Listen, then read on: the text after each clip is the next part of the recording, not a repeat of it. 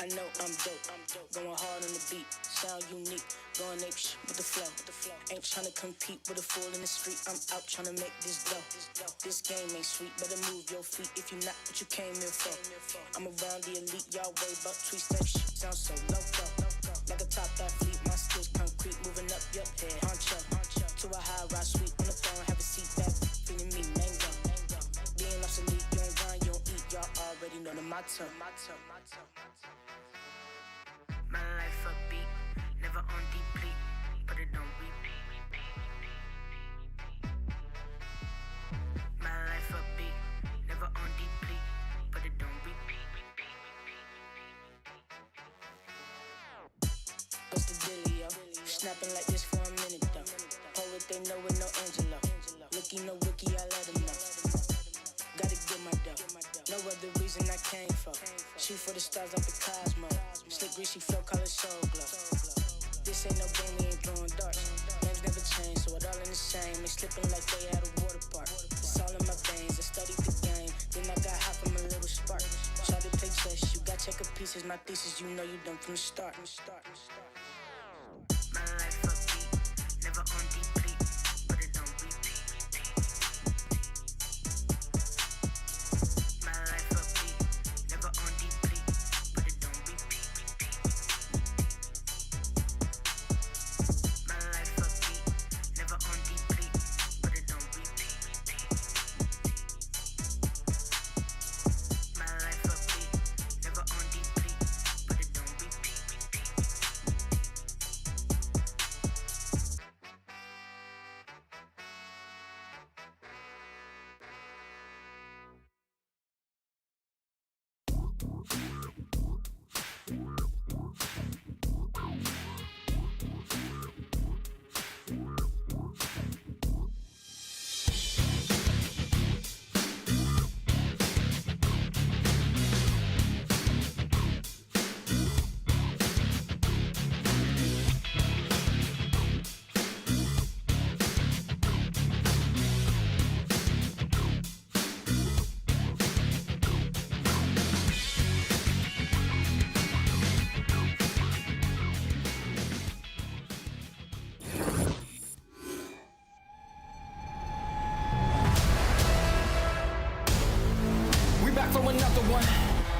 Another one, here we go.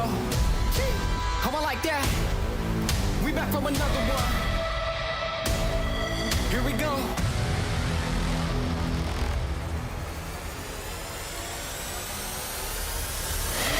We back on the scene like we never left. Time to go put them back on the shelf. No, we do not need permission. We came in alone, now we leaving you by ourselves. Now nobody wanna play me.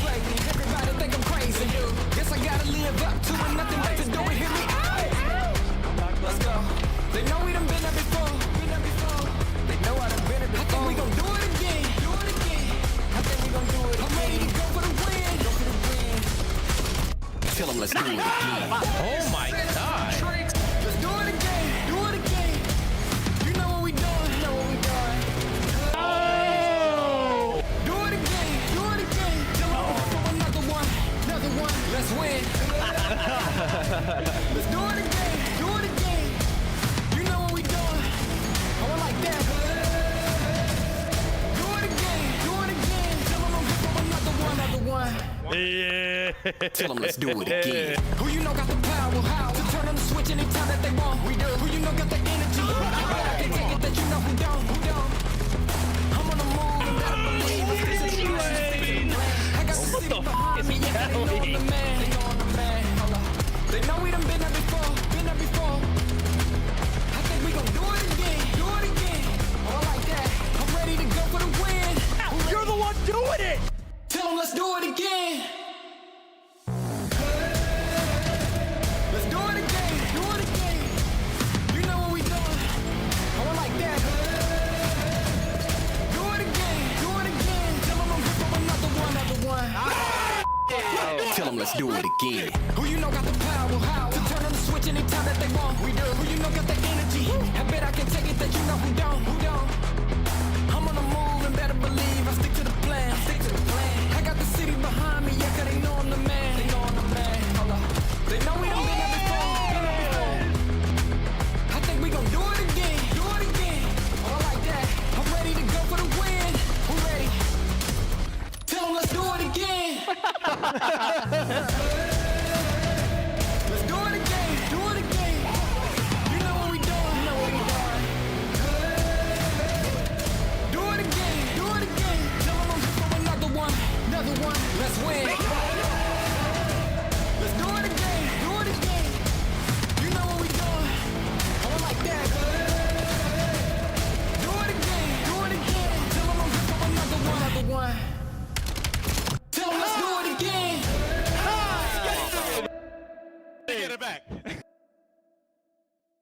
A mí me hace falta, Tengo 2 guardias. Apunta. Madre mía, no tenía la bola.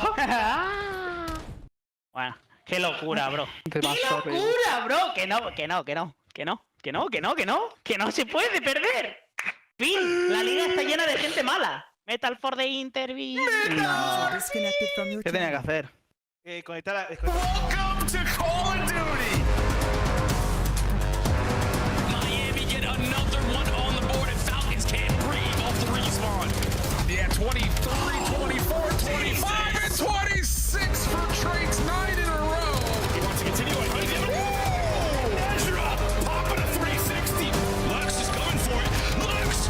Oh my good gloves! Filth.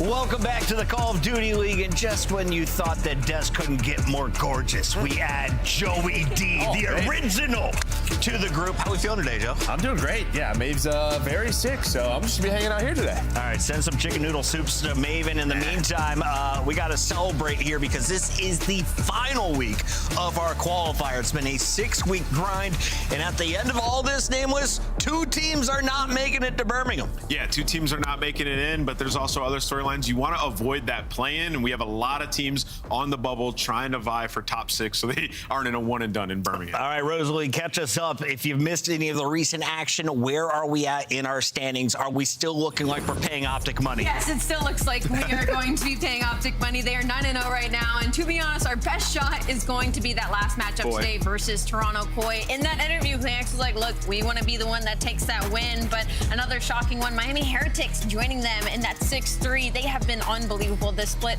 Traits really making a case for Rookie of the Year. I remember week 2, Heretics were down on the 9th slot. Now they're all the way up to the number 2. That is incredible. What's crazy, though, is FaZe is number 7 and Gentlemates are number 8. If they finish in these positions, they're playing in a play-in. So let's start with the pair of Gentlemates. How do you go from winning Major 1 to now having just 4 wins to your name? Yeah, I mean, listen, obviously there's a lot going on with this squad, right? They've sort of been talking about it, and we hope everything works out well. But fact is I think the biggest thing is their hard point, right? It's really dropped off from stage 1 to stage 2. And, well, they don't really have that many big wins, but it feels like they're starting to turn it around. Josie's really back in a form that we saw in stage 1, so you're just hoping now to finish off this weekend strong as you head into Major 2. Yeah, I agree with Joe. I mean, I think Ghostie's been the bright light for them in the last couple series. I will say, where they're coming off of a 5-series loss streak, where 3 of those they won 1 map. They had some fight in the Texas series. Again, that was due to Ghosty clutching up like back-to-back 1v3s. And the Boston series, he popped Takeover. So still a lot to be desired if you're a Gentlemates fan. They're nowhere near where they were in split 1, but today's match versus FaZe could rectify all that. They play FaZe to start today. I already know what Ali is going to choose in that pick-up. Ali, instead, let's take a look at the bracket, because this Gentlemate squad was the number 1 team at the end of Major 1. They start with the number 1 seed, but after all these qualifiers, they are currently in 8th. And 8 or 9 will play against Optic, and on the other side, 7 or 10 will play Miami. You almost would rather have the 7th seed here. Yeah, and I'd almost say, like, looking at this is a situation where it's like, I feel like we'd all love this bracket, because that means Paris Gentlemates has a really good chance of making it to that 8 team, and so does FaZe. But however, there's just no way for the bracket to end up like this. Those 2 are going to play each other. Things are going to move around, but I wouldn't hate it on day number 1. Let's take a look here at this FaZe squad. We got to keep the pre-show moving along. Nameless, break down the pink squad for me. Yeah, I was just going to say, whoever wins that match, as Ali mentioned, probably gets to the top 6 spot, which is why it's so important. And you think about this match for FaZe, when they played them, it was the elimination final, and that was the clutches, the back-to-back, 1v2, 1v3 that Neptune had, right? So a very different Gentlemates team. FaZe, on the other hand, what we saw, they had a huge bounce back. They had only 1 match last week.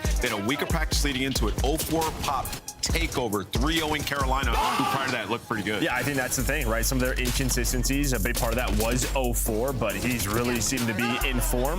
I think the big thing for them is their 2-3-5, right? Their overload, they were the number 1 overload team in stage 1, 3-6 throughout this stage. Yeah, if that gets better, Can they get back to being the top 3 teams? It's weird. It feels like they're forcing stuff in overload. And like when you look at it, like the stats back that up. Like they're bottom half league in possession percentage, but they're top 3 in runs. So they're literally, as soon as they get the ball, they're sending it, trying to score, and it's not working. So 3 and 6 in that game mode. If they were to get back to form, Joe is 100% right. They gotta win over. It's easier to get kills with your main weapon instead of the pistol. Fair enough. And the objective. Right. Just side note, Yeah. Dashy is the god of that. Let's talk about Vancouver, though, because they may be the biggest surprise going into Major 2, because if you watched at Major 1, they came in with the 12th seed. If we had the same rules as Major 2, they wouldn't even have attended that LAN. But here they are, Ali, on the other side of the bubble, the winning side. If it all ended today, they would be headed into Birmingham. Do they have a chance of locking that in with a win? I mean, yes, but it's Vancouver Surge, right? So like the way you're looking at this is they'd have to put their best foot forward versus a team like Carolina, and then they have Riyadh Falcons to round things out for Vancouver Surge. The overload is the worst in the game, and if they have any net, like their HP is the strongest that they've got, just because they've got good strengths and breaking, and their ARs are playing incredibly well. But for me, when I look at Vancouver Surge, it doesn't feel like the teamwork has been there yet. Like I like the players on paper. I think they've been doing okay in their roles, but this is one of those things where with time, I don't know if it gets better. When I watch this team, it looks like I'm watching an AIDS series. Like, honestly. Yikes. They're 2-2 as a team. Like, it's Are you not saying getting rid of Rambo Ray was a bad move by the GMs? Yeah, probably. Well, and the entire rest of the squad, that probably helped. Oh, yeah, the other team that went to multiple grand But finals. just remember, Yeah. like, they are 2-2. We've been pretty bleak about them, but it's just their search has been solid, 3-1 with Cap. So, like, they can play with the lower half of the league. But, yeah, it's just too day-to-day for the Surge. The last years, they were getting laughed at. Let's take a look here at the Surge. Where are they at in your standings? Well, they're currently in that 10th spot. They look to stay there and keep Boston and Cloud9 on the outside. The big question is, where will FaZe land? Where will the Gentlemates land? And will either be able to avoid Optic in the opening round? That will be our first match of the day, 7 versus 8, when we come back live here on the CDL.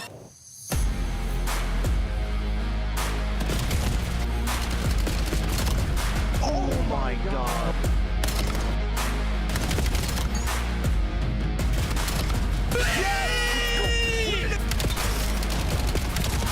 Oh, mine is shy.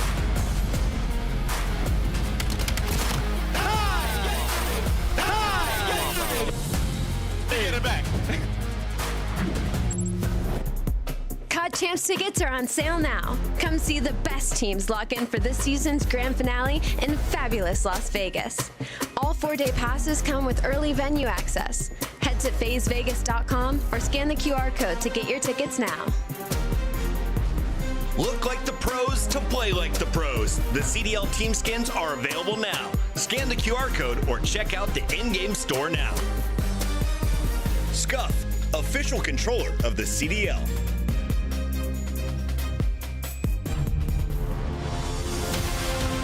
Let's find out who's built for the big save. Heretics ready to dive in. Thanks, Tim. 4 and Snoopy. Once more. But Hydra with the switch impossible. He's making top room. So damn happy. It's Saints.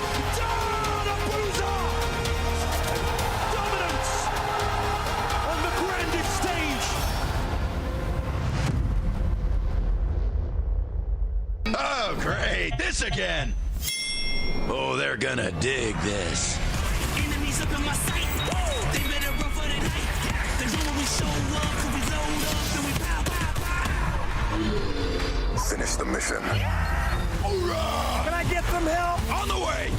The gap freak bag. Rising, they climbing, they guarantee we never stop. It's you and me against the world. Controlling the show. Blow for blow. You cannot see me. I leave your eyes closed.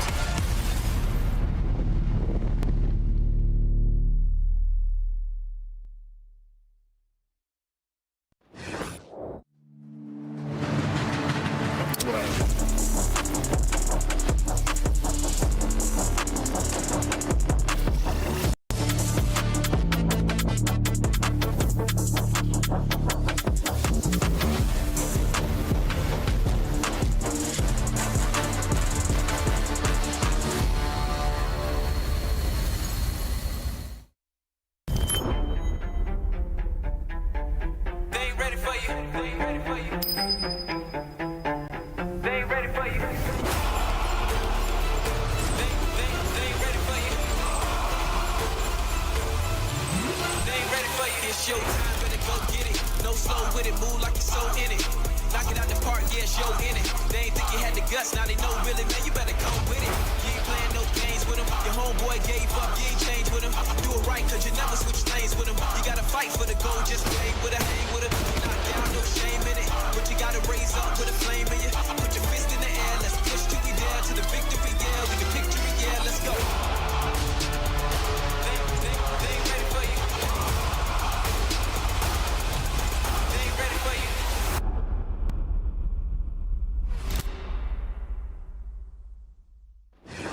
At COD Champs, the fun goes beyond your seat. Welcome to Vegas. If you're in the starter ranks, you gotta slide over to the iconic Vegas sign for a quick photo. Then drop into the playground made for adults. And then go swimming with sharks at the Shark Reef Aquarium. Now at the next level, full send the obstacles at Spy Ninja's Adventure Park. Then get active at Lake Las Vegas Water Sports. For the ultimate experience, take a helicopter tour of the Grand Canyon. Then jump off an 800-foot building at Sky Jump. And that's how you make your Champs weekend unforgettable. We're going to Vegas to celebrate the championships of Black Ops 7. You guys don't want to miss it. In fact, if you want to get in, scan that QR code. Buy your single-day ticket right now. And Allie, if you don't have money, no credit card, no problem. Our buddy Zuma is hooking the folks up after the show over on the flank. Yeah, over on the flank, he's giving away day passes, so make sure you check it out. You know, the watch parties are always something special. I believe they're going to be there as well, so you're going to want to see one of your favorites. I haven't seen Tommy in pink in quite a while. I bet he was great. That guy's gonna be pumping ads today. Double the ads today during the flight. Might as well. Just saying, if I get a Papa Zuma appearance in Birmingham, I will be so happy. That's my guy. Let's take a look at some of the big numbers. If you are a foreigner, you love the man on the left, the Belgian Stallion, a 1.04. Ant says is one of the best ARs in the game, going up against a guy who has similar statistic, and Dan Ghosty, who is in the running for MVP at Major 1. But a little bit in two different situations. I mean, for the side of Abuza, you saw the 1.3 in Search and Destroy. They're finding success. For on the flip side, Gentlemates, Ghosty is trying to drag his team through some of these series, putting up the numbers that he's putting up. Joe, it's kind of crazy. If you remember the last time these two met, it was at Major 1. It was on a championship Sunday.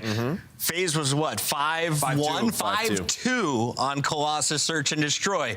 And then Neptune caused chaos. Oh, yeah, I mean, Neptune had his plays, man. I mean, we're always going to be talking about it, but yeah, his historic sort of clutches got them into the final, which won them Major 1. And I mean, FaZe, they're going to remember that for all year because they matched up well online versus Optic, right? They were able to take them down. They're probably thinking if we were in that final, we had a very good chance to win it. But yeah, Paris, I mean, they're looking to bounce back here. Paris, go ahead, Allie. Sorry, I just want to say on the side of Paris, gentlemen, it's like my biggest stat right now is their map ones having a huge dip during this stage. They were the best at map 1 going into Major 1. Best map 1 team coming into Major. I mean, they were 9-3 before this split, and then you come in now they're 12-9, and it feels like it just infected some of these series. They can't win a Denner Scar hard point for the past 2 weeks, and Search and Destroy already wasn't that strong for them. They were winning off of clutches, off of the talent of this roster. So I will say, with the interviews, they said, you know, with the week off and the things going on, like we're heading to the right direction. That win with Boston was a big mental reset, and also playing Optic so close, we should have our hopes higher for the Paris Gentlemates. Joe, true or false? You always keep it real with me. Envoy's in trouble. There's been a lot of people online saying his KD ain't it. It's not enough that he's under the microscope. False. He's just won.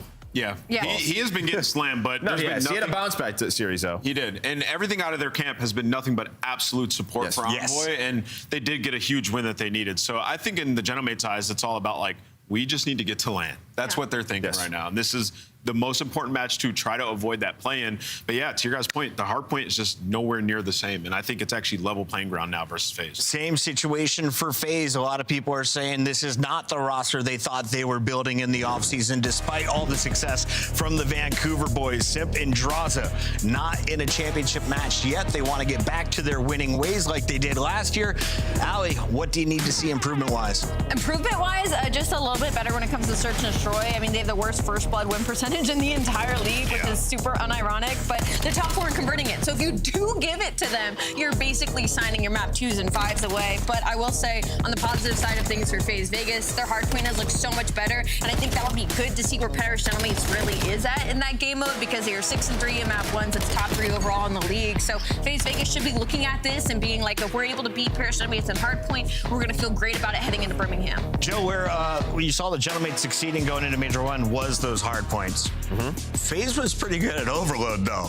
Yeah. Where are they at right now? Yeah, 3 and 6 throughout this stage. I mean, the spawn change, it hasn't been great for them. Yeah, so they're trying to adjust, trying to get back down the board, right? Going into the Major 1, we talked about them, sort of the pace. Everybody was in like top 5 scoring when it came to overload goals. Not the case here. And is there any reason that the spawn changes will negatively affect Vegas, or are they just kind of slow on catching up on the new meta? Yeah, I think it's just the constant pace, like how fast teams are going to be in your face. But I will say, in the match versus Carolina that we just saw, that was FaZe applying that pressure. Like 0-4 was in blue, going crazy. So as long as they can keep that pressure up, I think that was a story from that series. Went back, we rewatched the VOD on the podcast. Yeah, it kind of was, because they were on like a 5-loss spree in Overload up until that series. Yeah, and in both the respawns, it was just pace. Everybody playing together, swarming rotations. In Overload, when you do have your runs, everybody get there to assist your teammates. So clearly in the FaZe camp, they talked about the pace of this game, and they've adjusted. They looked real good in that series. Let's take a look at their standings. After making some adjustments, FaZe is back into your top 7. A win would put them into the top 6. The question is, where exactly would they lie? Gentlemates, on the other hand, how high can they climb? We've got 11 matches for every team, so 2 matches for each of these squads. It's a bad one to open things up. Yeah, I mean, listen, I think for both of these squads, they would love to avoid the play-in, but the fact is they're going to have the utmost confidence once they get to land, right? Playing whoever they have, right? Nobody's going to want to play them right out the get-go in winners round 1. So these 2 are just thinking, hopefully our form is great. Wherever we land, we'll take care of it then. The thing is, for Gentlemates, it's a big match. Their last match is LA Thieves, right? Yeah. So both of these are going to be difficult. For FaZe, if they were to win this, their final match is C9, so they can get the upset Kings. Statistically, a guaranteed win, unless it goes to a second search and destroy. Asked some folks last week about it. In the meantime, it's time to take a look at your maps and modes. We've got your Scuff Best of 5 loading up right now, and you can see Scar, Raid, and Exposure are your first 3. We'll see a second Scar in Search and Destroy Game 5 and Den Map 4. Allie, why are you sad for your Gentlemates? They just must know something I don't. I literally wrote in my notes they couldn't win a Den or Scar hardpoint for up to 2 weeks. So either they fixed it, or I don't know, they're trying to translate scrims into series, but that, I don't know. I'll tell you one thing, they definitely didn't want to play Blackheart, so, or Colossus in this series, it's a tough one, so they just kind of got put in a spot where it's like, just got to go toe-to-toe on the Scar and Den. The Gentle people were able to take Optic to a game number 5. They've played them tighter than anyone else so far in this qualifier. What do you see when you look at their hardpoint metrics? I think the biggest thing is sort of average margin, right? Just sort of tells the story. Their team, Katie, they're not slaying well, particularly when they're playing these Scars. One thing they really talked about throughout stage 1 was Envoy was the difference maker for them, right? He would pull out that 3rd, 4th M15, and I mean, the way Dan and Zib talked about it was like, he's so good at this map, but he's been struggling there. So for map 1, keep your eye on Envoy. Keep your eyes on Envoy during the hard points as we keep our eyes on Rosalie's score. She continues to crush our pick'ems and catching up though. Go ahead, Rosalie, kick us off. I'm gonna go with Parish Gentlemates. Yeah, I got FaZe. They didn't even see it. It's okay. It's all right. They missed a point. It's fine. He's riding FaZe. We got Gentlemates Merc. Where are we going? I think with how they played versus Optic, I'm going to roll with the momentum. I'm going Paris. No, it's valid. Paris. Let's go 2-2. Ant's on the comeback tour. I'm jumping on board with them. Let's get to 500, baby. We got 2 Vegas, 2 Gentlemates. The fans, the producers, do we have their answer? Well, I'm the 4th now, so I guess I'm their answer. Yeah. Maybe just make the big one. The fans are also going Gentlemates, Allie. Really? There we have it. On the mic tonight, we've got 2 incredible casters. They go by the names of Miles and Chance, and both deserve esports awards. So please go vote for Chance this time. Yay! I also, Maven, we hope you're feeling better, man. I've been texting him and he's hurting. He's hurting deep down because there's a lot going on this weekend and next week, and there's a lot going on in his library that he can't touch, and I know he knows what I'm talking about. Anyway, boys and girls, get your minds out of the gutter and get your minds in what should be a very, very, very spicy series. Vegas taking on Paris. Miles and Chance, how you doing, mate? How you feeling? Are you jazzed for this one? I'm very excited for the day. I mean, listen, the implications, the possibility to avoid the play-in bracket, make sure you send yourself to a double elimination tournament. You win this, you have fantastic odds. Losing this, well, might be administering some pain at the event. So 2 intense teams. 2 teams looking to get some chips, looking to go to the grand finals, but got to get past each other today in a scarred hard point to kick it off. Very excited for this battle because, Miles, we got a lot of things to pay attention to for both of these teams. Yeah, there's a lot of stories going on here, and I think, again, the Death preamble, absolutely spot on. I just think that right now, it's anyone's map.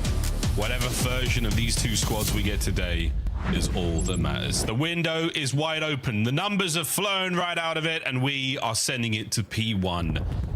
The final battle between FaZe and the Gentlemates on the run up to Major 2. Let's go.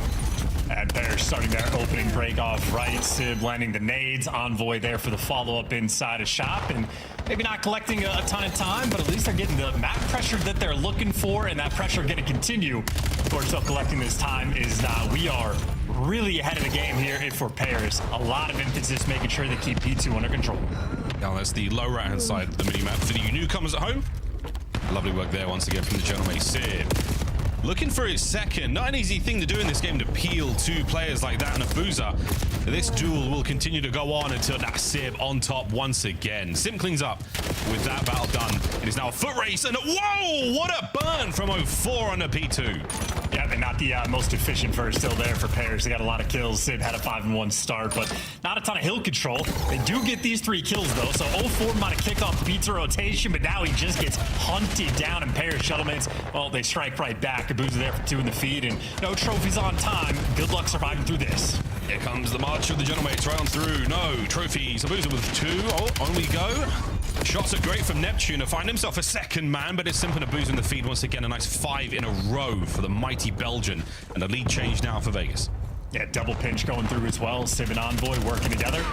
Timing working out there for Sib duel. He's back 0-4 down, but good crossfire set up by FaZe, and they win the gunfights on the backside. And now in the front, Neptune last man standing. Well, Draza and Simp win their duo fights as well. So FaZe, teamwork on point. Scrap time looking good. Final 15. It's going to give him about a 30-point lead going into new.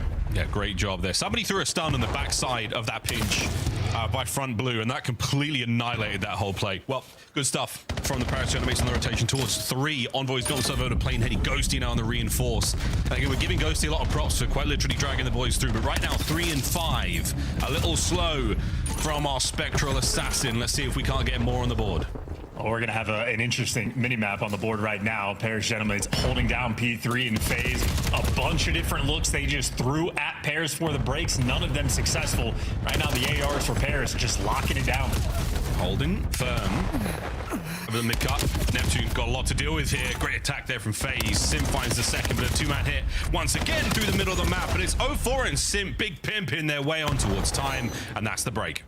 Yeah, good news, bad news situation for Bears. Bad news, lose the time. Good news, at least you got the spawns in rotation for new. Still don't want to give this time away, and Neptune has no interest in doing so.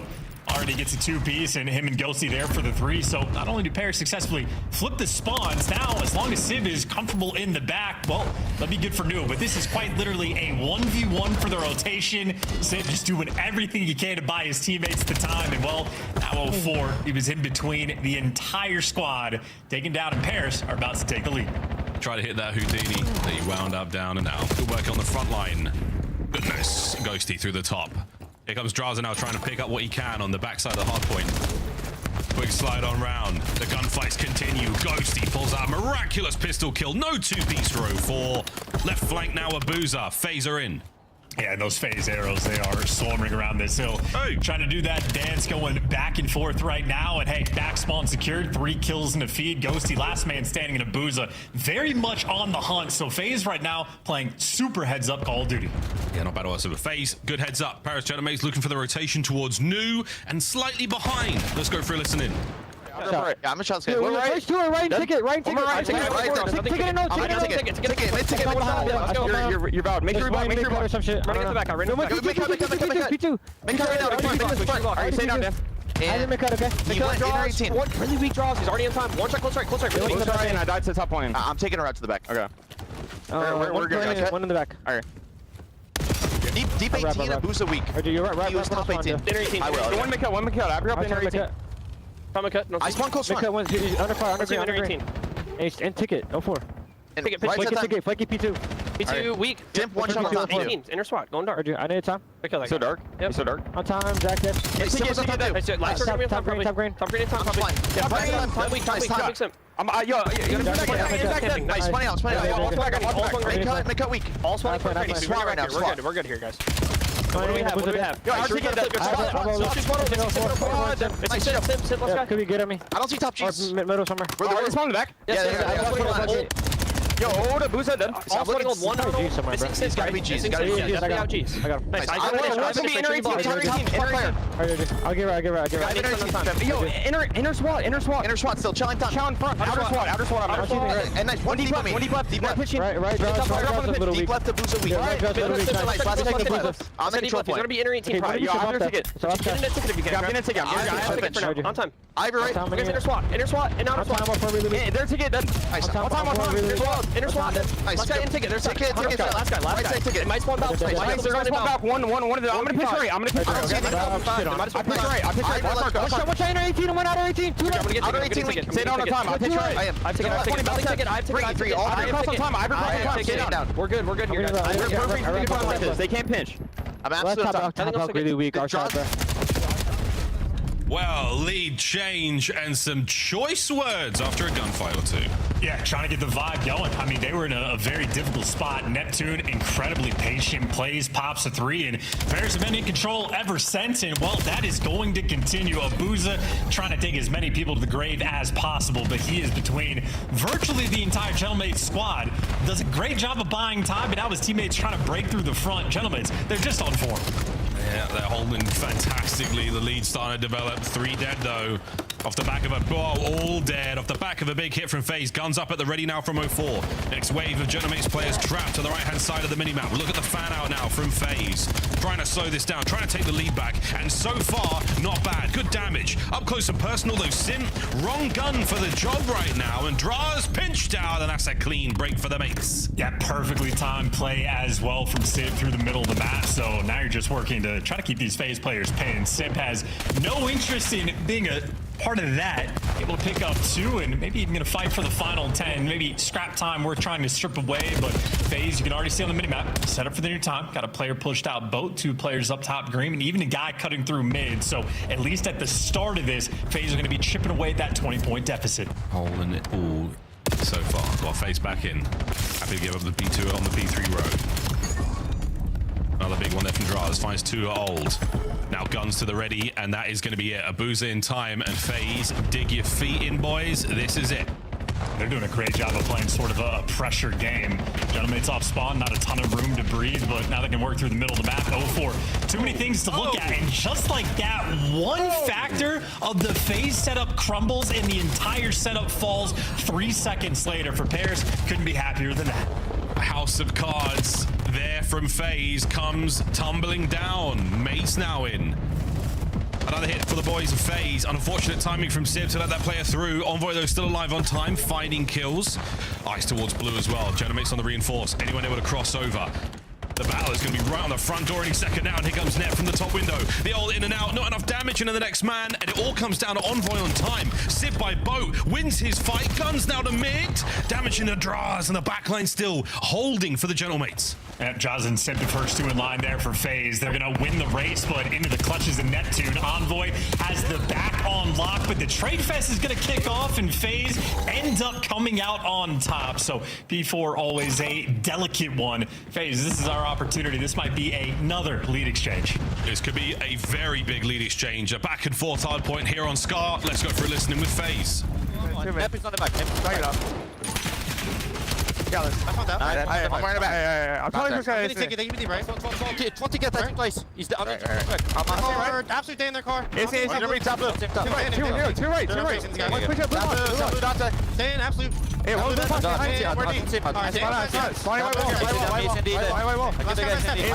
Yeah, SND, last one. I'm back in the way, one guy. Yeah, I'm saying that. I get time. They can be good. One left, guys. He's running. Take it. What's up, White wall. I can help you, Jordan. White wall. One was mid. Listen, if you two mid, one front. Two mid, both weak. Don't be cut. Just time. Nice. Hop. You get that. Two. I'm taking step. Top green. Top green. Hit the back. Top green. It's all yours. Nice. One was two guys. That's top green. One front. I'm going front. I'll say that. Top green. Both of you go. Keep together. I'm looking for guys. Shoot. Top back. Fine. Mid in front. Let's run. I right. Alright, Dan was on time. Try to get aside. Right, yep.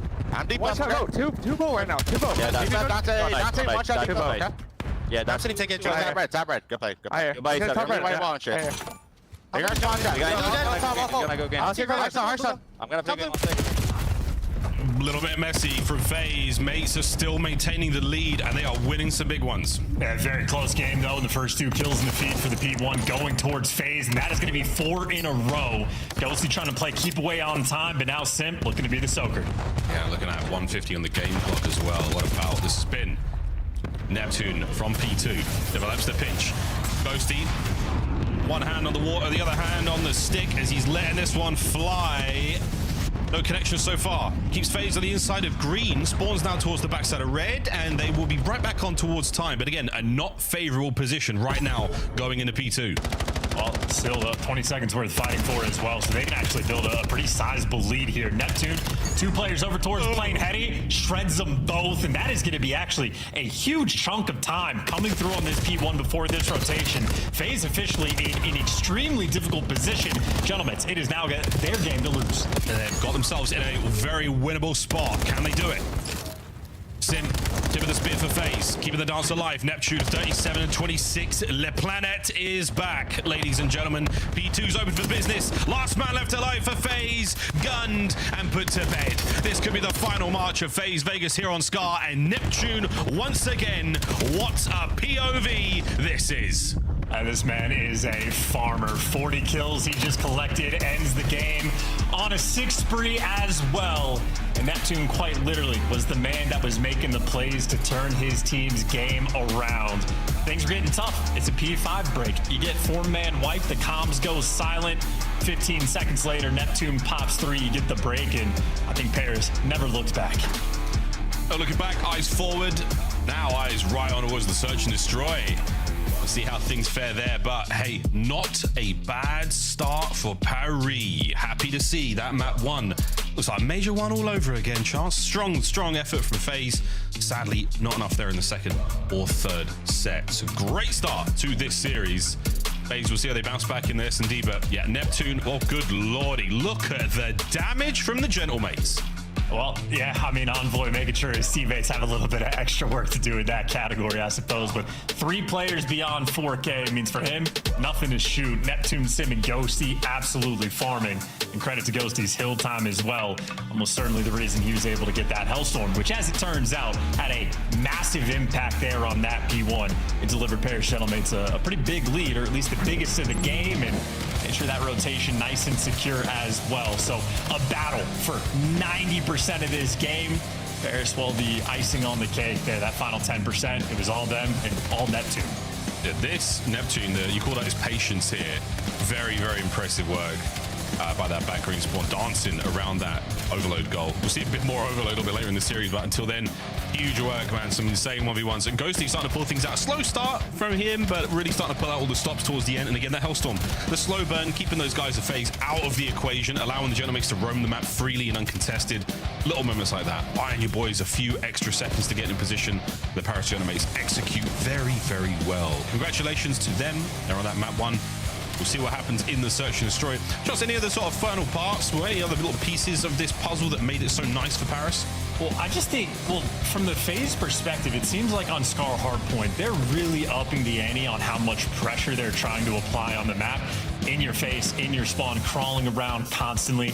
Not always the most structured setups in the world, but it is just a very difficult thing to play against. I think Paris just handled the pressure perfectly. Again, back and forth battle for the first 90% of that game, and that means your comms have to be on point, the resets have to be on point, and any hill where there's a call, the response always has to be in. So literally neck and neck, nearly start to finish. But I think it's what, that P5 is where Neptune popped that the 3-piece towards the back, goes on the 5 spree, and that is exactly when pairs start to take over. That's a bad, I mean, a flatline, and the first time they died in that series, no coming back whatsoever, folks. What? No going back towards Scar until the end of the series if we have to. That search and destroy. Coming up next, though, Raid. We've been doing this one for a while now. Chance, how do you think these two teams, how do you think it's all going to play out? We've touched upon, the first bloods Ali talks about on the desk. FaZe, not exactly all that in the opening duels. Yeah, absolutely. And I think 04 has been the sort of biggest factor for FaZe in failing to get these first bloods. He's in a bit of new role. He's trying to get the bomb down. He's trying to do a lot of different things on the map, but nonetheless suffering in that category. Raid, though, is going to be an interesting example because, as you point out, very classic map. It's something that we're like, Simp won a championship on it, a world championship back in Cold War, but they're 0-2 on it. So they haven't played it a ton, not a lot of VOD. It has not been their favorite map at all. And meanwhile, Paris Gentlemates, 4-3 overall. Happy to spam it just a little bit more. So if you're just looking at the map records, you'd imagine advantage for Paris, but looking at the team of FaZe, it just seems like that's an unbelievable thing to say. Yeah, it really does. Again, with the standings going into Major 2, an unbelievable thing to see. Both of these teams on the edge of the bubble. They both know ball. They both know what's up. They both know how to get it into the hoop, get it over the line, get it into the goal, whatever the hell you want to do. We'll find out who's got the goods, though, on this game of Raid. Again, we're going to be pulling out all of the stops. Make or break, do or die. All the appropriate cliches being applied to a matchup of this caliber. Sib, I do believe I saw a big gun on his back, but we will see if that snipe's still in play. A hyper-aggressive opener there. I know, indeed, is the M15. Smoke through mid. And what an opener now. A 3v2. Gentlemate's down a man. 04. He's getting frisky. Yeah, and him and Abuza gonna own the middle of the map. Draza, great intel on the man inside of Tiki. So they're missing Ghosty, but you take down Neptune, who is simply overwhelmed, and Ghosty, the disappearing aft. Well, he left his teammate to die. Opportunity, though, to test the clutch ability of him. Problem is, it's 1v3, bombs down to Tiki. This is an impossible situation. He got a fantastic damage and a couple of headshots. That very distinct dink sound. He also just fell to, but not enough to close that one now. A ruthless onslaught there from FaZe. Mid-map was all theirs early on, and 04 hounding those players who have taken damage. It's one of those games where you get the call out, you just go for it. You just find that window, you absolutely send it. The Neptune kill on Tiki was a perfect example of that. Abuza and Draz laying the groundwork with their ARs. Absolutely. And of course, that mid-map fight that you were seeing taking place is Envoy was on the receiving end. I think that is a main factor point here for FaZe. That is not a player you want to afford the time to let him get to work. Quicker you kill him in mid, the better. Now for FaZe on the attack, spreading the map, maybe feeling the round out or sending 04. We'll test the first bloods again. He's got it. He's got it. We figured it out, boys and girls. He was a problem, and now he is the problem. Sending it on to the next man as well. Like 04's like, you know what? I'm unkillable, and I will continue to be just that. Coverage now from Draza looking over him, and Sib on that far pull side. It's all a distraction at the bomb that A. Yeah, Abuza, by the way, the guy planting the bomb. So novel look in a standoff battle. Sib, the loudest reload you're ever going to have. A 4v2 now for FaZe. Oh, Sim, tons of intel. Great overwatch there from Abuza. And now Nep, the dance is on, the stun connects, and this man is complete. FaZe, back-to-back rounds. Yeah, making very aggressive plays. Again, through the middle of the map is where 04 is being sent, at least in the long term. And that is a 5-0 start in 2 rounds. And he is getting active. I mean, first blood flying through pillars. The next kill he gets on Sib back rock, where he is absolutely hounding and running it down while his teammates are planting the bomb on the opposite side of the map. And he picks up Sib's AR and meets Neptune over by the van. 04 taking space and utilizing it very well. Yeah, he's sort of going a little wild, and he's off leash entirely.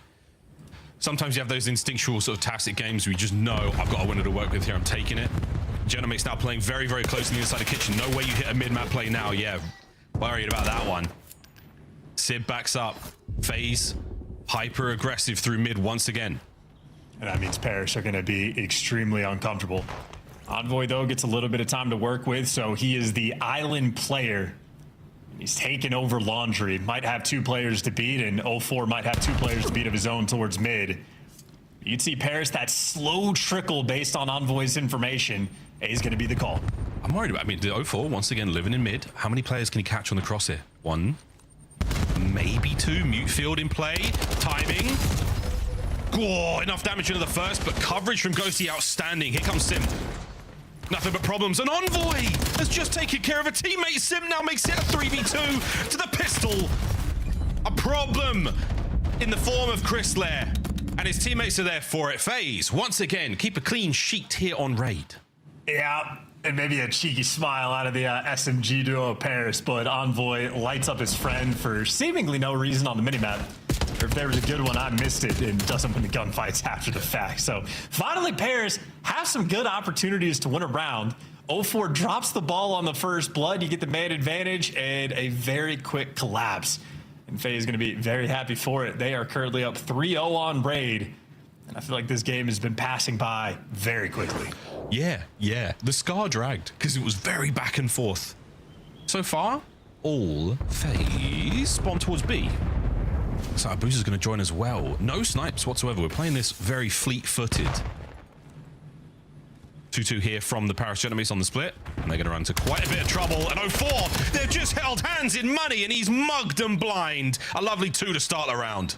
Yeah, this is looking tough. You lose the mid-map battle if you're Paris and you're just getting punished round after round. Finally, 04 overwhelmed, but Neptune and Envoy looking for the 2v4 clutch and only 30 seconds left. A lot of space to work with now and a lot of time to cover, you name it. It's not going to be easy. Envoy now in the 1v2, 20 seconds to go. Smoker's going to dissipate. Gets a little closer, unable to take care of the fight against the Boozer. Overwatching the stairs there once again. FaZe on Raid, another day in the office. I mean, for 04, at the very least, we could give FaZe all the credit, but he's getting all the first bloods, getting the 2 pieces through the middle of the map. Maybe this is a sort of a chess battle of these early rounds being hyper impactful, because now if it's just being given up for free, I mean, 04, we've seen it. Consistent playmakers. He'd have every single first blood if he didn't drop the ball the previous round, but outside of one single mistake, he is 7-1. 04 truly pop and take. Yeah, this is really gonna change the stats quite a lot with this whole first blood conversation. Good stuff, bro. Turn your weaknesses into strengths. A little bit of gunfire there, a lot of explosions out by Ring. A-bomb site absolutely jumping. Bomb is still keeping its way forward here. We are not slowing down. Sid winning the opening damage. Pinch is there from Ghosty as well, but 04 is still alive. 04 is a problem no more. We are not afraid to push Ring, push mid, take control. Paris Genomates, this is your round. Yeah, Ghosty finally cracked the code. Bomb planted 4v2. Paris finally putting in some good work. And we go 2-man hit through kitchen. FaZe trying to retake mid. There's the cross coverage. Lovely stuff. A Boozer, though, with a snipe. Again, maybe this is the reason why FaZe have been a little slower this round. Pinch is on. A static FaZe punished by the Genomates. Yep. And I think Paris, like, you know, the previous round where Envoy's clearing the space, back Laundry, whole teams grouped up together, trying to work things as a unit. Been a bit of a problem. But if 04 has been running the middle of the map, Ghosty just plays the late pinch, able to catch a player towards mid, and Paris now starting to make those adjustments. I think the focal point of even this next round probably going to be that battle for mid again, because 04 has wasted no time. Any of these rounds, he's trying to take that space. I wonder, though, is he going to give that space up? Is he going to, you've trained, you've primed the Genomates to look for you there? Will 04 do something a little different this time around? The answer is absolutely not. He is in, and now he's over towards Ring. Spots the first man, gets out with no damage, but Simp covers him, takes care of that first. Yep, Sib looking at 04. Sib happy for that free first kill. And we've seen rounds where Abuz is going for the plants. Well, now 04 taking his turn. And once again, great information game. They know where everybody's at. 04 hunting down Ghosty. Got to be careful, though. You're doing this with the bomb, and Ghosty, well, at least gets traded out, and Draza secures it. You got a 2v2 where if you're Envoy running straight into mid, where once again, FaZe have just dominated that space. Really dominated it. Neptune's about to run into a pair here. I do believe he was spotted. ID guns up. That is the round. FaZe Vegas, bomb in hand, running the kills from start to finish. And great teamwork as well. Draza making sure that he is with 04 as he is hounding Ghosty through that kitchen. Nonetheless, I mean, again, middle of the map has just been the ultimate focal point on every single one of these rounds.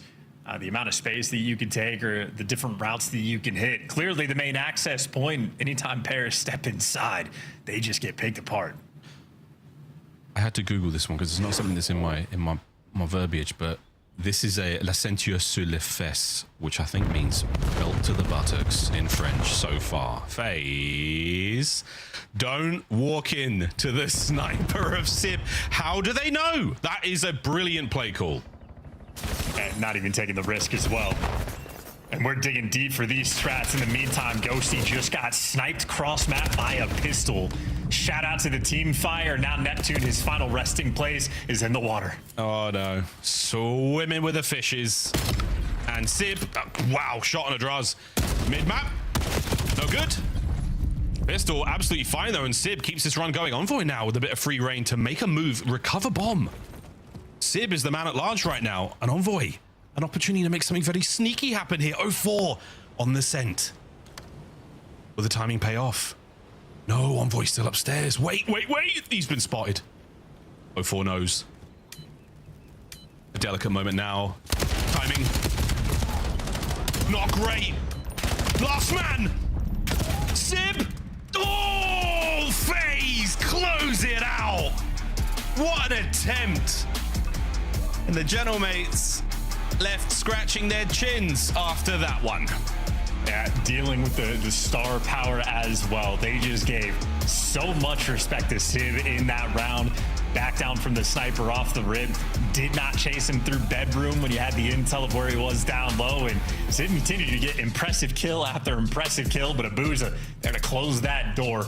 This is the expectation. FaZe Vegas should be a team that are very clean on raid, and at least on that map here, they absolutely deliver. It was a ton of plays coming through 04 early on, more or less single-handedly won them maybe 3 or 4 rounds. The teammates obviously there to deliver. So FaZe Vegas, great S&D. That 0-2 record improved all the way to 1-2. Not too shabby. They're working on their homework. With Joey D called it 2-3-5 for FaZe. It's been so good. Exposure coming up after the break. We go to overload chance. Quick thoughts before we throw it.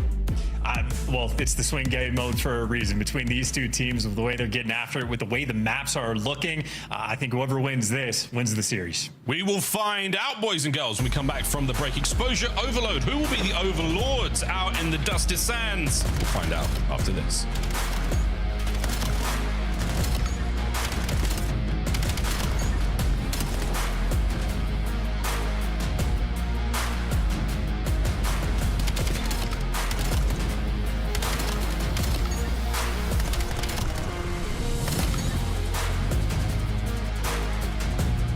Scuff, official controller of the CDL. Monster Energy, the official energy drink of the CDL. COD Champs tickets are on sale now. Come see the best teams lock in for this season's grand finale in fabulous Las Vegas. All 4-day passes come with early venue access. Head to FaZeVegas.com or scan the QR code to get your tickets now.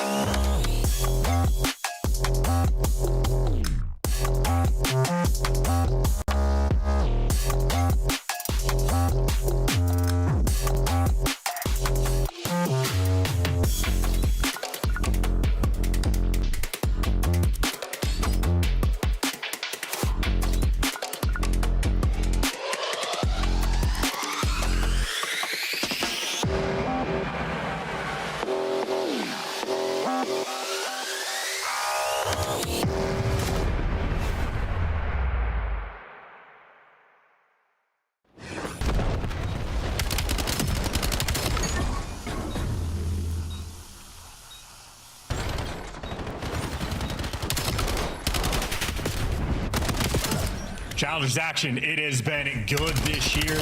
I mean, hey, listen, this is where some of the best Call of Duty you're going to see, quite literally. Challengers at an all-time high. Great wins there in the round 11 to close this one out. Project 7 on point.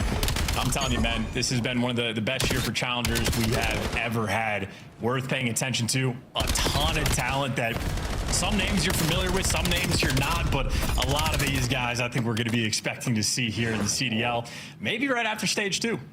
Hey, maybe after stage 2, maybe even sooner. No, I've got nothing, absolutely nothing. Just thought I'd throw a sort of a mess into the leakers there. But yeah, welcome back, ladies and germs.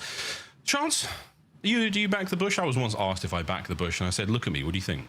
Look at this hair. You think I mean, you certainly do. Yeah, I absolutely back the bush. It's been a fun time. One of the main factor points in why Challengers has been so exciting this year. There you go. There you go. Well done. The PR answer. Well played, sir. Okay, back into the Overlord, the Overlords of Overload. Sorry, that was a tongue twister indeed. We go the swing mode, the old 2-3-5, the hump map. We're gonna see just how this goes down. FaZe with a nice hot hand in the mode as of recent. Mates, you never know what you're gonna get. This could be very, very good. It could be a mess. You never know. We're gonna find out, folks. Both squads have shown some goods thus far in the series. Again, an important one. And Mr. Game 3 himself, Chance. Stage 2, not so much. Well, I mean, listen, the damage output is basically the exact same. So that just is a factor of, I think, teamwork overall, but to go from 5th overall to 39th in KD, unexpected. Obviously, the main factor. The death touched quite a bit on the overload there for FaZe House Stage 1, one of the best, if not the best team on it. Well, got to start to turn things around here in stage 2 as we ramp up for Birmingham. Absolutely, Simp. Always the player to watch. We'll keep a firm eye on the young phenom. A moment of calm and a moment of zen right now for the Paris Gentlemates, who are wiped out comfortably there on the raid. It was a 6-1. It was very fast if you have just joined us. Probably scarcely believe that it is that fast and it's over and done with already. But yeah, almost ready to get ourselves into the overload. And again, both squads have shown us that they're more than capable to walk over with a big win here in this mode. They've got absolute control of it. They know exactly how they want to play it. Everyone's got spawns down now. They've got timings. They know how their opening breaks are going to look. I feel like Exposure is the one map that I think we see less. Scar gets a lot of love here in the COD League. FaZe in stage 2, not perfect. 10th ain't all that, Chance.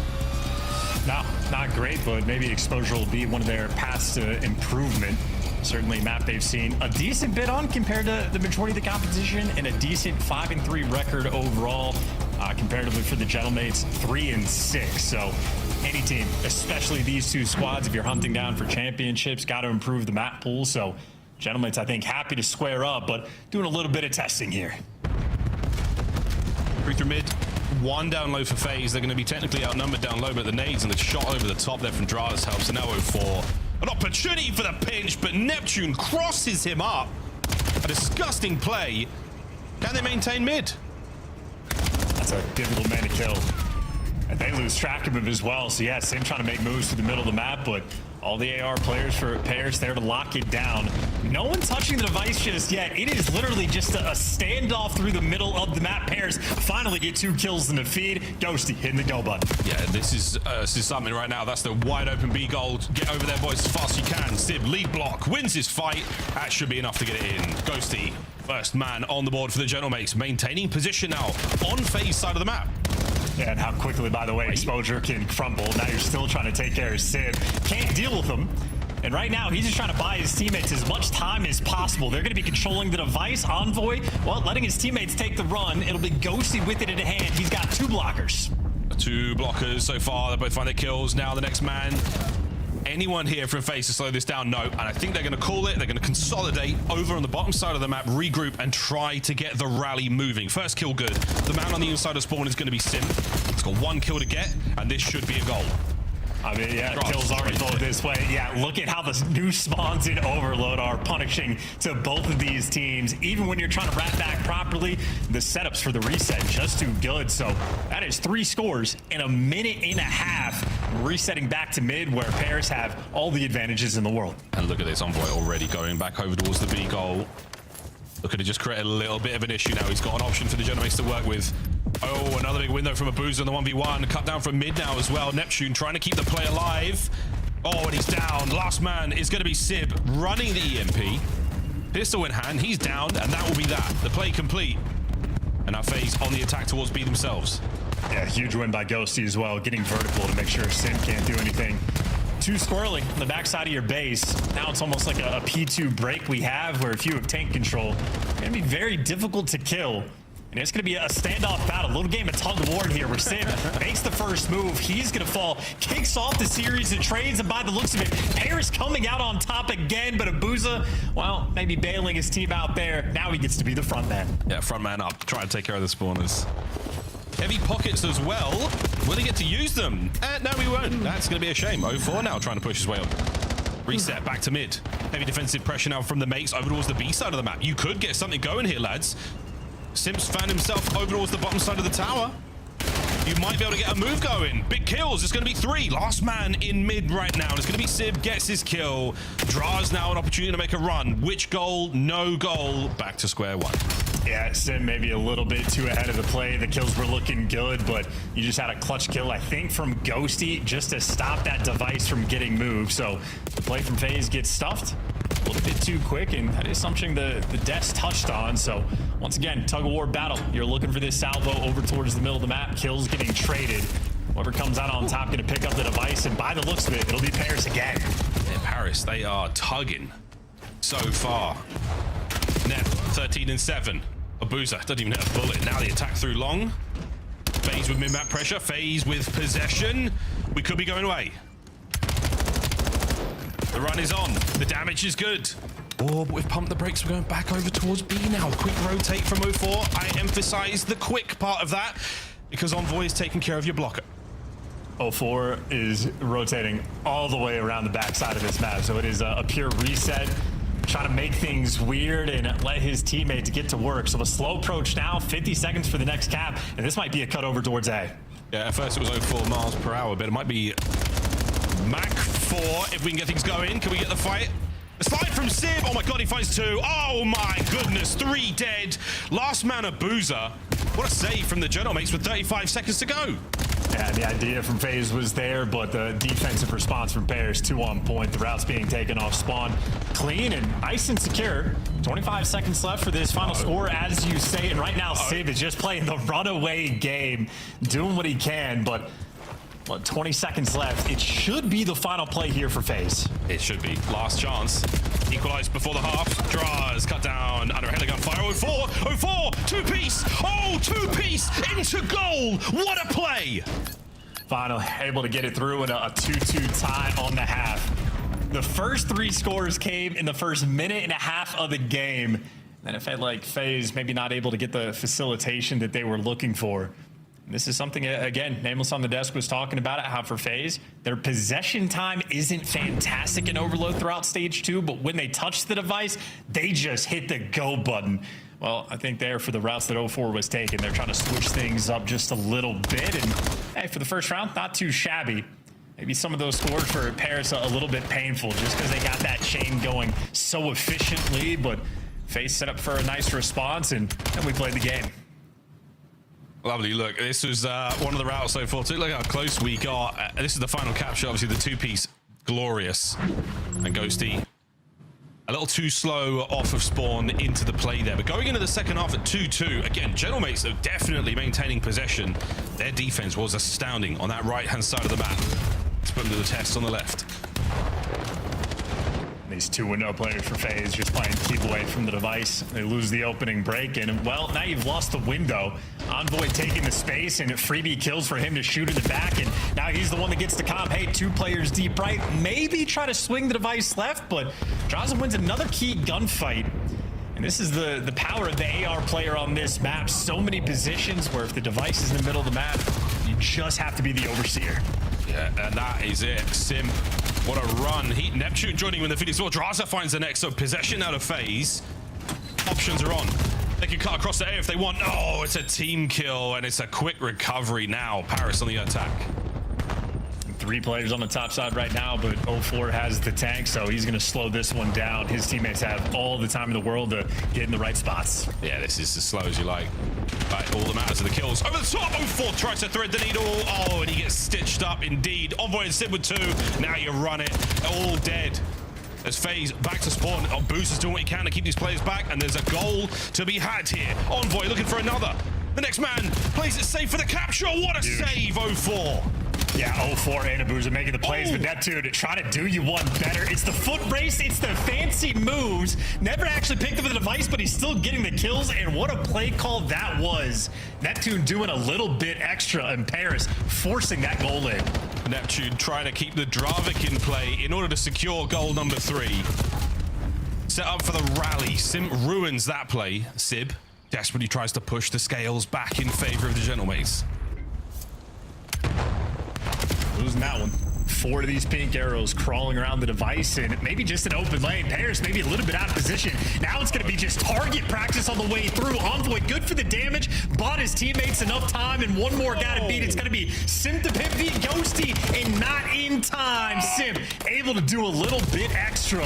That is a snappy capture there. 1 push is all they needed. Oh my goodness. Oh my. Well, bottom side of the map once again. Envoy already finds himself up by the A goal. Can he get Ghosty his 4th? Envoy and Neptune get their kills. Pick up once again now in the hands of Sib. Envoy still in your spawn, still dancing. Superb work onto the second man. Is it going to be enough for goal? No. Stoppage. Neptune picks it up this time, gets it through. It's 4-3. Yeah, it's still 2 of those players in your spawn. Neptune, the next man that they need to clear out, but FaZe trying to set up for new. You got Draza underneath the spiral. The trade's going through, and now Neptune might just be out of the play. Got the device rolling through if you're Simp, and well, he had 1 man for the help, but the numbers just simply there. It is Simp versus the world. Got to back down for that one. Here come the boys off a spawn, cut across mid-map. Good rotation here from the Gentlemates. They've just oscillated over towards the B side. They've got the numbers. They've got a cut-off man as well. So the options now are on. Gentlemates covering all bases. FaZe, can they find a hole? There's a lot of pressure here. 04 gonna make it of his own. Now you're running down the odds. Too many players and just overwhelming. And look at that capture. The pressure cooker turned up. Sim, that was enough to stay alive, and his teammates deliver. And now he gets to call in a hellstorm from in this spot. So when he comes out of this, he gets to spawn kill. This might be a huge moment. He's setting up Abuza for the assist on the other side of the map. Not a problem. He's called the boys out, both of them on the inside of that P4. No kill, no good on the connect. Can't send in Abuza for it, but he does have presence by the A goal. What a cross from FaZe this would be. They've sent it low. Envoy scrambling on the defense. Sim now trying to save it. Fighting their way forward. The kills are good. The pistol, and it's 5-4. Yeah, look at that from 04, and again, Sim, the play call on point. Get that P4 controlled, wrap it all the way back, and doing a little bit extra. Now there's 45 seconds left to play with. Paris applying the pressure. I mean, soaring out of spawn to get near the device. And well, you got the frontline man, Ghosty, leading the charge. Sim for the follow-up. Can we get a nade over the top? No point. There's a trophy. 5-5 with 30 seconds to go here on Exposure. Mid-map, an absolute brawl taking place. Sib stays alive in the spawns of FaZe, but it might be a detriment. They've got mid-map, they've got possession, and the run is now on towards A. Draza, the lead man, cut to pieces. Abuza trying to slow his play down. 04 finds 2. 04 finds 2. Abuza down. What a 2-piece for 3. Envoy saves the moment for the mates. And it's going to be final play for Paris. It'll be a sudden death overtime. And you got FaZe turtle up in your spawn. What a delicate moment. And they might just be able to get the capture as well. If you're FaZe, this is a scary situation, but they get that first blood. They get the first. Envoy, the pistol's good. Will he go for the desperation? No one there. Sends it. Oh my good God, FaZe. What a closeout in sudden death. Oh my God. And they can tell. Boys, I would check the pants. There's a stain or 2 after a map like that. Dude, and the sudden death OT just collects another victim, man. It is always so tricky to balance whether or not you want to pick up the device, where you have the presence or the pressure. Are you playing for the TDM? Are you playing for the score? Paris Gentlemates in those final moments trying to force it through, but the iron defense again from FaZe on point. That is a wild game of exposure overload. I think maybe one of the fastest paced ones we have had all year. That is exhaustion both these teams are going to be dealing with. A bang out from both our squads. Generates with 3, possibly 4 spectacular saves when you're within 5 meters. A matter of feet of those goals. Really amazing stuff. Envoy's 3-piece towards the end. We'll get to that as well, but that was unreal.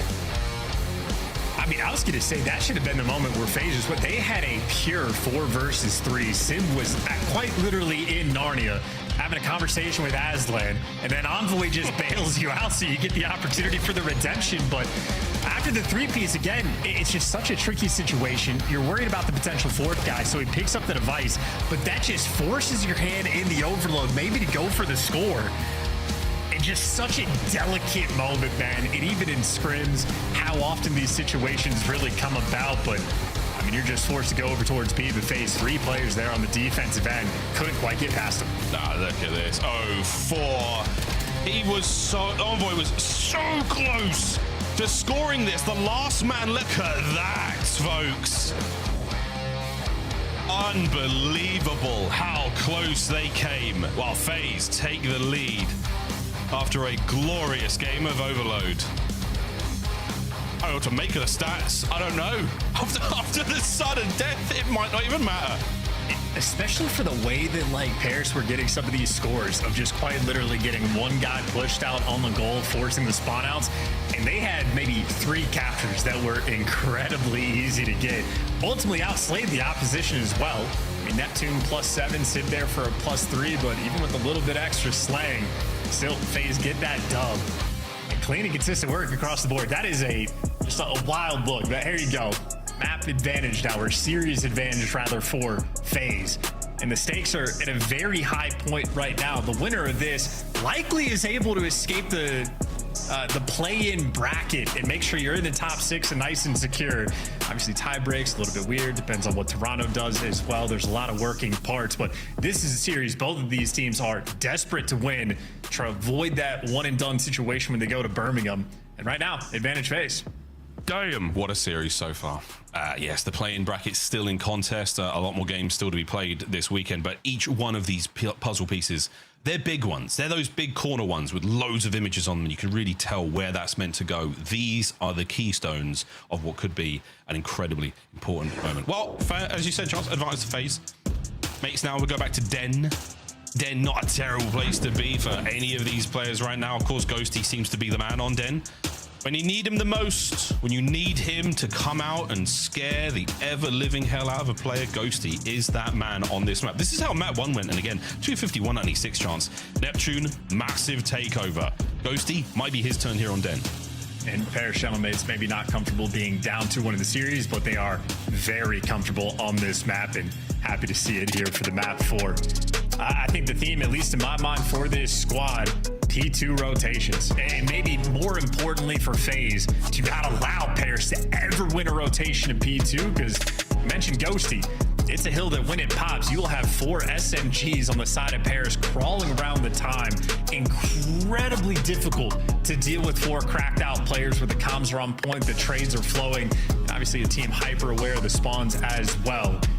FaZe, that is the key rotation to try to slow this team down, because on Den Hardpoint, Paris Shellmates might be the very best. Well, it could be. Recent form leaves a lot to be desired. But sometimes you just get right back into the swing of things, like riding a bike, or in this case, like contesting P1. Squaring up with the guy top window with a drop. Yep. You do it. You do it too. FaZe up. Paris technically win that opening salvo. And now guys like 0-4 going on the window pinch as well. You see that Paris arrows actually reading this perfectly. Doesn't mean to win the gunfights, but hey, good for the trades. And Ghosty, they're good for 2. Keeping the P1 pressure at bay, and ultimately Paris gonna come out on top of this hill. But for FaZe, the name of the game is P2 rotation, which by the looks of it, they should have it. Well, it could turn on its head very quickly. Here come Paris.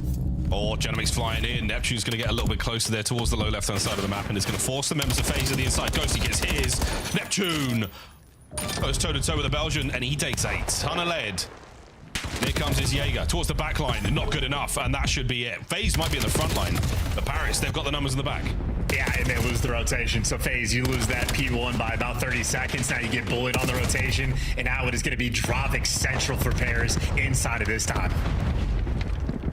Couple in the feed. Once again, now space being purchased. Press on out. Get that pressure applied to FaZe on the attack towards the rooftops. Trying to catch him on the jumps, and Sib doing just that. He and Neptune there in the feed, finding a lovely set of kills. Disgusting work here as Paris Genomates continue to be the denizens of Den. Yeah, this is absolute hell right now, too. Finally, a couple kills in the feed there for FaZe, and they're good for the break, but that's only for the final 15 seconds, and that means Draza, it's going to be him versus 3 for this rotation. Neptune already spotted him, has him in the corner, and unfortunately bounces off of a tree. I don't know if he meant to do that, but Neptune he can do no wrong. He absolutely meant to do that because his team still has the time. Yeah, he goes for a tricky 1v1 fight. He's a master of it. Now Ghosty, he and Sib bring their own 15s to the P3 hold. Lining up everyone now from FaZe through mid. Great wall jumps, but even better teamwork. Ghosty for 2. Envoy finds the last. That's your P3. At target practice there for Ghosty, he delivers. Now you're, 4-man in Dojo. You're trying to break this through the front. It does not look like a fun endeavor for Envoy, though. Caught out the entire team. 0-4 giving you all the extra kills. And hey, why not break through the front if 0-4 is going to kill everybody? FaZe, finally, a little bit of momentum going their way. And they got a sweet 20 out of that one. But Envoy, sneaky, shoots his shot a little early. But hey, man, shoot. That's what they do. And now he's on a dance by Dragon. Schmovin indeed, but it is 0-4. It is outnumbered on the inside of the lobby. 2 of his teammates trying to make their way through the bomb site, through servers, through the armory, whatever the hell you want to call it. Now to the tree hard point. What an iconic spot on this map to throw it down. Paris Genomates are in. Early time theirs. Yeah, great reads from Ghosty as well. FaZe was in a ton of different positions for the break, and they just take care of absolutely everybody. So nice hold and nice way to kick things off. Ghosty hyper aware. Gets the AS&D control as well, so Neptune knows he just has to look out. Or Draza, though, she gets a little prone spot there to get some of these initial kills, but that is just step 1. Step 2 is the break, and they just cannot get past Ghosty. Undeniable on Den, a 13-4 start. Yeah, it's the Den. I mean, some players, they have those maps, you know? Whether it's like Lurks on Scar, whether it's Ghosty on Den, whether it's Hook on Black Ops 7, like you name it, man. Some players just got it. And it's one of those for Ghosty. 7 spree, looking for the 8th, but smart enough to get away with it. And he is going to hold on for the Hellstorm. And sometimes you get Simp the Pimp, sometimes you get Simp the Limp. A 3-11 start, and really from start to finish, been a painful one. 100-point gap. And I mean, hey, Paris are just quite literally showing you why they might be the best end team in the game. Yeah, this is getting ugly. It's getting ugly. B1 once again. This time there's going to be a little bit of love there for FaZe, but an entire route taken there from the Paris Genomates set up for success. Sim, oh, you were looking for the flank, and my good God, not like this. Thank goodness. Please, Carry Ghost ends that insane spree. The 15-5, though, still looking very, very impressive at this point in time. And all the shenanigans, all the runaround we've got, this has been a great P1 out of FaZe. Yeah, best full time they've gotten all game, and being a little bit nuisances, taking the pressure out, so they just won every single gunfight as well. So look at that beauty. Flip the spawn, set yourself up for the new rotation. They've got maybe 30, 35 seconds of this P1 time as well. I mean, this is the way to get back into the game. FaZe Vegas, this is their moment. Oh yeah, oh yeah. A couple of big ones in a row. FaZe should be good to take on this next wave of players. A little bit ambitious there from Dras to force the trade out the window, and it now opens up an avenue of attack for the Paris Genomates to make their way in. Couches about to blow wide open the back courtyard now. The gunfights are erupting, and Draza from spawn cannot make amends from the window play, and Abuza's down on time. The mates are in. Yeah, that is about a 10-second break there for Paris, and they go right back to their bread and butter. Now they're just trying to hold this P2. Good luck, lads. Bam. And job done there with a bit of a team nade. Ghosty, another classic in the feed. 30 seconds to go here, so if you can take care of the last man here, if you can take care of that, there it is, you're going to get a good bit of time, but he buys enough of that to get his boys now through the front. So difficult to deal with the Paris Genomates on the rooftop attack, and now the assault continues. The backline of FaZe, as shaky as you like. Final 15, I'd be looking at P3 as well. Man, this is even with the team nade, they come right back. Envoy respawns, and it's another couple kills to go his way. So P2, once again, a destructive effort, and now for FaZe, I mean, 2 players rotated over towards this new time. Both of these guys, though, trapped in tin. And the twins will deliver, so Dross there good for 2. And the words might be difficult, but the kills for Neptune are not. It is a dance battle over towards this new time. I've been flubbing around with Sib and Simp, but we won't be worrying about that right now. This is going to be Hellstorm in the back pocket of Ghosty, and target practice indeed. He wants that kill. He doesn't get it. Drops it denies. 35 to go here on peak 3. And FaZe walk away with this time. You're feeling pretty solid. Again, Hellstorm would certainly hurt those efforts. We might be hanging on. 04 finds a couple there. Ghosty gets his pair. Rotation over towards tree once again, and the Paris Mates are in position. Yeah, Ghost is just doing the housekeeping. Make sure you keep the spawns on lock for this rotation. Traded away a lot of time, though, to make this happen, and FaZe now have a lot of time to actually take those spawns right back. So a beautifully orchestrated P3. Now you got Neptune on the back line, gonna get overwhelmed by the entire team. And there you go, rotation won by FaZe. So as good as players have been all game, we've had maybe 1 or 2 key hills from FaZe just to keep things close. Now they got to deal with the Hellstorm, and before they even deal with it, they just get overwhelmed. Yep. Paris, another bailout moment on Den. It's more one of those, it's a distraction, Hellstorm. It's more just to frighten those players, force them into a piece of cover that already has a gentle mate inside it. Well, Dross, 04 find theirs on the smoke of the Hellstorm as it clears. They've managed to break the hard point. They've got 30 seconds here. And was that an effective use? I'm not sure. By now, we're looking at a lovely run from FaZe. 25 to go. Yeah, just an ugly, I don't want this hill, you take it. No, I don't want this hill, you take it. And FaZe, maybe the ultimate beneficiaries of it. Little square up, though, for the final 15. And Paris, they couldn't even make it to the clutches of Sim. His teammates just have the perfect coverage and maybe an indication of how Sim's game has been going. Yes. Nonetheless, though, great hill once again for FaZe. Just to keep this one close, if they can finally win a rotation over towards P2, maybe FaZe will be able to win this map. Already we're in a slightly different setup. FaZe have got themselves, no love towards P1 just yet. A little bit of a contest. A little bit of help here from that mid-cut position. And Sim trying to get involved as much as possible. Huge hardpoint time. 9 and 20. A very uncharacteristic stat for the Phenom. Net flies forward, gets himself 2. Envoy picks up the 3rd man. The final one there on time is going to be cut down indeed. We're going to cross 200 points right now for the Gentlemates. We will get very close to the win. But right now, an awkward situation in the spawns and maybe a saving grace for P2. Well, Paris are great on P1 because they can handle it like this. They had a nice line set up, so they got players towards Broken, had players in the window, and kicking off the Trade Fest, Neptune is snappy, and they've been on the hill this entire time. So a P1 that has been nearly flawless, and honestly, might have just won Paris the game. They now have a massive lead and a massive advantage, and of course, we're going back to their home. Yeah, back to home, back to P2, and this map absolutely stinks of a game 5. P2's now open. Sib on his way in. FaZe are trying to hold this. It's going to be a cleanup on the backline. Towards the front we go, and Abuza gets his. Now through couches. Sim lines up the first man. Damage dealt, gets himself in a position for the next, and so far, so good for FaZe. Yeah, Ghost is trying to slow the pace down. It's been a one-by-one process, and, well, a couple trades rolling through, but now the entire team is actually here for Paris to try to work something together. But maybe 3 men through the front. Abuza going to be happy for it. Another team kill on P2. So FaZe getting the good fight going. They have done it just enough to stave off this pressure. They're still holding. Good stuff. Simp on the dance. Back and forth we go. No friendly fire incidents as well. And what a rotation we have got set up for the Gentlemates. They're looking for the win right here and now. And from Dojo, yeah, those towels sweaty indeed on this game again. And Ghost gets the intel. 2 players going to be going through Dojo. So Neptune pinching it out. Envoy just wants to slow him down. Right, slow. Neptune on the flank. Here we go. Here we go. Nep.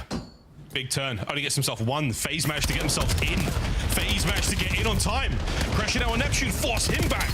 The next few members line up for Simp and a massive amount of damage, but no kill on the next man. Here comes Abuza. They've got to watch the mid cut as well. An opportunity for the break. Wonderful team fight. Abuza. Back and forth. Damage dealt. Simp through mid. Is this enough for the break? Last man. Not done yet. FaZe are holding. It's a delicate game, man. There's always one guy extra, and it is Dan Ghosty that gives you 2 and a little bit extra. The bailout man on P3 might just be the guy to call game. Might be it. 1 kill there from Envoy. 1 break attempt now. Abusa catches 2. Doesn't read the flank. Somebody get on time quickly. Not enough to get the win here. You have to rotate towards Nu. His Sib is already on the way. 0-4 in quick pursuit. Final seconds. Over to the new time we go, and they have dealt with it. Game 5 on a deadly, deadly duel on Den. Damn it, Bobby, we're going to 5. And shout out Dan Ghosty as well. He's going to take a little break and move away from the setup, but a risky thing to do because that setup had the hot hand. That is a 2-piece through mid-cut. Ghosty on a solo mission to go and break that time towards the end. And I mean, a nail-biter of a finish. And Paris Gentlemen's happy to come out on top. He's finally dealt with that P2 pressure. And I think ultimately FaZe on the P3 is looking pretty good. But as good as the fight was, not good enough for the dub. Yeah, a game 5 indeed. But just a brief look at the stats. 0-4 certainly came to play today. 4,100 damage, 33 kills, led the lobby. But ultimately Paris on Den. Very clean team there in the hard point game. That is a well-orchestrated effort straight down the line.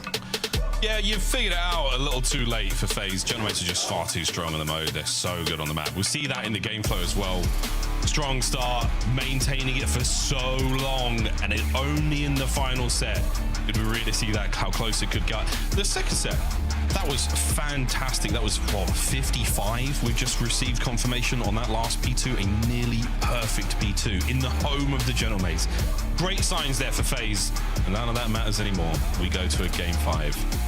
Back to Scar, back to where it all began here. Now, if the raid was anything to sort of set the tone or set the taste of what this series could be like, the Gentlemates, I don't think they want this, but we'll see how Scar goes. Game 5, final map of the series, an exciting one at that. We'll be right back after this break. Don't go too far, folks. We'll get right back into this one as quick as we can. Paris Gentlemates, FaZe Vegas, Game 5.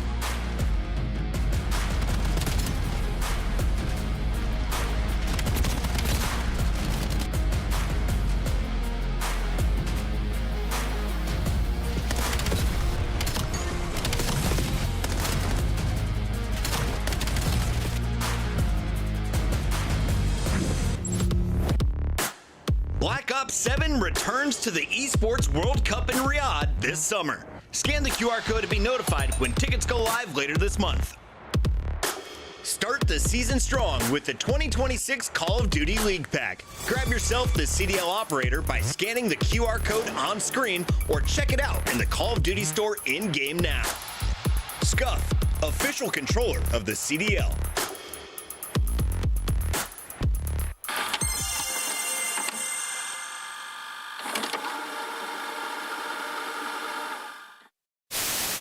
Listen, where am I looking here? It's Mother's Day, all right? Call your moms, all right? And maybe I'll call them too. I have the cross. Someone hit. Crossing Joe dead. Other one hit. Nice. 65. So you have 60 for the outro. Joe. What are you doing, Joe? That's a dog. Arriba izquierda. Buena, queda uno. Sí, dale, sí, debe. Solo. Sí, ese puede ser que esté jugando por la espalda. Qué buena, escucha. Sí, buena, súper, qué buena. Qué buena, niño. El otro, cerca del... El otro tiene que estar por el under, creo. Going alley. No en el Eli,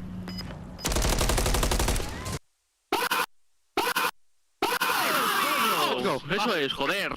Bueno, Javi, coño. Madre mía. Nice try, man. Oh. I calmed it, dude. I said, like, wait for that. I know you. What do they have to give yourself a fighting chance here in the series? Real, ruthless aggression. Another on stairs, can't get it. It's Krent with 2. It's now down to Lucky. And will he be that in this 1v2 situation? Here they come. Finds the first. Oh my God! Lucky! Dios mío, how has he done that? We may never know how he's done that.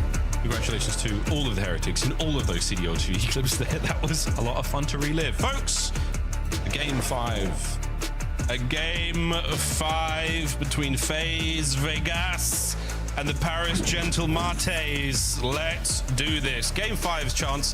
How are they going for these guys?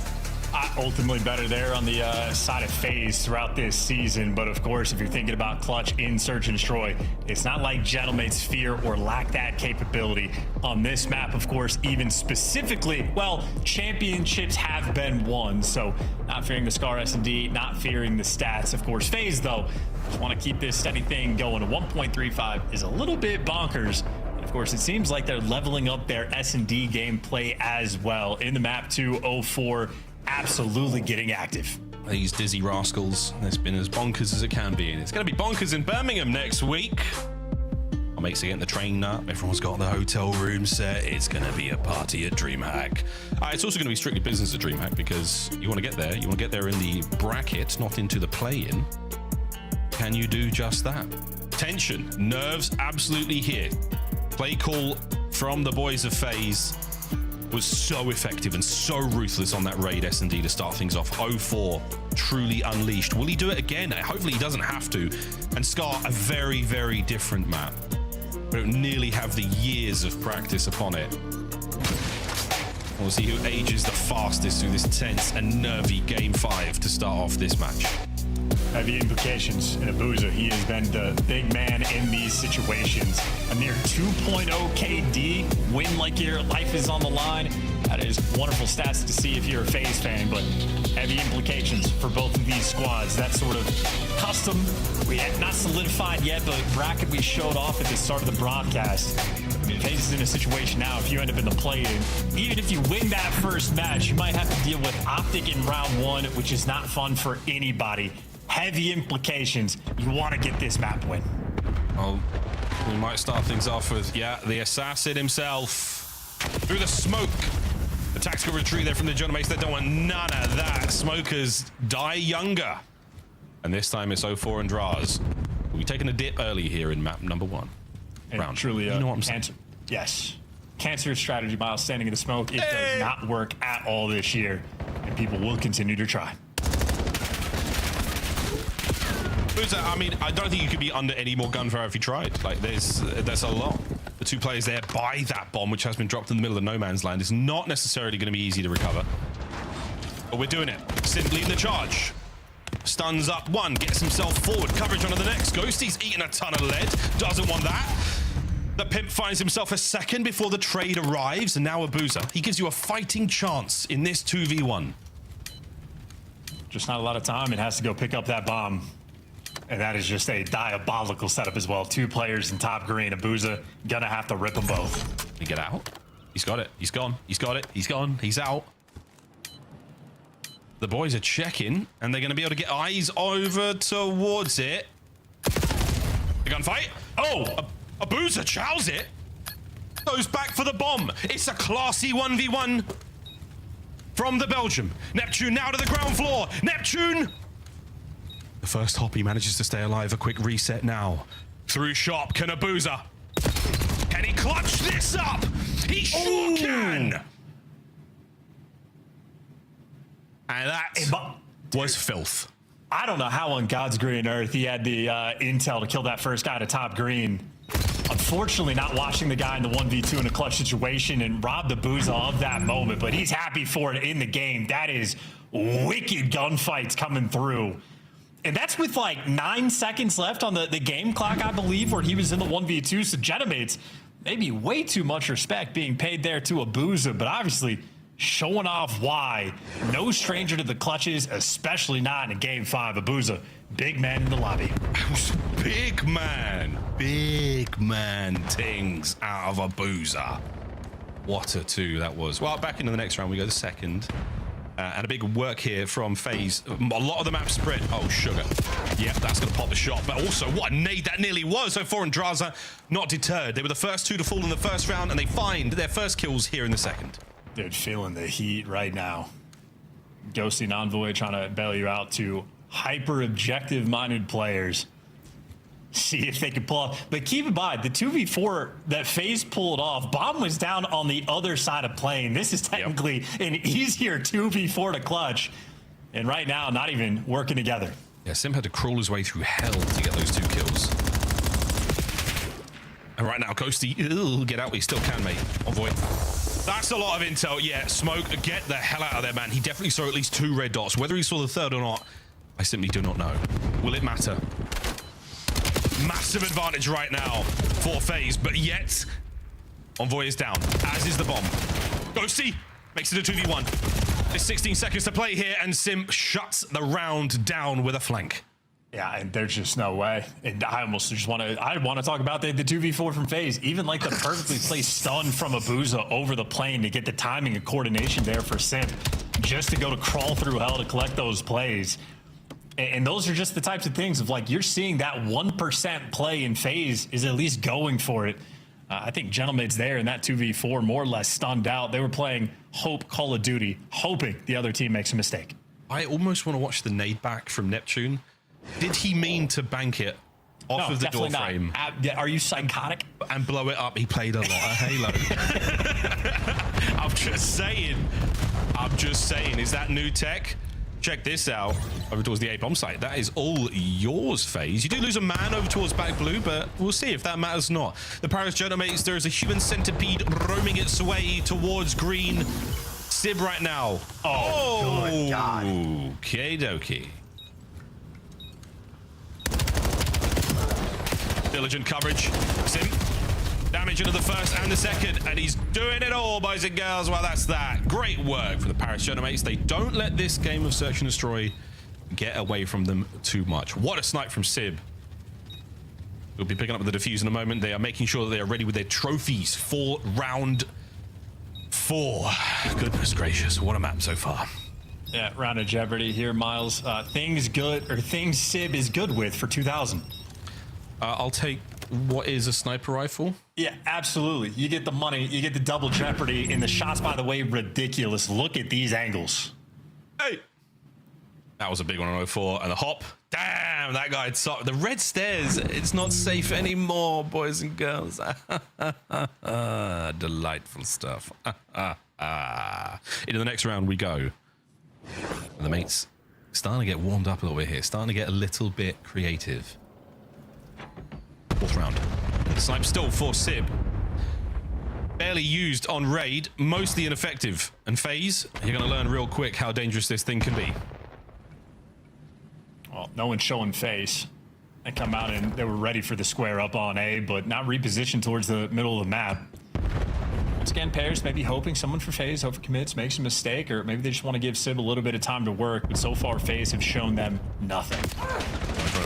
Everyone else making their way through shot. A lot of damage. No one's going to peek it. Again, Sib's positioning is fantastic. He's really trying to play for those players picking up the damaged teammates, but nope. We play incredibly patiently, FaZe. Well done to maintain the man advantage. 04 might get caught, though. Before he got the first blood, but now he's stuck in between Neptune in a hard place, and there you go, overwhelmed. So players were hoping FaZe made a mistake, and there you go, mistake after mistake, and now a 2v3 rolling through. Boy, walks right into trouble. Neptune on a perfect trade. 1v1 for the round. Seconds are on. FaZe, if you can stay alive, Graza spots it. Oh! Travis McLeod guns him down. Yeah, Traza channeling his inner Purge there, trying to jump off red steps for the kill cam, and Neptune delivers him to hell. Great snap, great gunfight win, and nice round for Paris. They get first blooded. That is ultimately a 3v4 clutch that they pull off. All of the picks going their way. Shout out Sib, again with the snipes. They work out. As the Draza Neptune 1v1 could have gone either way, but it didn't. All square for both our teams here in this 5th map. Nobody by B. Honestly, boys, if you see what we see, plant it. Gentlemates have given it all up. And they are now oscillating over towards the B side of the map. The nades and the stuns are done. And here come FaZe. and it's Abuza with the Dravik camping under playing Heady. So FaZe clearly working on some strats. They're digging deep. Yeah, this is a set piece. Draws a bomb carrier. I think Nip knows what's up. Oh, this is 0-4. Okay, sorry, I got baited. I got absolutely baited. That makes so much more sense. The player cap. That makes so much more sense. My bad. Wait. Abuza. Wait. Oh, it's good. Draws is going to be there on the hit. Man advantage. Sib, 1v4. Good night. Lead change, FaZe. Yeah, I also got baited by the player cam. Oh, that was crazy. Yeah, the most confusing thing I've seen, I was like, there ain't no way. And then he's pushing up towards P5, and I was like, he's never done this before. I feel like now's not the time. And then I saw the number 304, he gets the first blood, and I said, no, that's exactly how they wrote it down. So FaZe, very calculated round. Abuza with the right gun in the right spot there towards the end. And maybe Bears Gentlemen's as confused as I am this map, because they are been obliterated so far in S&D. FaZe right now, they've just been bringing the goods. Clearly have a game plan for the day. You can't really account for the moment-to-moment plays from Sib and his snipe, though. That's been a bit of an Achilles heel for them in this S&D. Sim trying now and find that forward position in the inside of shop. Checkable position, a very bangable position. Okay. Battle on the bomb site is getting messy. And this was the play. Get Sib in a position, try to lure FaZe into the kill box. Still nothing shown.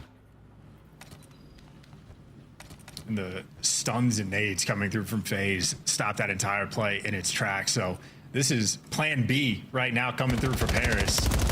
And if plan B is the B site, well, Abuza's got the read, so that play gets shut down. Now we're on plan C. I think Paris Gentlemen is trying to figure this one out on the fly. I think, yeah, at this point in time, you're trying to count players. Somebody bangs something. Uh-oh. There it is. Envoy catches an Aaron 04 just running out and about. Simp pumps the brakes. Are we making this happen here by A? Are we throwing hands or not, boys? Patience. Patience. Oh, it doesn't matter. Envoy. 200 IQ. Ghosty now through the middle of the map. The time is ticking. You've got to get the plant down. Is Abuza going to check this? He sure does. Doesn't get the kill, though. The bomb's still up at large as Sib. He's got to kill everything. The final seconds, and Abuza is gone. Abuza will run. The bomb will not be planted. 4.5. FaZe. Great round. Yeah, you could say that. I'm not going to say that. We are playing some criminal Call of Duty. Abuza and Simp had no right to win a 2v4. Abuza had no right to win that 1v2. 04 is getting caught left and right for some of these first bloods. We're going for a super aggro plant spot here with 12 seconds left on the game clock, as if FaZe isn't going to check it. We are going for insane plays right now. And FaZe happy for it. 4-2 lead. Abuza. He isn't take no nade. He's looking to take a head or two with his snipe. Great spot to be in. Simp there making his way forward under the coverage of this big bad Belgian sniper. Don't go in there, 04. I'm telling you, don't go in there. Yeah, you know. Don't go in there. They've got shop on lock. Sip out of position with the snipe for now. Don't go in, I'm telling you. There you go. Oh, good God. Oh, good God. What did I tell you? Go in there and get a first blood. Yeah, man, you called that one. 04 out here working for it, and they are not even shooting back. Nope. Picking them apart, and Sib not doing nothing there. Overwhelmed, and 04 breaks him down again. Nice little spots, man. He's gotten caught over aggressive maybe twice in this game, but when the getting is good, he is making the high impact plays. 04 has won his team many a round, and Abuza there just for the funsies. There for the final kill. He has been, I mean, this has been a great day of search and destroy for him. Poor odd boy. Why do you say me? Match point, FaZe Vegas. 5-2 here on Scar. And the magic that has got the Paris Gentlemen this far is starting to dissipate. We have peeked behind the curtain and we are seeing the tricks. An aggressive round, hyper aggressive over towards A. We have taken full control. FaZe on the flank as well. Sib, yeah, good ID. Simp though starts proceedings. Oh no, well, Sib's gonna pull one back, but it's still gonna be a 3v2. Backing all the way down, and look at where that bomb is. Paris have been in very difficult situations all game long.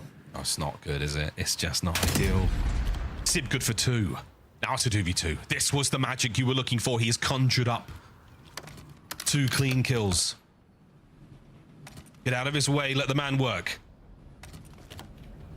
The Zaza duo now.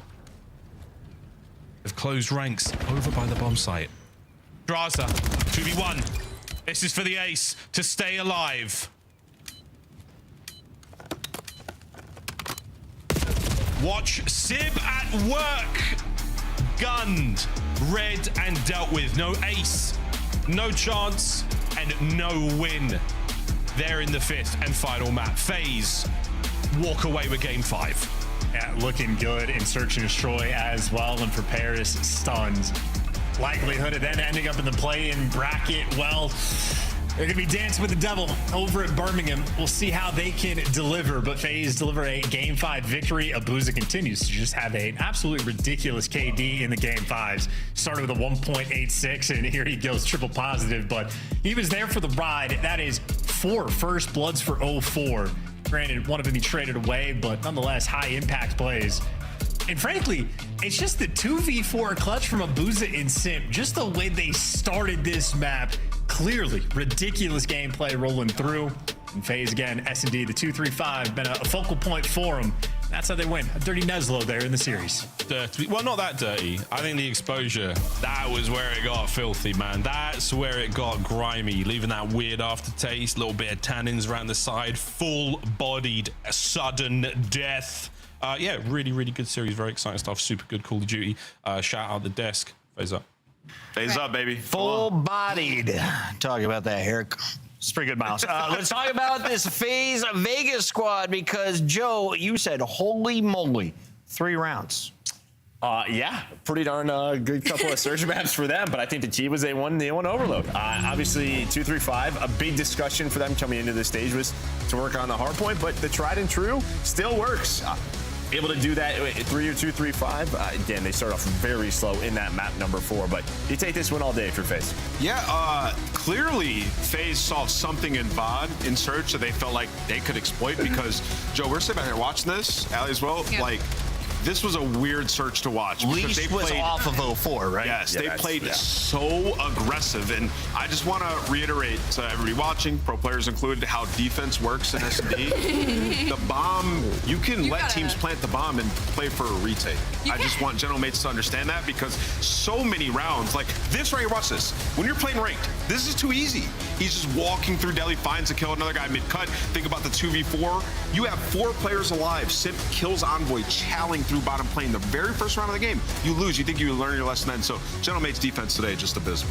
And it's extremely disappointing because we were talking about it going into this and the fact that FaZe Vegas can't even get first bloods right now in the league overall in Search and Destroy, and you were just handing it to them for free. And I literally talked about it. If you're going to get on the first blood, it's FaZe Vegas. They're going to take capitalization on it. 4 first bloods out of 04. That's how we saw it. And so now it's like General Mate's Search and Destroy. It's still like, where is it at?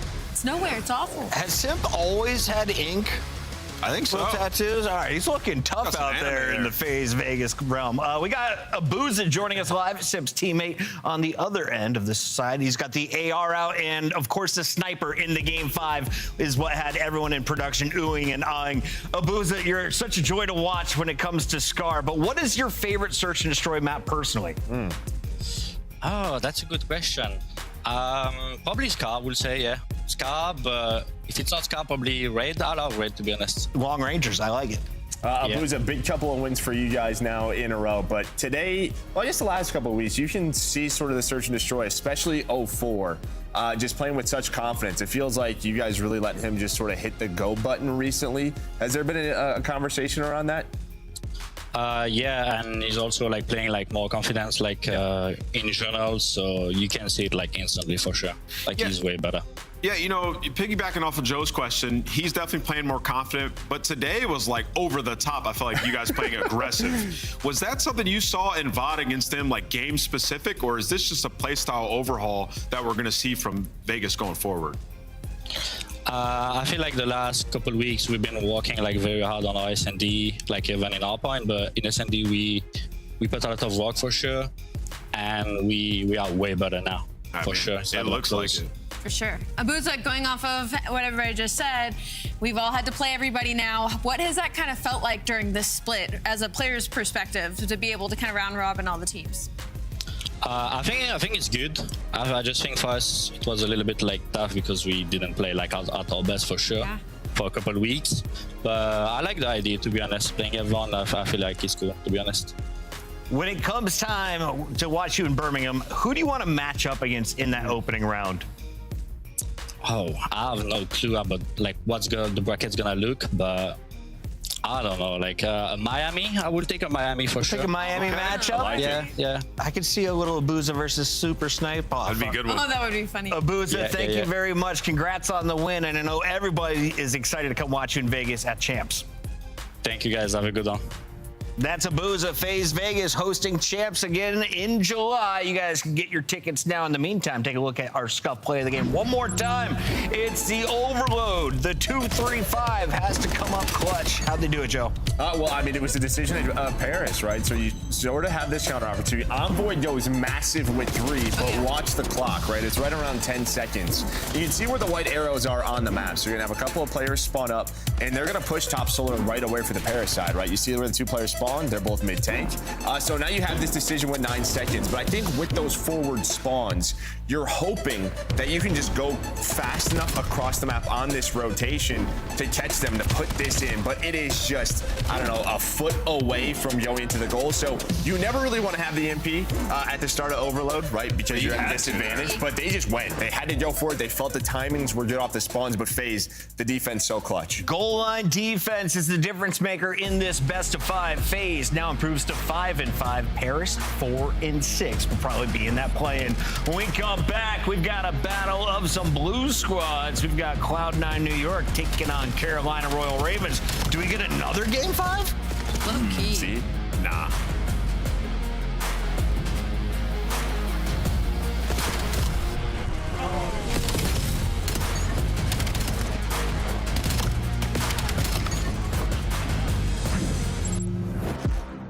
Major 3 is going to be a classic. 4 challenger teams are taking on the 12 pro teams, bringing non-stop action to the ATL. Get your tickets before they sell out at dreamhack.com/Atlanta. Dominate the competition on main stage with the CDL Major Hunter Tracer Pack. Collect your chip by scanning the QR code or heading to the in-game store now. Scuff, official controller of the CDL.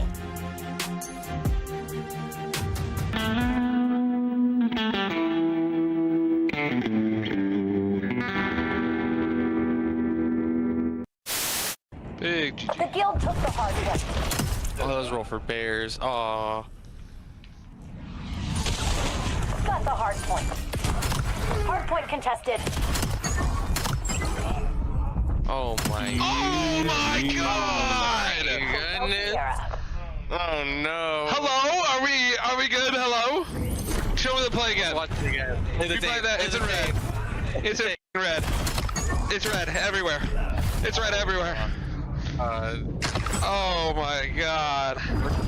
We're just running at him. To forget about him and instead try to play for the quick retake up the middle inside. Well, he sees a lot of it, but not able to find any kills. So now Kleenex, he's really far away with the rival 9 at the moment. He's going to wait for Envoy to be the first one to move from the flank. Smoke is out. Envoy to check. No one's on the bomb, and Envoy holds his position a little while longer. Oh my! How does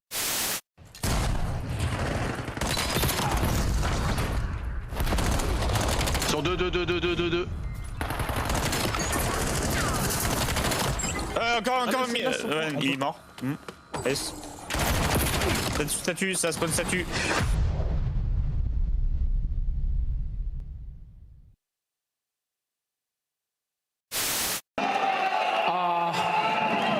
Don't stare really, Hydra, please. Holy. Breakers! What the on? You're my son! Breakers! You're my son! You're my son! You guys suck! Get out of here! Get out of here!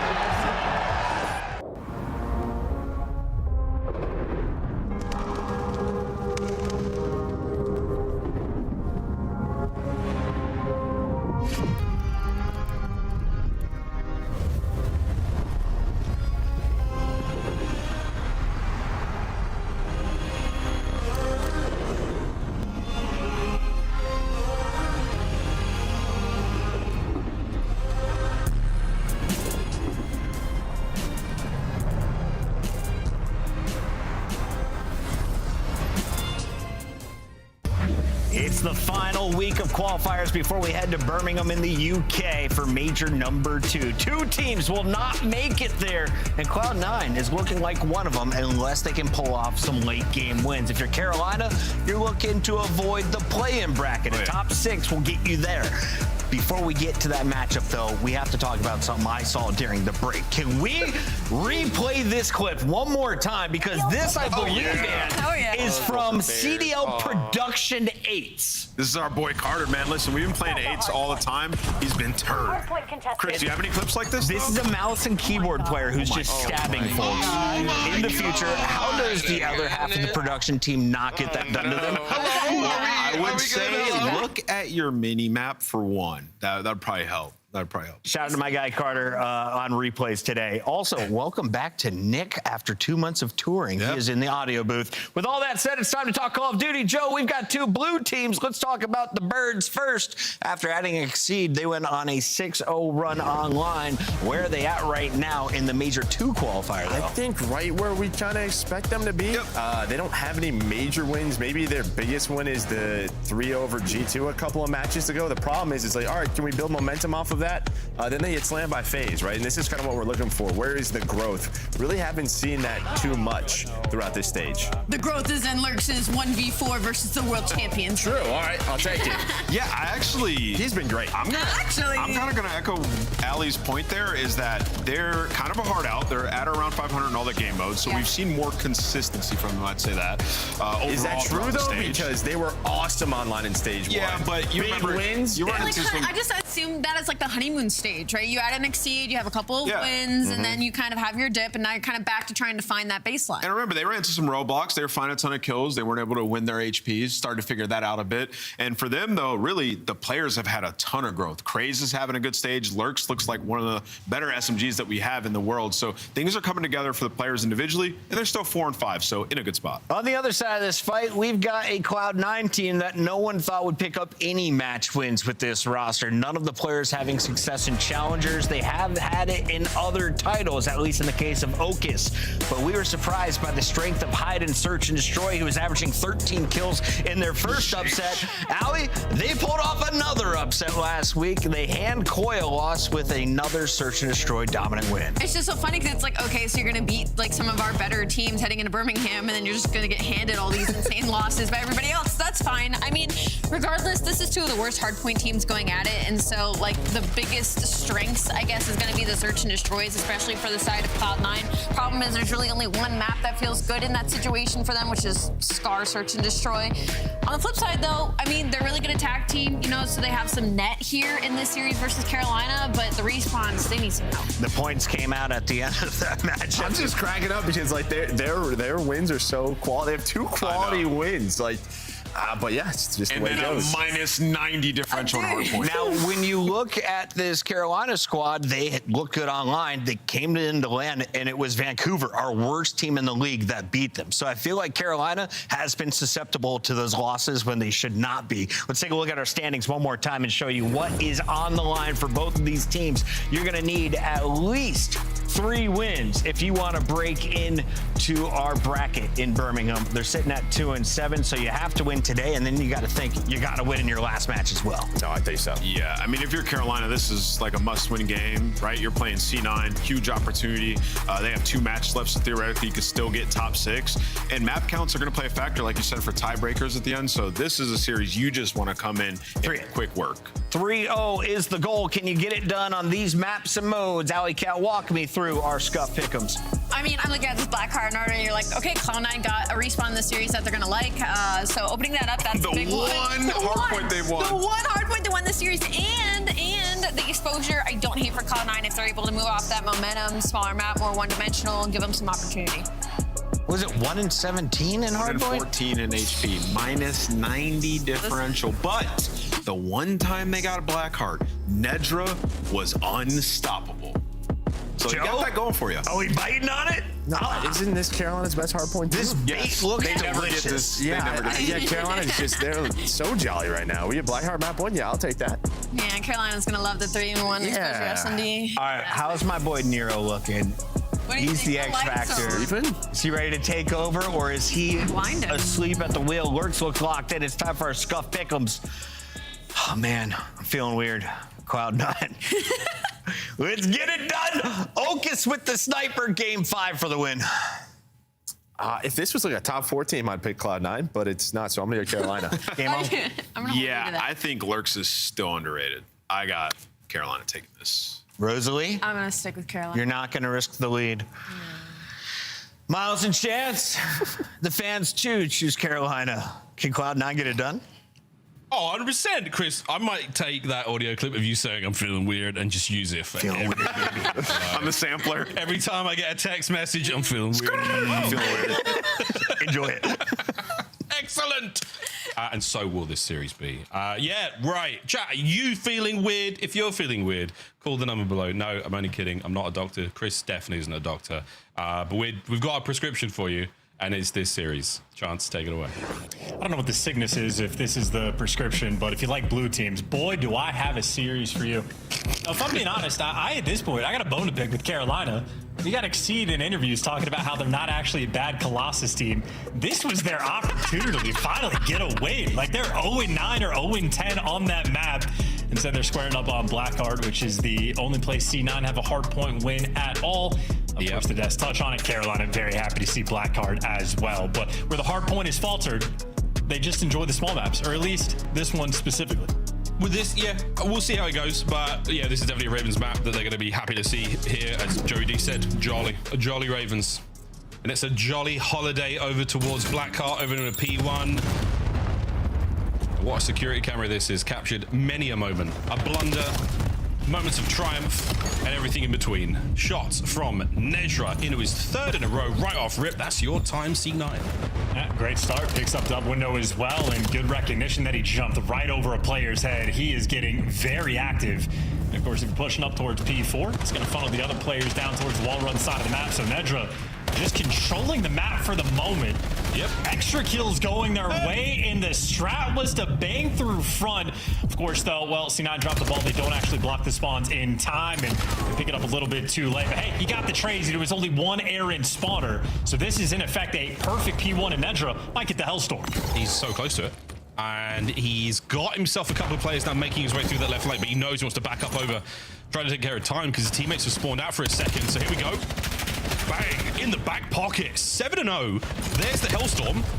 Give it number 8. Number 9 is there for you, son. This is a highlight moment from Nedra. Okay. Just jinxing players left and right today, Miles. It has not been a good day for the caster curses. Maybe a good time for Ravens to actually break through the hill time. No, they actually do pierce through the setup. And in spite of the bevy of stuns and nades going off, Lurks make sure no one's shooting at him. So there you go. 3 down in the feed, and the bully ball on P2 commences. Bevy, what a lovely way to describe it. Good work from Lurks on the cross. Hyde will do just that and take care of business. Cast him down, but again, this setup from the Ravens has been great.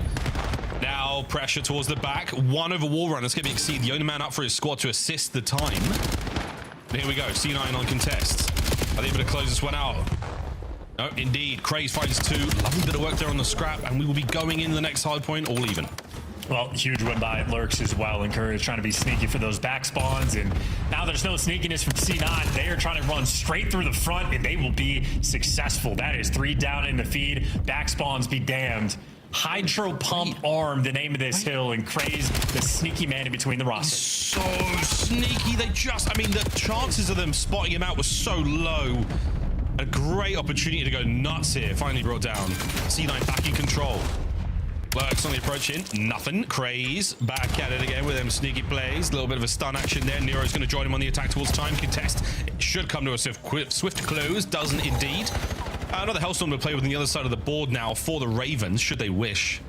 But again, C9, good stuff so far here on Blackheart. It's been a wild looking minimap, man. Back spawns be damned.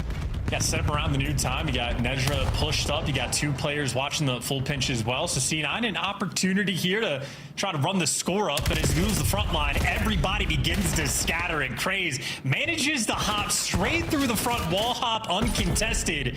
And now that was a rotation where C9 had everybody in position. And as the hill pops, it's the other team in time. There you go. It'd be like that sometimes. And now the lead has changed. Lurks dancing. And a lovely clean set of kills. The Ravens starting to get in the updraft. Let's go for a listen in.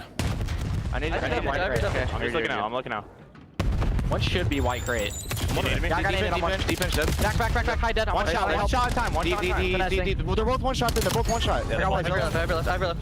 That's good shit. Nice. I detonate your L. I'm in now right now. One shot. Encourage. I got the back. I needed it. I needed it. Nice. L, weak. I'm gonna need it. Back to. L dead. I'm go. I got one mid, guys. I'm staying on wall. Make sure you hard back. Yo, make sure you get yeah. One more in front of me, wall. I'm staying on. I'm listening. I'm hard bucket. I got time. I got it. I'm roaming. I got right. I got all right. I have a streak as well. I only have mid. They can go through square. Hide front. They shoot. Run at them, Logan. Encourage it. Front hide, just holding. I dead. Nice. I'm in P2, guys. One on you, mid. Hocus. He's dead. They're gonna spawn back. They're gonna be right. Be right. No, they spawned up. I spawned here. Keep right. I can hold square. I gotta get time. Nothing square. I get time. Hold on. Nothing square. Front. Mid. Hocus mid. Back right. P3. Dead. Nice. Good shit, bro. I'm gonna need my front. Wall. I'm telling you. He's weak. I broke. Oh shit. I cannot spawn probably. Front. Okay. Yep. Okay. I didn't hit him. One bullet close. He's making it. Nice. Good shit. I'm in here, guys. He's out. Close. Encourage. I'm in. I broke. Never mind. There's just one in front of me. I'm pushing out from P2. I'm pushing out from P2. Heard. I'm laying down load up right now. Yeah, he's on me ult. He spawned behind guys. He spawned up. Load up guys. Hide. He's gonna jump into dub. Hide. He's at P2 side. Wall. He's gonna be in dub. One shot. Literally one HP. One more. They're doing dub. He's outer side time. Hard challenge. Encourage. I'm pushing around. Give me time. I'm going wall. I'm playing with you though. Lurks is making a montage. The question is, what song does he use?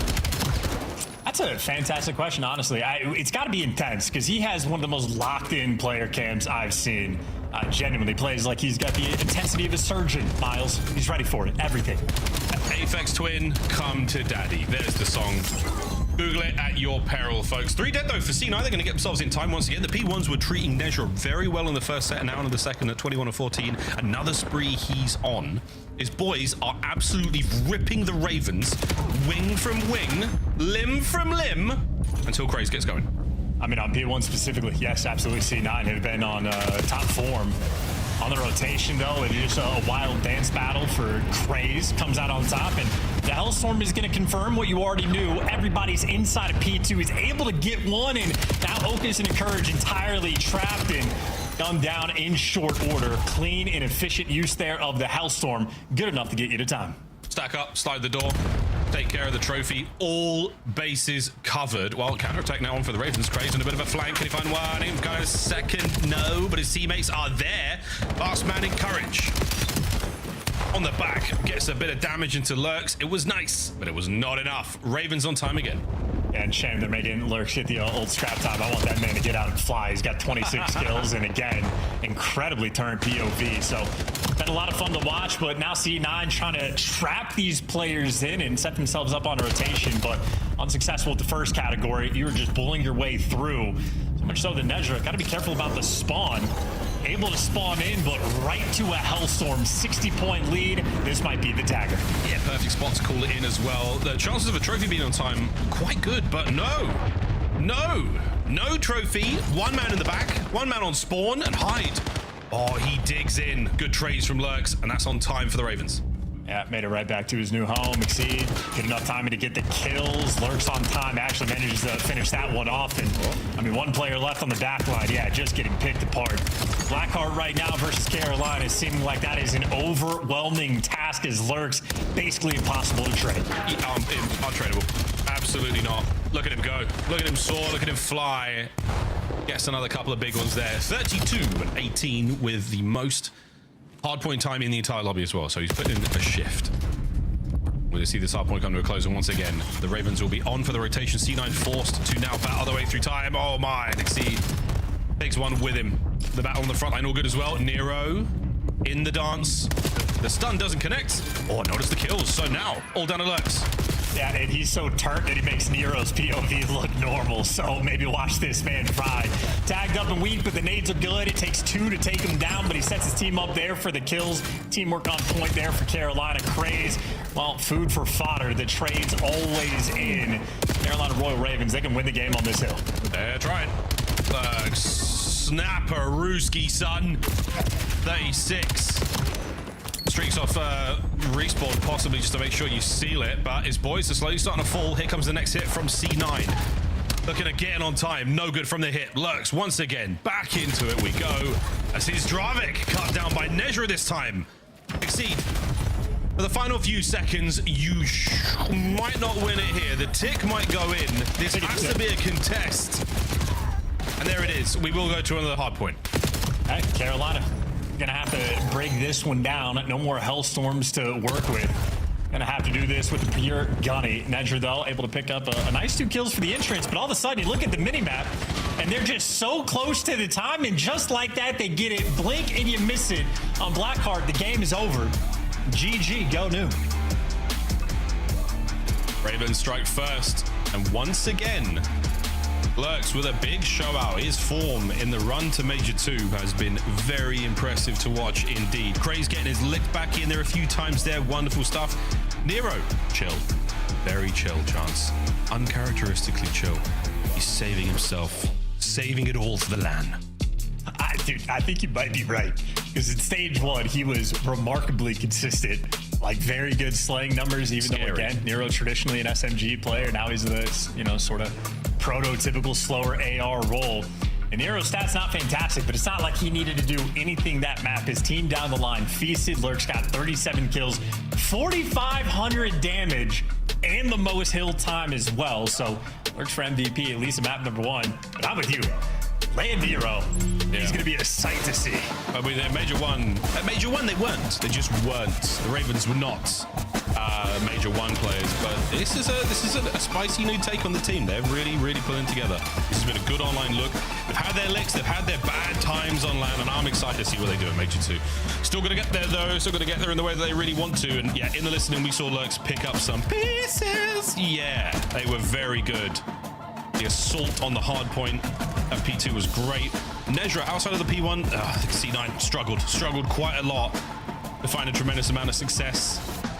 See if that opening breaks and stays strong in the remainder of their hard point games. But hey, Blackheart, it was always a good look for the Ravens. No Colossus, still a chance. Yeah, no, they look for it, man. A bunch of twisted. Again, Nero has one of the slower point of views on this team, which is only a signal of how turned everybody else is. It looks like Lurks probably holds his breath when he plays, but hey, teammates doing so good, you're making Nero happy, and if Nero's happy, I'm happy. Hey, the science backs up the breath maxing, I think they call it. I don't know, honestly, just game flow, into the game flow. Very good start there from C9, but not enough to keep things running. The Ravens walking away with it. Massive separation after P3. No looking back whatsoever. C9 back to the drawing board when it comes to Blackheart, but again, a fun rep for them indeed. Again, I'm still with you though, Charles. I do want to see the Ravens play more Colossus. In the back of our heads, collectively, we have Exceed saying, we're a really good team on it. Let us play it. Every opportunity since then has either been a loss or they've vetoed against it. I mean, what did we veto here? Charles, what did the Ravens not want to play in this series? Cowards. They're absolute cowards. No, Get rid of the Colossus. Only to give them 0-9 on it. What do they know? They know what's up. Maybe Exceed went completely off rails. Completely off the rails. And everyone else is like, brother, stop. We're not a Colossus team. Well, we'll find out another day. For now, though, we're going to go to Exposure. We're going to play this S&D and Overload. Will it be just 3 for the Ravens that are royal? We're going to find out. But in the meantime, Charles, S&D, this has been C9, baby. They've got dubs. They've got their upsets. They've got it done. But for a team outside the top 4, Joey D said, is it going to be the same? Is it going to be different? Tough stuff, but if there's any opportunity to win, this is definitely a team where the threat that they possess is going to be that 2-3-5. So Bucket pointed out, be fearful of Okus with the sniper, but of course Exceed, especially so on this map, lethal in his own right. Maybe a square up battle, and I know Hyde, certainly a player, going to be digging deep for some of these S&D strats as well. This is where Carolina, at the very least, are really going to be forced to make some good plays. some highlight plays, some real spotlight moments for them. Let's see how it goes for C9. Again, these boys have had 6 and 5 overall in Search and Destroy. In the green, absolutely in the green. We've checked the forecast, and it is not a clear day for the Ravens to go flying here on Exposure. You have to be mindful. C9 have done it before, and they'll do it again. So though, I think a confident squad, as they should be. Cloud9, no easy victories. You have to give it your all. Exceed in stage 2, he has been absolutely giving it his all. That's 60% in the opening duels. Again, a lot of that off the back of Snipe's chance. 30 of them already. 30! Yeah, very high production. And now it's a COD kid getting the snipe against a Fortnite guy. But that guy has been bringing some lethal threats to it. So just a fun battle. But you lose this one, you lose street cred, you know? As we know, folks, street cred, more valuable than anything. It is not dictated by any market. And there's the glimmer of a snipe. Oh, but it is the explosion of a nade that finds the first blood. That beautiful first blood. And you saw that sort of man advantage situation percentage there for C9. Not too shabby in the 4v3s. Good on the retakes as well. So already going to have to cook and get to work, and lurks with the bomb. Hello. Made it all the way in, doesn't check the default corner, and Nero good for the trades. And Nero has a traffic in hand, so you could clutch this. Oh, he's not going to, though. He has been spied out. Lovely setup here from C9. They're expecting the aggressive push there from the Ravens. An easy read, and now to Exceed. Do we do indeed believe that Exceed could clutch? No need. Round's over. Working on this internal rhyme scheme before going on to round number 2. Solid stuff there out of C9. Great first blood for the nade, and nobody makes a mistake. We are turtled up inside a window. We are playing some tight credit corners, and absolutely pays off for him. Hyde, good for 2 in the round. Opening nades was really the difference. The spots were good over by the solar panels on the defensive side. Didn't even have to see the snipe really get played out there. One on the other side of the board, though, Exceed. Will he be sniping on this defensive round? Good chances, obviously, given the track record they've got. Focus. He's up. Oh, and the timing is just unfortunate. He doesn't see those players as they descend now bottom ring. They are coming for him. And Craze and Lurks chasing that first blood down. Oh, this is, wow, what an insane looking bit about for this round. Now you got Oka standing in between a couple players. Craze on the hunt, able to get the kill, 3v2. And on the crosses, Exceed spots out at least both the players there for the information. But a 2v3 clutch opportunity. They're not actually going for the bomb plant. C9, they're playing for the kills. They're playing for the kills. Nesh buys a little bit of space, gets Craze back down. Is this enough to get the snipes up, get the damage forward? Hyde and Nedra still working the back. Ravens have closed ranks. Trying to see if anybody on Carolina is going to overcommit and make a mistake. So far, no one's shown face, no contact by any players in this lobby for the past 20 seconds. And it looks like the play call is going to be over towards this B site. Exceed there on the cross, and there goes your friends. That is not a fun situation to be in. There goes friend number 2. That will join hands in death, and Exceed delivering it to them. Now up to 32 snipes in the stage. Oh, my friends dead. In that round anyway. Lovely work, Exceed. Flinch didn't seem to matter too much. My goodness, a near collat. He got eyes on the next man, and Nezra, if not for that very, very slight bit of skin showing as he hits the prone, Exceed may not have known that he'd gone that way through the back once again. Either way, though, very aggressive work from the Ravens. And Exceed, a very expressive player as well in the player cams. We just watched Paris Gentleman, so Civ usually iron face. Now anytime Exceed sees somebody, his eyes just light up. He gets so excited. Love it when someone loves their job. Oh, Lux, you got intel, baby. You got intel. Yep. Good luck. Get that bomb down. You've eaten a fair share of nades over here. Yep, here comes it towards the back. Good luck, mate. Have fun. Great damage into the first man. Nero over the left-hand side. Hyde making his way towards time, and it's going to be clean 3. Exceed. It makes it a 1v2. Now it's over. And that will be a smooth defuse. Hyde on the retake. What an effort. Yep, 4th best retake team in the game, at least in stage 2 are the stats that we just saw, and C9 showing off the goods there. Everybody grouped up together, nobody getting picked, and You saw Lurks, he's getting squirrely over here, but it's Hyde that gets the kill. Oak is there for the help, but it is just team chow after team chow after team chow. Those C9 players swarming around this bomb site. That is efficient work on the defensive end. Great work again from Hyde. Those first 2 kills were superb. Nice advantage right now for Cloud9. And Lurks, you're about to see it all, my friend. Here they come. An ace upstairs will possibly connect. You thought we were going to B. Oh, no. We're going back to our spawn. No, we're going back to our spawn. They called me a madman. I went back to spawn. It's 1. No good for the second. But Hyde, so cheeky with it. They called me a madman. Now I'm an A. That's not what Nedra sounds like. Actually, maybe he does. I'll have to listen out on the listen-ins. They called me a madman. We're going back to B. No, we're not. I would love it, though, if they did wrap through spawn and plant B. No kills, because C9 will be planting at A. Here we go, folks. 3v3. They've left the Ravens guessing. Exceed. Exceed. Right trigger, pull it. Does he have a controller malfunction? We will find out in a moment. He's going for it. He's going to jump on this and check. Oh, damage. Encourage is going to stay alive. Nero's going to get the first in this 3v3 and a swing and a miss. Lurks playing close bomb. He's heavily damaged as well, but you've managed to keep C9 out of the play. And Nero, it will not end pretty for Cloud9. Exceed, the last man left alive, hits the defuse at, I believe, about 12 seconds. A slow and steady retake. Not an explosive one by any stretch, but they get the job done. Yeah, good work by Nero down low, and ultimately good teamwork towards the end as well. Okus eventually just ends up in a 1 versus 3, but Exceed there for the follow-up kills, and yeah, better with the pistol there. That trigger working off now. This is the slide across. Nope. Intel on the first. The first one I get. The second one, unbelievable.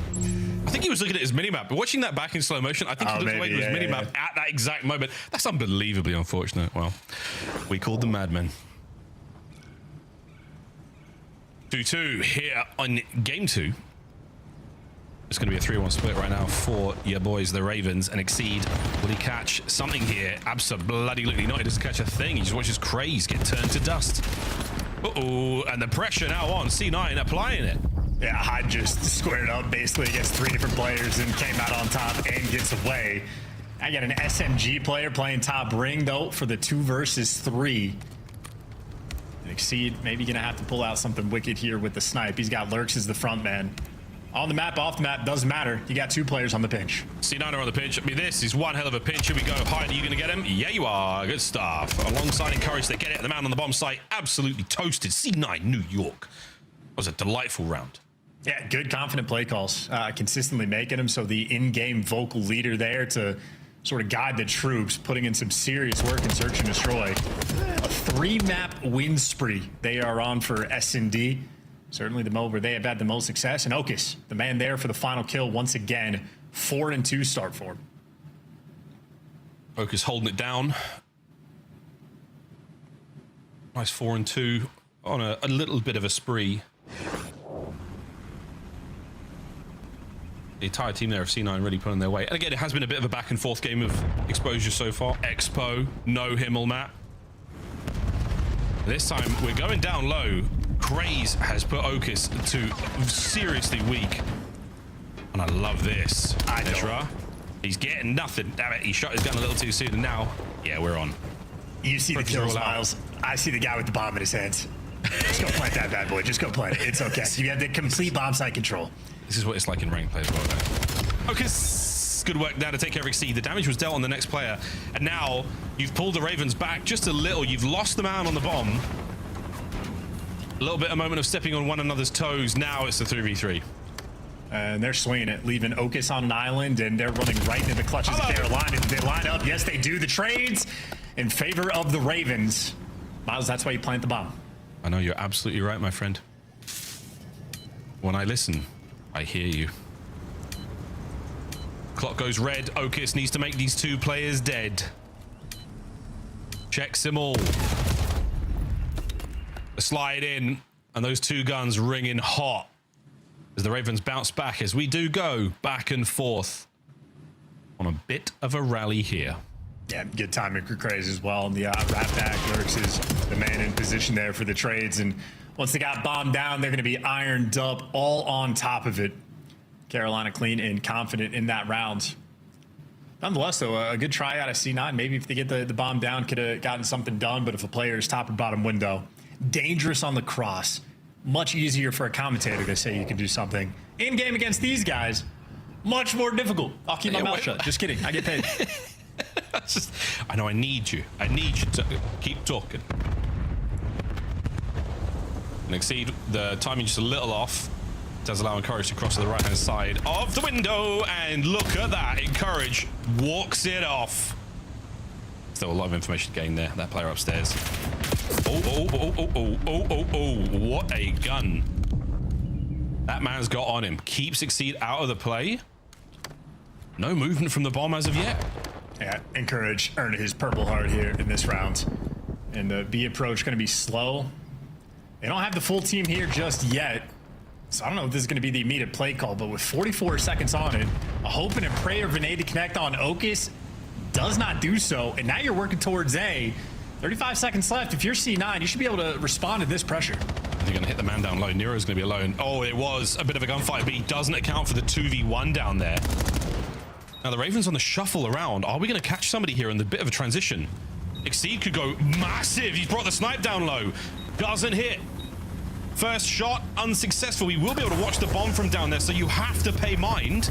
And what are we doing? We're on the bomb. We're hitting the defuse. Is anyone for the Ravens going to check this? Are we going to go for Craze? Get in there, Craze! You got to get in there, son! They're defusing your bomb! C9! Get it done. That's crazy. I mean, the smoke there in that moment is just a giant signal of, hey, we're defusing this. Come check it. And just a terrible setup coming through. At least blocks off the sniper line of sight if Exceed try to make anything happen down low. But, I mean, that is just the perfect play call in the moment. Now, if they don't smoke, by the way, they win the round even cleaner. Because you can see all of those gunfights. Craze doesn't make it out of the bottom side of the tower. And that's that. Wow, C9, you take it. Great coordination there with the smoke from down low. A lot of love towards the B-bomb site defensively here for the Ravens. Okus and Nezra. Oh, baby, I love that opening hit. Gets the first instantly, traded out fast. That spot looked insane for a second. Either way, two players on the pinch. Dealt with. Encourage gets the win. Hasn't read Craze just yet, so Craze looking to get two. There's number one. Doing a good job of staying alive. We got a 2v2, and on the flip side of the map, you got what? Hyde versus, well, ends that one sooner than you can say it. Craze now has to kill everybody in this round. 1v2 and bomb down right on top of that A site. Oh no, right on top of A. Now Craze again on defense here. Is he going to check for Hyde? Hyde's in your spawn. He's crossed the entire map. He's gone as far as he possibly could go. He's definitely out of the Shire. He can't remember the taste of strawberries, Mr. Frodo, but what he can do is double back, grab that bomb, and we'll see Craze attempt this, possibly with the bomb planted at A. They're not at B. Where could they be? Oh, it's A. That's right. Why we go 2v1? Craze, jump it. I swear to God, I'd flip the table. Right back here from C9. That's damage. That's a stun. Is that two players? Is he going for it? Yeah, he is. Can't get away with the trade. C9. A nervy round, but a lovely recovery. That's good work. You say nervy. I say Okus to get the final kill in the round. It's felt like a guarantee here. 6-4, but he has been responsible for many a final kill cam. And good enough for the trade. So great work there in the 2v1 setup. And once again, Hyde, I'm pretty sure, has been the vocal leader at S&D for the squad. If he is alive for these mid-round adjustments, very quick on these play calls. This is a very dangerous team in Search and Destroy, a round away from their 4th S&D win in a row. All the highlights have mostly been found here on Exposure as well. So Ravens wanted the smoke. Square up towards B is on the cards here. No snipe from Exceed this round. We'll see if it yields any different results. Oh, these shots over the top. Crazy's dead. Smoke takes care of the players there from the top plat. Still C9 members in position here. Chance on the post plant. Yeah, the retakes have been clean, but a man down going to be a tough sell. Patience will not be found here by Nezra. Oh, the hit. Lurks gets away with his life. Encouraged, not in position for the trade, and Lurks might have just done it. No good from Hyde. Slight moment of disconnect there from C9, and they are punished in hand. Ravens, they find another. Yeah, just needed that extra man there for the retakes. Okus standing like a tower with the sniper. The entire team coming his way. Nades and stuns landing behind him. Nah, he squares up and dies because, yeah, that's just never going to work with the snipe. That's a tough one. Carolina on point, still alive. Down 5-4 and still just waking up, man. Still stretching. The dust out of your eyes. Nero is going to be evolving over the course of this series. What are we evolved into? Nero dude. Just a gigantic Nero with rocky arms. A single round is going to separate them right now. We're looking at round 11. Okus will just about get away with his life. Pulls the sniper out of play. There's no follow through on the Ravens there. I mean, maybe this is the experience of playing against Tide. Look at those arrows on the Ravens.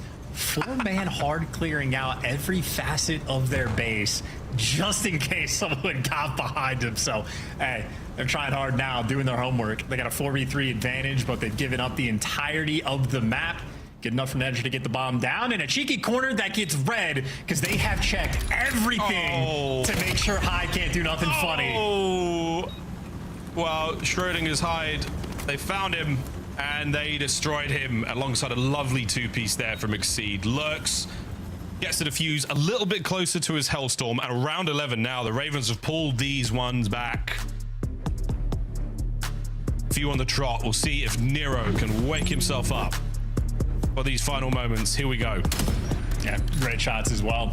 Nice to see the trigger working, and no reason to look at your mini-map there. All guns ahead, so clean shots, but again, just doing the homework. Made a hyper-aggressive play through the middle of the map to get the first blood and make sure Hyde doesn't do anything sneaky for the finality of it. But hey, C9 on the attack. Final round. We're going for it. We're going for it. The stuns connect onto everyone now, and Snezra sends it forward. Oh, kiss over the top. What a ridiculous round. Nero, 1v2. And they're dancing with him. He will get away with his life.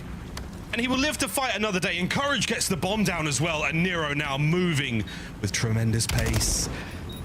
The damage into Encourage, but the post-plant position not ideal. Can he make it a 1v1?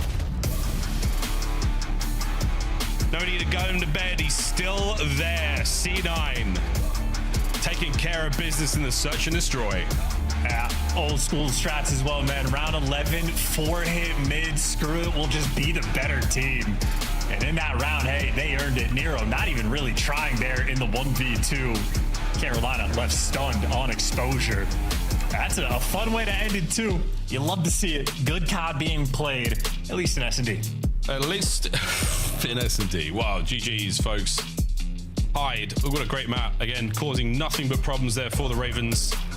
And a ridiculous play call. Everyone go long, throw a stun over the top. I mean, he hit every player with that thing. Every single one of those members at the backside, all stunned up. Concussion heard round the world as round 11 goes the way of C9 New York. Ravens, we managed to walk away with a convincing win there in the first map. The C9. This blue-on-blue matchup, staying on exposure. Overload just around the corner chance, and once again, C9, not a bad team when it comes to the mode. How are you feeling about this before we go to the break? They get the win. Incredibly dangerous. Even the Scar, like their hard point hasn't been great. They're 0-6 on the map, but they played it enough that I'm starting to feel like they'll eventually get one through. So I think Carolina dropped the ball in that round 11. I'm starting to feel a little bit of the heat for them. Nerves are on, folks. We're going to go to a quick break. When we come back, another game of Overload here, tied up 1-1 at the half. Who walks away with the lead in the series? We'll find out after this.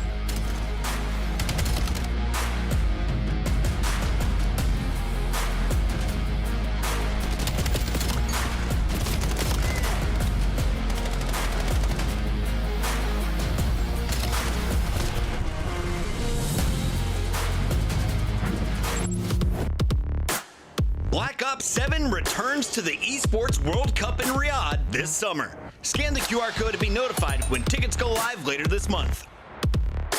Start the season strong with the 2026 Call of Duty League Pack. Grab yourself the CDL operator by scanning the QR code on screen or check it out in the Call of Duty store in-game now. Scuff, official controller of the CDL.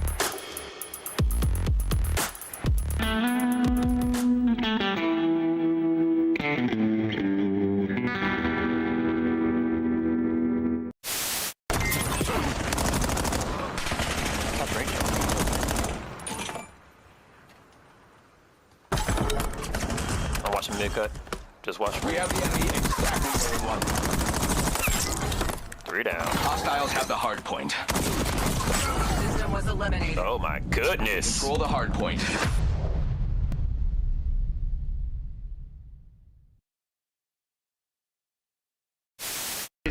So we were hearing FaZe and we were hearing G2. Good grenade. Oh, you just ice skated on him. Yo, that was a skateboard move right there.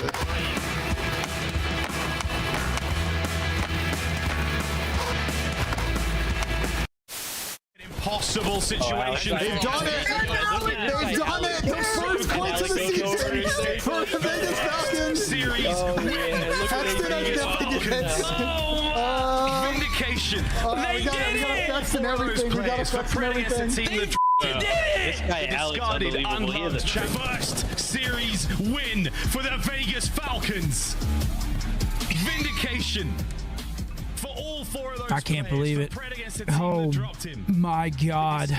Unloved champions across the board. They have only done it. I'm buying one. Frosty dead. I'm in their spawn. There's gonna be another one on me. I'm pressuring. What's Rook's J? One's on me. That's two. Right, nice. Respond to shit. Yo, come B, come. Or you, yeah, you go. You go. Yeah, we have it. You guys are good. Nice. Spawn dead. My God, Caesar. Okay, Frank, I'm just trying to shoulder everything. Just get all 40. Oh my God. That was dirty. But like, good. Just no, I was working pigs, bro. I was working pigs. Welcome back, ladies and gentlemen. For one dream hack to the next, Major 3 single-day tickets are on sale. You can still get the 3-day tickets, but the singles are also up for grabs right now. Scan the QR code on screen if you can. Otherwise, get the old Google, folks. We will see you in Atlanta, Georgia, May 15th to 17th. The Pro-Am taking place there as well. Get to watch some of the challenges. Got to be against your favorite pro teams and see how they look. Sort of more mid-season. We typically do the Pro-Ams at the start of the season where no one quite has a grasp of the game yet. Everyone's good. No one's great. Now, we'll see how things go. Chance, what do you think of that mid-season sort of Pro-Am vibe? Always a fun time. Really good opportunity for a lot of players to make a name for themselves. And I think the entirety of like maybe the middle section of the year we're having is a lot of fun. I've really enjoyed the stage 2, everybody playing one another. Great for stats, which I'm a big fan of. And it certainly turned into some spiciness as well, including C9 pulling off some upsets, which they might pull off another one here. Another one here on the way. Overload, we stay on exposure for this map number 3. Good news though for the Ravens is Exceed. He is a superb goal scorer, tied for first.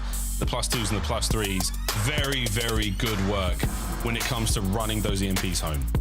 Yeah, and 41% as well for the team is a fun stat. The multi-goal maps is a very fun stat. So Exceed and Carolina getting fantastic production. So it's always nice to know who's going to be the device runner on your team, who's going to be the main man getting in the action.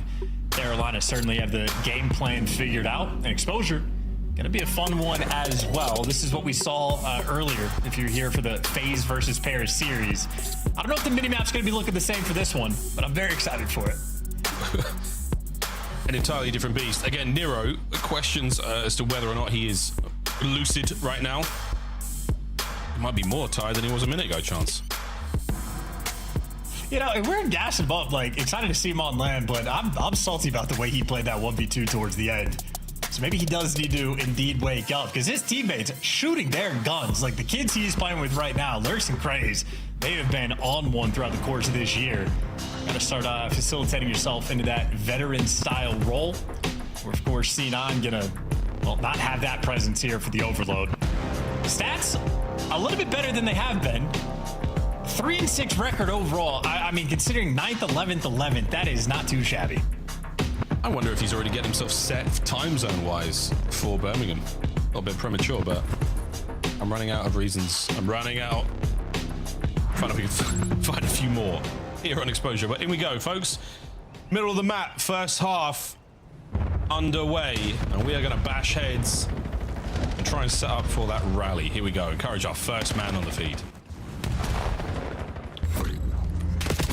Didn't mean to do that. And dies immediately. 3 in the feed there for Carolina. Make it all 4. See if they can turn this into a score. It looks on the run. Exceed will be the front man. Oh, front man absolutely knocked. Quick crossover now towards B. EMP's making it there fast. Craze on the cut-off kills. Oh, he's not going to catch a single soul. Keeping the play towards A alive, though, just in case that is going to be on the cards. Craze moves. Should be good to send it. Encourage. Oh, gun down. And Lurks on the slide. Gets the detonation and the pistol kill. And he's looking at a Hellstorm.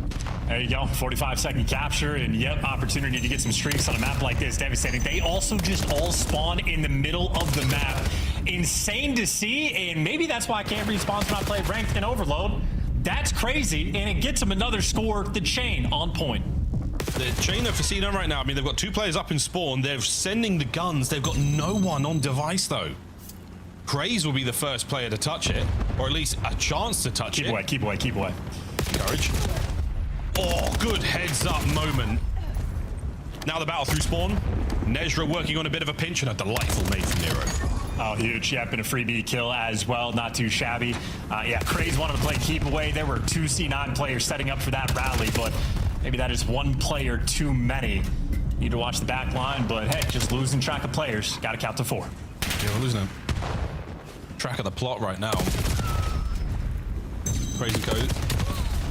Still hitting this bottom side, but it's encouraged with the 2. Opportunity now to get going. Nezra. Oh, nice 2-piece. Someone should pick that up and get moving, but Craze from spawn right back into it he goes. Picks up the defensive kill and encouraged. Not enough there with a pistol. Can we get a trade onto the next man? No. Craze takes it in hand and makes the run. Yeah, how about that nade from Lurks as well earlier on? Really stops that push in its tracks, and now maybe gets to lead the charge. That's 3 in the feed. You got the blocker in Exceed. Nero should be good for a score, or maybe Nedra can stop it in its tracks, pick it up, hit the go button, but no 2 is delivered. The defense remains strong. End-to-end defensive masterclasses are the A goals. B looking wide open. Ravens wrapping back to defend. And all 4 players here as well. Maybe a late game rotation. Encourage in position up towards that A zone. What direction you want to go? Well, you got to kill over towards B. Make it 2. Now you hit the go button. This should be a cap. It should, but wait, Nero, wait. Another goal line stop. Nezra off the backboard. Into the first we go. Gets on the board, keeps the kills going, but you have to now take mid-map once again. And Exceed getting lost by Ring. And how about this life from Nedra? He started off in his own spawn for 2, made it to the enemy spawn, and well, that is where his grave will be set.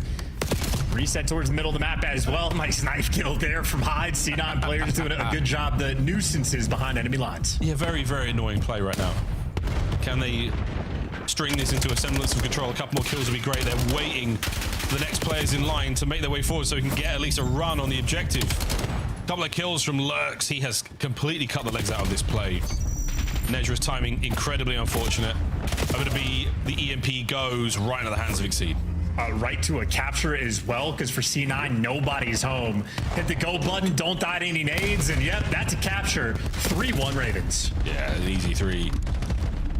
Very happy situation to find themselves in now. They're getting slayed out here. They're trying to play for the rally, and it looks like it's going well. It nearly was going great. Lurks left alive in spawn.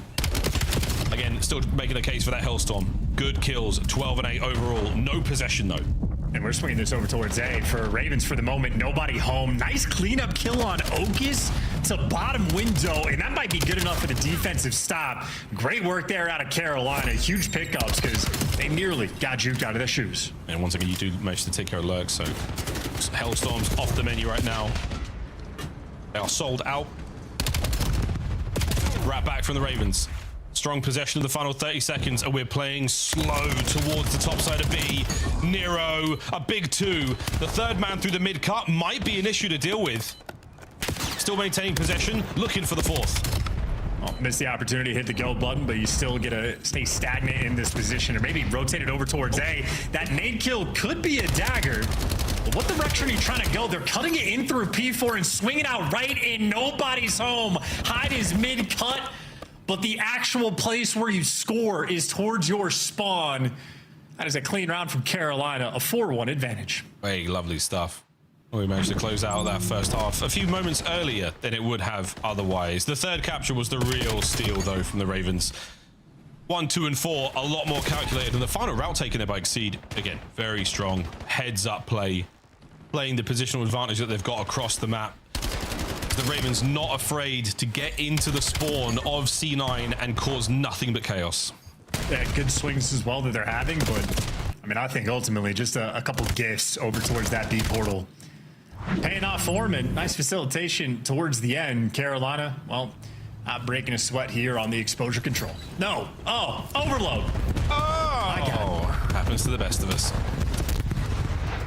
No good on the stuns here from Lurks, but he dances his way over. Shots into Hyde. A very different look from the S&D a map ago. Encourage.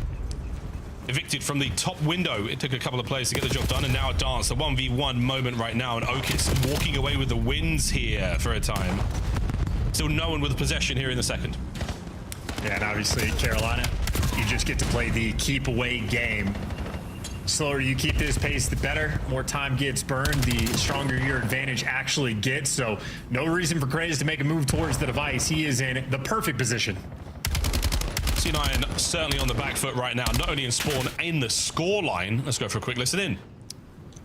Are they, where are they going? One's up thing. He's on my grenade. I found one. One top. Close. Crossing left. One shot. Nice. Zig, weak. Missing one. We're still missing one. Yeah, he's probably out left. He's probably left. Running it with you. Probably ran past. Yo, no, he's spawned out right. Crazy dead. Nice, good job. I'm running back up. Gotcha. I'll try to pick up your mid. Pinching left. Yo, he's spawned out right. One more there. Only one. You're in a one. Close left on you. Close left. Nice. I got it. Nice. Go right. Under ring. Under ring still. I'm staying your tank. I'm outside under solar, bro. Weak lurk. Copy to tank. Rashid, come here, con. Two dead. Enter solar dead. Last con. Outer right. Or no. They spawned. Get out. Get one more top exceed. I'll hold your con. I'm going left. I'm going, yo, triple left. Already left. He's in shot. Another one con. Lurk fed. One more con. I'm studying for you. Kills get con. Kills get con and go right. I got you, dude. I'm trying to look for him. I don't see him. P4 next? P4. I ran past him. I'm dead. Okay, yo. They're all four on the right. I think they're all four on the right. Okay, I'm just trying to tip off. There's 2 of them. One connected. Nice. He's caught. He's flicking you guys. Run it. Go left. Tell him. Oh, shit. They're all right. Have your ring cross. I'm bringing out left. One's gonna be left when you grab. Nice, good job. Come back, Hyde. I'm dead. Yo, back wing, exceed. He's going top ring. Yo, top ring. Can you come back right? Yeah, I'm coming back. Wait, we can probably bully this. I'm taking it right. I'm going back to left. Nice. We need to go. Go right. There are already 2 left. I'm up top ring right now, bro. I'm holding the wall. I'm going to left, bro. I'm going to try to challenge these guys. I'm I'm dead. He's pinching P5. Top ring. You're alone. Top ring. One shot. Zero. On P5. Black. One's top ring, and one's going long. They're gonna be upright. Top ring. Yeah, I heard you. Could be close. Go around with me. I think there's one out. Go around with me. You alright, John? Unfortunate moments their chance, and definitely annoying moments to deal with. Nero! Oh, ladies and gentlemen, he just dives through a couple of players, finds the 5th. Yeah, it's painful. Overload, I think, has a very high skill expression, especially as a team. Everybody's got to be on the same page at all times. You got to be dialed in and snappy on the play calls. Did not get that, so Carolina up 5-2, minute and a half left to play, and we are very close to impossible for C9 to win. Close, but not quite there yet. We're battling down low. Nature gets his. Tactical retreat right now from the Ravens. Back to the next phase line to play with here. Great damage again. Praise cuts one down through mid. Pistol still up. You've got the numbers on the back line. Unfortunate timing from Exceed, and they should be able to get this one home unless Lurks can stop it. And the answer is yes, he can. Alongside Nero there, Ravens might have just saved it all. Yeah, GG go. No, gonna park the bus, and again, just the 10 seconds for the device reset. Not enough time for C9 to work with, and exposure. Yeah, a fun map, I'd say, for Carolina to be able to play here and overload. A lot of scores that they were just able to steal away, and now it's just the painful moments for C9. It is the desperation of trying to fly into your opponent's spawn. Yeah, very, very difficult to do. All the guns will be at the ready there for the Ravens, and congratulations to them in taking the lead here in our series. C9, not quite enough. A couple of big saves, but their attacks are looking a little lost at times. The Ravens able to take advantage of that. Many, many opportunities given to them. 5-2 the final score. We will not be breaking this setup that the Ravens have. As close as they are to one another, it will not be happening. 2-1. The score in our series. I've never seen that part of exposure before. Well done, Josh. And a good collective side there for Carolina. Hit the reset, fix your controllers, and get ready to bang one out on the Scar hardpoint. But taking care of business, C9 is a very lethal 2-3-5 threat. You call that pressure there in the overload, and you are feeling now very comfortable in the series. Scar hardpoint's where we're going to be going to post the breakdown, but ultimately just a lot of sort of easy captures coming through from Carolina. Maybe one good chain thrown up in the mix as well, but just a couple times where not the right spots there on the defensive setups, or when C9 was in the right spots on the defensive setups, a player on Carolina just slipped through in between three of them and gets the cap before you fall. Just about. Well, there we go, folks. Looking at the stats, nothing remarkable, nothing too tremendous to call out there.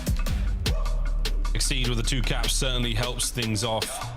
As we look across the highlights, a lot of great saves, very, very good saves. A couple of those captures there from the Ravens, at least 3 of them, absolutely stolen out from underneath C9 New York. Yeah, Exhibit A. Now the moment of success there for Nedra. Nedra, by the way, shot 44% for accuracy. I think it was JP that showed the breakdown of how, back in the day, some of the best players in the game were shooting 25, 26%. Oh, how the times have changed. Oh, yeah. Well, a lot's changed. Exceed an absolute steal there. And Okis, thank God for the shots. He makes it 4-2. But, yeah, with 250 here, you're watching that clock burn down rapidly. And this was the most unfortunate turn there from C9 New York. This should have been 3-4. But, again, bit of confusion, bit of back and forth there. And a hesitation there with the EMP device absolutely cost them. Turned into an immediate goal. That 2-5, the death knell for C9 on exposure. And listen in a very interesting one as well, because Overload really shows off how different guys on the map might see the vision differently than anybody else. It's not necessarily the guy with the ball or the device that can make these play calls or see what's open. Every one of the players on your team has to have a high concept idea of what they want to go on, and C9 just certainly did not have that. A little bit too turned in game, but exposure, Overload, a separator of good teams, bad teams, and Scar hardpoint might do the exact same thing. C9 love it. Get it nearly every single series they play, but unfortunately for them, an 0-6 record on the map. Maybe hard work pays off. Maybe the grind. Losing is learning. They've been learning quite a bit. They've been learning quite a bit. They have to now deal with the mighty Lurks, though. We've seen Lurks sort of slight statistical bump when it comes to playing on this map. He's one of those players, one of those maps, one of those modes. We should be seeing him run amok and have himself a good time here against Cloud9. But again, Cloud9 with the reps, we'll see what they've done, see how much they've learned, if they can survive the onslaught of this mighty Ravens squad online. That Scar hardpoint coming up in a moment, but as far as looking back to the map 1, the first hardpoint chance, a lot of love once again. Nedra, those P1s were super, super solid, but Lurks all map long at 250 to 135 scoreline. Yeah, keep in mind, Nedra, the very hot start, gets a Hellstorm early on as well, had maybe 24 kills when the next highest in the lobby, Lurks, is just a little bit behind him. But as you say, start to finish, man, was a menace on the map. I think the only time he takes a moment to breathe is that 2 seconds where he gets killed, leans back, and then gets right back into the mix. Lurks is locked in, and Nedra trying to check himself back into the map 4. I think after a loss like that, it's starting to wear you down just a smidge, just a little bit, just to scoosh back into that gamer posture. Nero's asleep. He's out. That's it, guys. He's done. No, he's back. Well done, Nero. Wakey, wakey. Eggs and bakey. Here on Scar. Get at the market. Or the shop. Or the deli. Or ticket, as the gentle maids like to call it. Lurks so far, a positive 21 and a 1.4. He's having a whale of a time. Looking great. Plus the 1-1 is not too shabby at all. And as you stated, one of the best in the game on this map specifically, at least statistically so. So gotta be on the lookout here for him for the map number 4. Here's C9 just dialing some of these rotations again. Plenty of experience on it. They're starting off the good side spawn as well. See if they can cook something up. A must win for both of our squads in the campaign towards Birmingham in these final hours of qualification. And Nedra once again starting things off right. No two-piece there for Lurks, but a bit of time going the way of the Ravens and not enough. C9 are back in. Yep, C9, not only are they winning the opening break, getting the time, but you had 3 players trying to pitch around P2 to flip these spawns, and that's the name of the game here for Carolina. Really want to flip the spawns, and they will be successful. Praise and Exceed, nice work. Get their teammate to spawn right there with them, so maybe a 10-point lead for C9 off the break, but already been handled. Ravens happy for the spot they're in. Yeah, technically, you should be able to make all of this back on the opening hit from P2, but thus far, not looking perfect. C9 reinforce the new hard point. Craze and Exceed on their fight forward now. Got to watch out for Nezra, who's managed to slip on in behind Blue. Encourage just sent it to the clouds.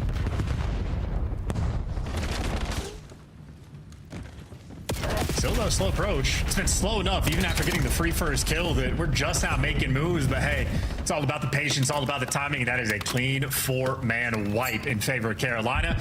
Gonna take the lead on this hill. The question is, how far can he run it up? Exceed is so distant away from the time. A great distraction game getting played, and he gets the extra kill. Yeah, if you're C9, you are nowhere near this P2. Oh, the nade landed as well. Exceed, 4 spree right now. Damage on the man in mid. Yeah, Exceed behind enemy lines, having a great time there with C9. Rotation over towards New is going to be technically won by C9 New York again. They didn't really get too close to P2. They've been stuck on that side of the map now for some time. See how well they're dug in out by no man's land. Good God, Craze. The shots are on point. Oh, Craze. He's looking for another here. Difficult gunfights to win. Yeah, he's the purveyor, and he is still putting the pressure on, backing these players down, and his teammates now getting all the kills. So one of the most difficult ways to break into this time. Crazy Carolina is successful for a grand total of 2 seconds. Yeah, C9, they just take it right back. Taking it right back. Good damage. Encourage way up top. Back on the Craze. Another 3 dead. Lurks walks away with a constellation kill, but a solid 25 remaining seconds there. C9 should be able to hold on to this. Lurks playing for those on the transition towards Blue through the middle of the map, but so far no one there. And a dodgy spawn from Okis. He'll happily take that. Huge. That's massive work for C9. Yeah, flip the spawn perfectly, get a huge chunk of time there on the P3. In fact, they do take the lead. Now you got 1 man. As long as you block these back spawns, yeah, you are free and clear here for Nedra. And now all 3 players actually really want to block those back spawns. C9 really trying to do the little things right. Yes, the reps you've got. Encourage 7 spree. Hellstorm. Oh, Hyde runs out through the front. Thank God Craze kills everyone, including a teammate, to slow down the attack now towards Blue. Outright. Encourage. Can he get any more of this life? Keep the spree alive. He's cooking. Oh, no way. 1 more bullet and Nero. The spree ended. But the hard point holds still. Oh, for a second longer. Ravens are in. Yeah, it took him 30 seconds to make that break, and the spawn doesn't even give it to him. Okis spawns right behind him, even with the back pressure. Nutty stuff, but hey, I guess if you don't block it appropriately, the game will make sure you're stuck there. And now maybe, unfortunately for C9, if they're going to end up stuck here, this is not where you want to be. 10 seconds left of the old time, and if they're not winning the initial gunfights, it means you're spawning out at old. This is going to be Carolina's opportunity to get right back in the game. It's about a 15-point deficit. They are free and clear on this new time, outside of that whole Hellstorm thing. Well, this might not cause that much damage, but it's going to force those players in inside. Can you cross the ground fast enough now, though? That's the question for C9. Through the window, threads it right on the Nero, and here comes the attack. Yeah, not the safe space to play in there towards green. So going to spawn up right towards the back, but C9 can sort of save off this pressure. Got to be good to go. And while Nedra doing what he can, a couple trades go through. A 1v1 for time, but Okis a little too slow. Now everybody's going to be off of respawn, but they're still winning the gunfights. C9 out here playing bully ball. Yeah, we're playing whack and Okis. Oh, Hyde, that's a stinger. Lurk somehow pulling out the magic there, and an unfortunate team kill on time. This hard point has not been terribly handy for either team. C9 a desperate throw of bodies in on towards it to get Craze off. Good luck, lads. Lurks throwing absolute Hail Marys. Yeah, explosive finish there to the first set of rotations. Then it's C9 with a 10-point advantage. Not too shabby, but we go back over towards P1 where Carolina, once again, is so much pressure they're putting on this side of the map so they can make sure they maintain these spawns. It's Nero on the Super Soaker position. Getting pruny. Looking like what Puckett said. Lurks. Oh, good lordy. Trades there from Exceeding, and perfect work here from the Ravens, looking to get the lead back in their hands or in their claws. With a bit cut now, the attack from C9 is on, and they're trying to get that pressure on towards time. And Lurks, technically the front runner at 17 and 12. He has yet to really get it going. See if he can pop off. There's a nice little moment for him. Extra 2 kills, a 4-man wipe in the spawn trap, completely set up. Yeah, he's in position now. This is the spot. Lurks, that's what you wanted. Next you can Craze to the right-hand side of the map. Oh, the shots into Nezra. Live to fight another day before being traded wonderfully by Nero there, who keeps the play going. Coverage is on. Exceed catches him up, and again, a 5 now for Lurks. He has not stopped this production, and 3 for Exceed and Nero. Yeah, it's also 9 out of the last 10 kills in the lobby of Benford, Carolina. They were down 10 seconds going into the P1. They have turned this into a now 40-point lead where they are still getting every single kill. Maybe 14 of the last 16 have gone their way. Multiple players potentially getting streaked out. Exceed with the skewer, not the Hellstorm, but hey, his teammate's still getting that time. What he's doing right now, C9. That trophy system, my goodness, worth its weight in gold at this point. C9 in, good break. That is all 4 down. A clean set of kills and Encouraged now, successfully blocking the spawns. Final 20 seconds, though, you do want to get over there. Doing the right thing at the wrong time occasionally happens here. Nedra's spree continues as well. Exceed on the back, and P3 will be the Ravens. For how long? Well, they picked up top green, so that's going to put the pressure on. They also give up top green immediately, so going to be free and clear for Ravens on this new time. Nero going to be the man on it, but now Nero might get overwhelmed. The Courage picks up 2, and this is the hill the last go around where Courage started off his 8 spree, so maybe C9 just dialed in to the Plain Hill. Oh my goodness. Lines up the first few, and again, you're keeping these boys out of the play. You're keeping the Ravens back. Maybe now bust wide open, 2 dead immediately. Try to hold on high, try to hold on over the top with the wonderful shots and a good centering, but not enough to stop that onslaught of players there for the Ravens. They've swooped in and they have picked that hard point clean. Yeah, struck right back, loses the shot control, but hey, you pushed out Boat, opening up that spawn for P5 in case there's ever the opportunity to get it, but nonetheless, just making sure you keep that lead flowing. A 40-point lead that they might turn into a 60-point lead, and at a certain point, Hyde needs to start backing up for this new time. Those Ravens players all through the top side of the map. The spawns have been flipped. And for C9, this is a delicate game. You cannot afford to lose these spawns. Nedra doing what he can to hold on to him. Yeah, because he's been picked up on that far side. He will rejoin the boys in this next respawn. They haven't got eyes on Lurks just yet. A snap from Lurks on the bottom side of the map. Nedra taken down through tank. Oh, Nero and Exceed are in. And that should be enough to muscle your way through. Hyde has to go huge. Oh, you're losing the spawns. Everybody through P2. C9 officially playing the flood game. This is not a fun situation. Through the front door we go. The C9 are there. The back door's now very, very much open and clear. Craze from upstairs. An awkward red dot to deal with for Hyde. Doesn't deal with the thing.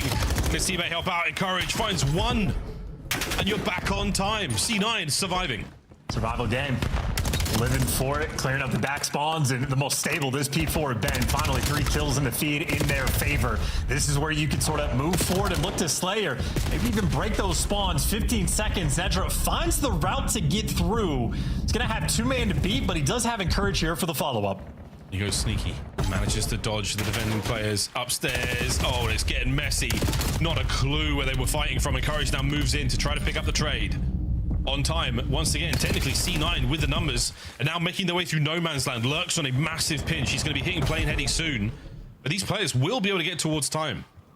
Well, you're missing a man. You're missing Exceed on the time, and yeah, Exceed finds the route to get through. Does get traded out, though, so we're going to have a bit of a square-up battle here on P5. It's with the initial pressure in favor of the Ravens. They don't have the back spawn. They don't have mid-cut either. Encourage takes it from you with your head on a swivel. You assume C9 should overwhelm, or Lurks is twisted enough that there are no open lanes. This is destruction here on P5. It is twisted indeed from Lurks.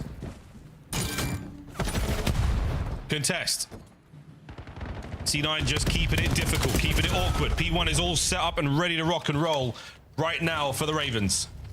They've put themselves into a winning position here in the series. Yeah, gonna get this one done.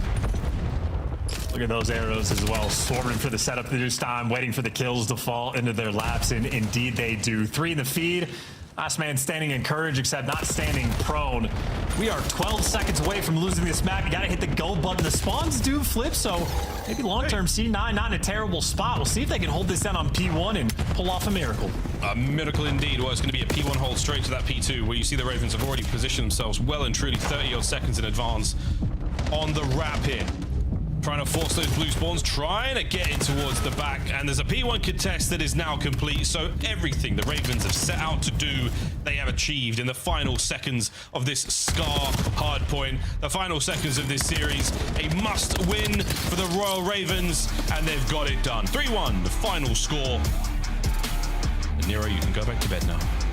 You've done your job. Maybe start hibernating before Birmingham, but Carolina do indeed take care of business. A must-win series in a sense for them, but making sure they take care of business on those teams towards the bottom side of the league. So plane tickets not set in stone yet, or actually I think plane tickets now officially going to be more than set in stone. Carolina, a good stage 2 thus far coming through.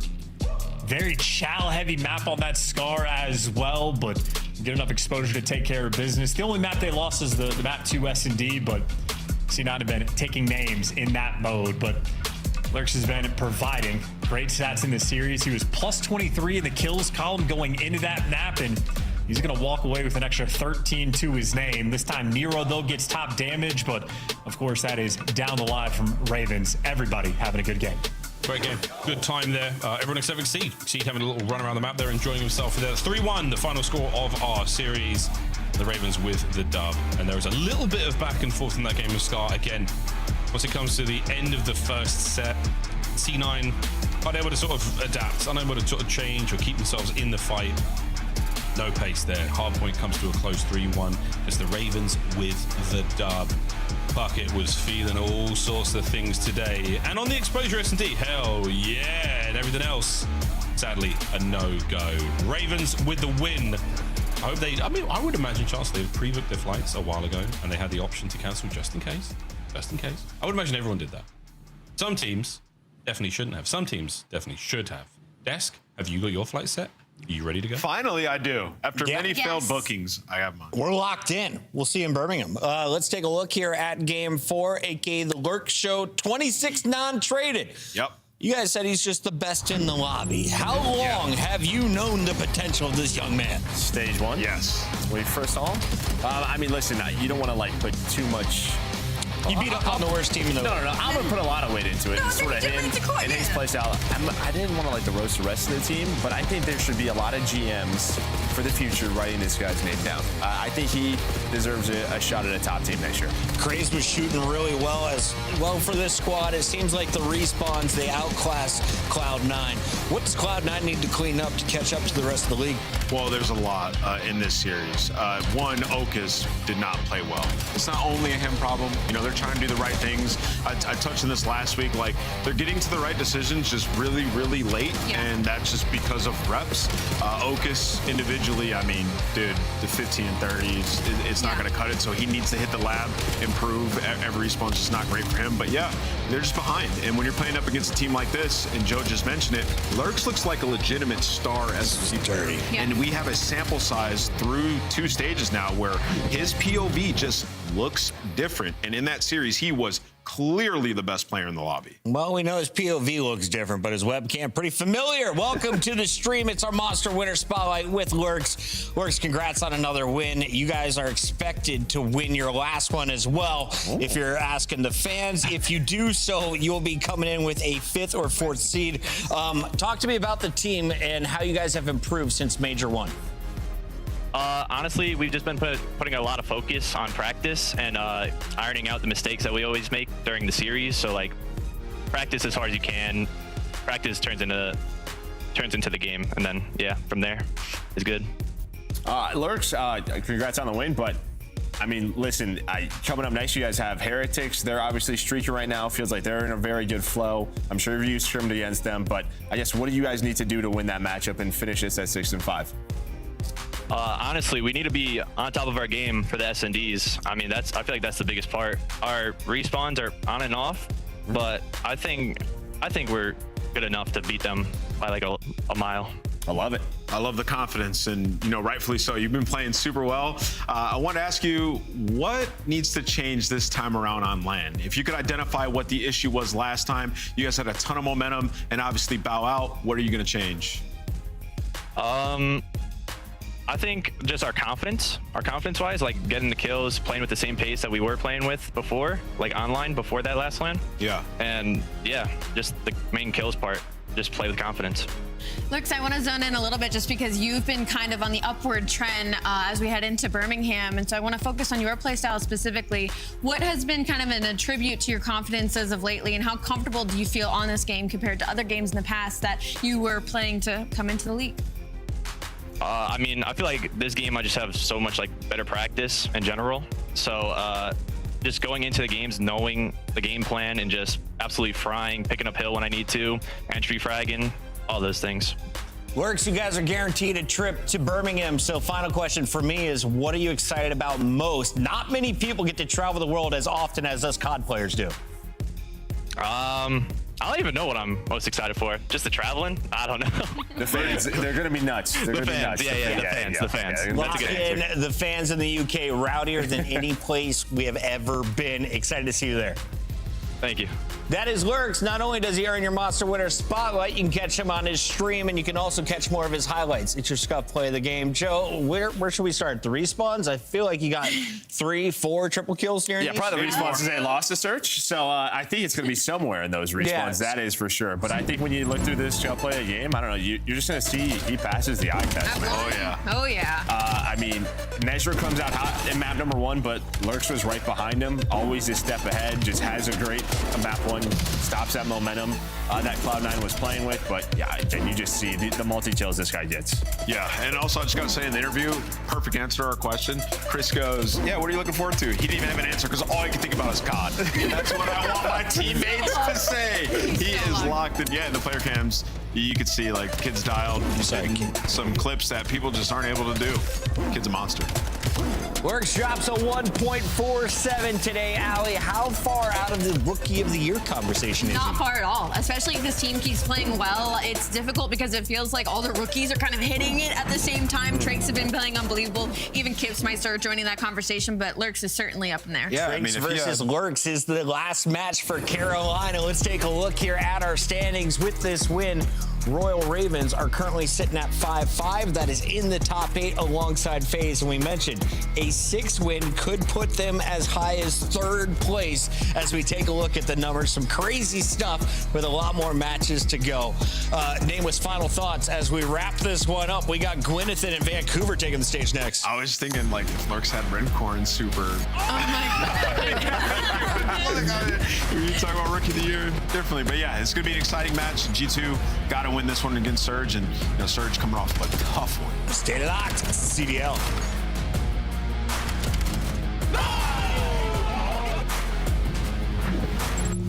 COD Champs tickets are on sale now. Come see the best teams lock in for this season's grand finale in fabulous Las Vegas. All 4-day passes come with early venue access. Head to FaZeVegas.com or scan the QR code to get your tickets now. Look like the pros to play like the pros. The CDL team skins are available now. Scan the QR code or check out the in-game store now. Scuff, official controller of the CDL.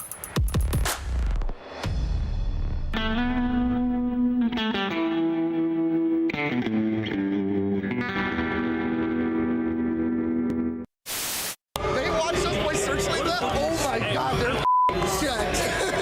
I got it so bad. I'm not gonna know till I turn off my stream. I'm not getting off for a minute, so let me know, baby. Hostiles have the hard point. Hard point locked down. Ugh.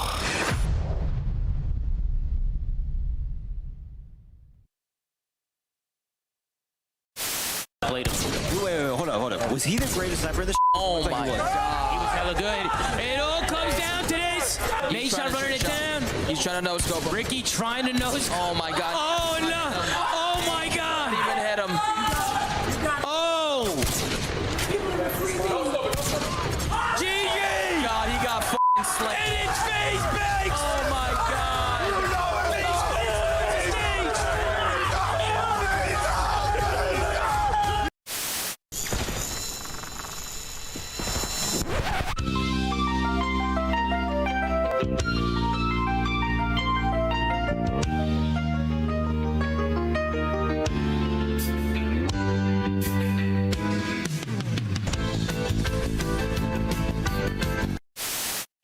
That's true. Well, why are you, bro? Why are you going? Why are you going? Dude, you're gonna get in trouble, bro. But why are you gonna get fined? All right. What the f is that? Hello, and then actually about looking in the thing. You're an idiot, bro. He's not in here. Join the game. I'm a big stepper when I walk, money maker when I talk. None of the boys on a mission, never put them in a box. Clawing to the top, jaws open while they watch. Yeah, I'm getting to the chicken, I ain't never gonna stop. I'm the life of the party, know it's going down. If they wanna talk about me, I'ma tell them how. I'ma tell them, I'ma tell them, I'ma tell them, I'ma tell them.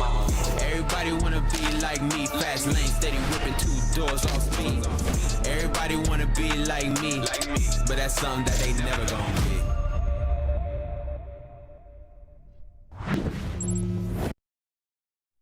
To zoning with G2 Minnesota. Kremp had a breakout start on Colossus.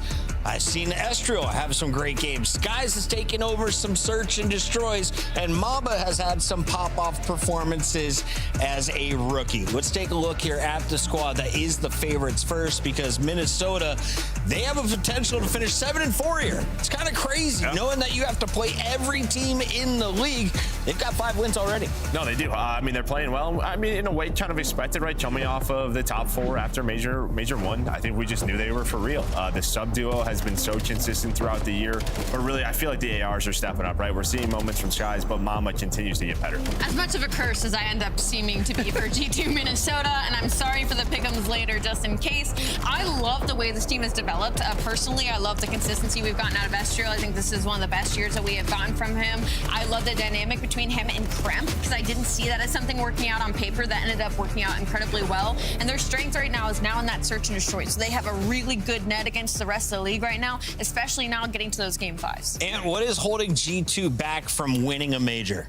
Holding them back from winning a major. I mean, consistency. Yeah, consistency you could say, they have a ton of slow starts. You come out and you play a team like Carolina, you get 3-0'd, and that to me came down to the map vetoes and the situation they're in, because it's like the Colossus and the Blackheart thing, and they got forced to play Scar. And you're in a situation where your Scar's not that good, so probably need one more hardpoint map. And then also with the search and destroy, they do a lot of the macro really, really well, like you talk about with the post plant and the first bloods. But their foundation's really good. When you're not finding those bloods, they're beatable in S&D, as we saw in the last 2 searches that they've had. So, yeah, they're a really good team, just consistency overall. On the other side, Vancouver Surge has a lot more things to fix before they win a major. Merc, let's dive in, though, on their strengths.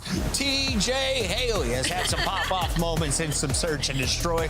I've seen one great takeover series from Lunars. Capsule was supposed to be the missing piece, moving up from Challengers, and Gwyn has had a few MVP awards in his wins. But where's Vancouver at right now? Because if we ended all of the qualifiers, they would be locked in for Birmingham already. Yeah, I mean, obviously a win here for them. They get a play-in bracket berth, right? So they'll have that best of 5 on land. But I think the big thing to talk about, it's like, yes, there's searches there. But yeah, they're last right now in overload. 1-8, map number 3.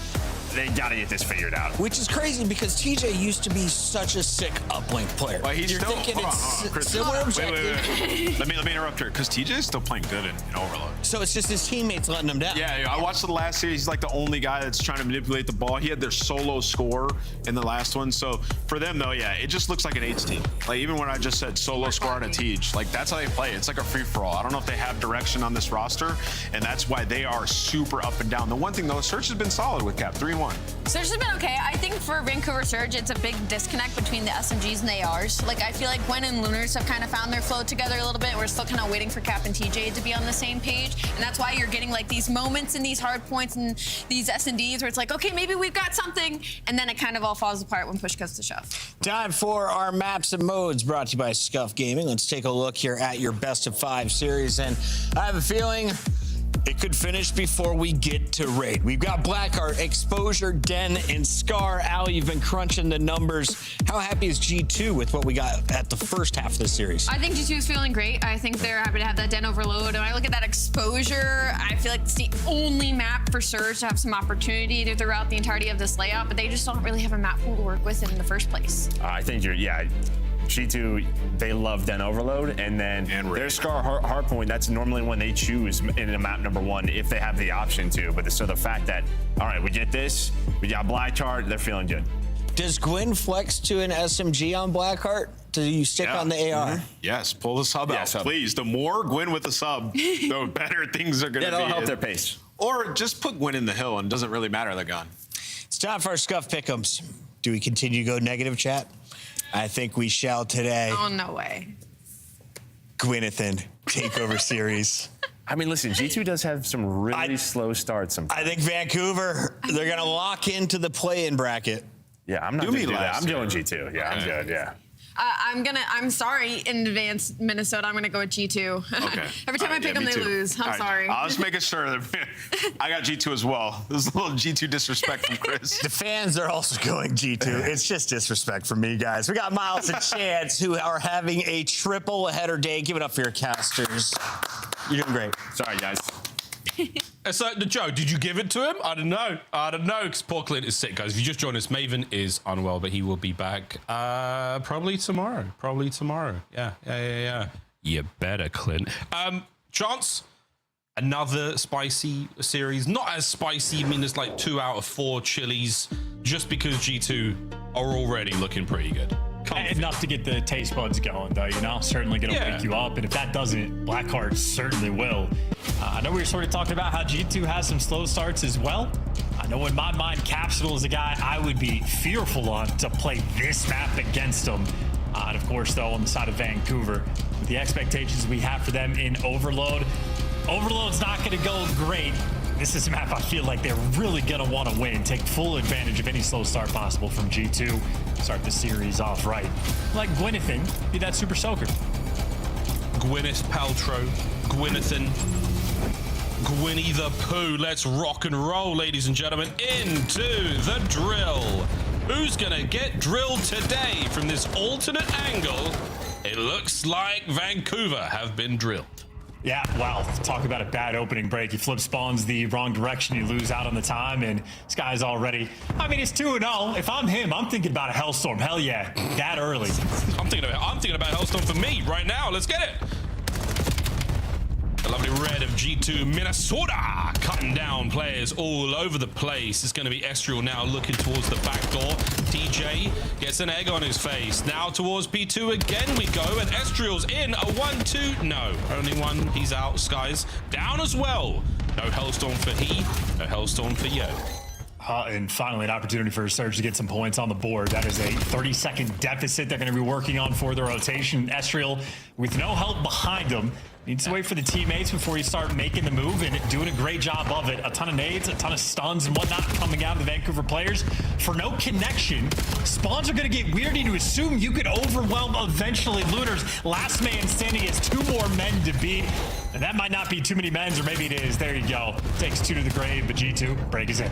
Yeah, G2, we're in. Oh, we're dancing. Estriel. Getting it done.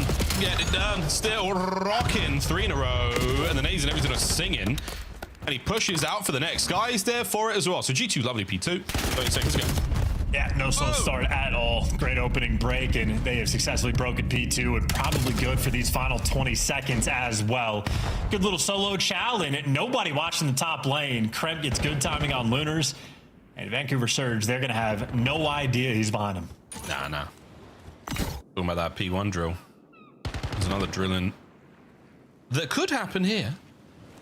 Kremp still in the back. He's trying to sniff it out. Careful where you stick your nose. Whoa, 4 dead. I'll take it all back. Oh, they got the spawns. I was going to say, Kremp hit the go button at the absolute worst possible time. TJ, veteran plays to stun check the back. How about that awareness? DJ Halley, very few like him. Many love him, though. He's still helping the boys out on time. Shots in from Skies. Mr. Bueno, lovely work. As Capsule, gets involved. TJ on the trades.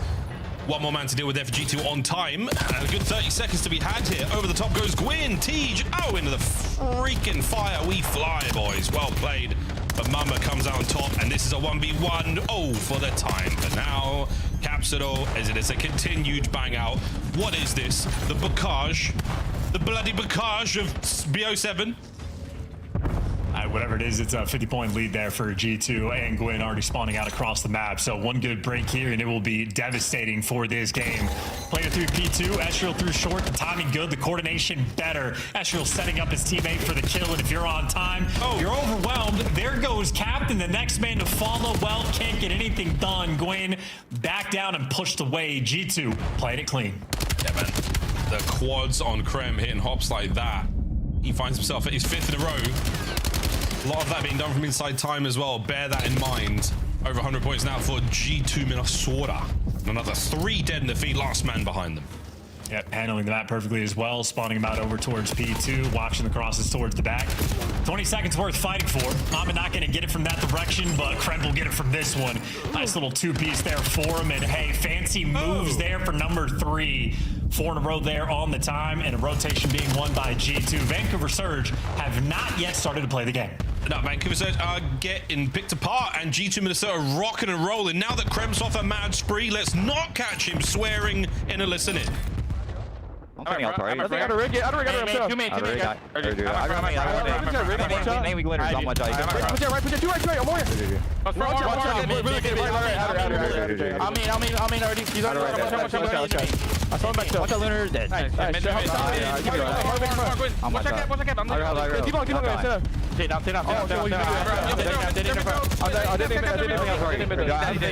I remain. Main. Watch out, Cat. I mean. Right.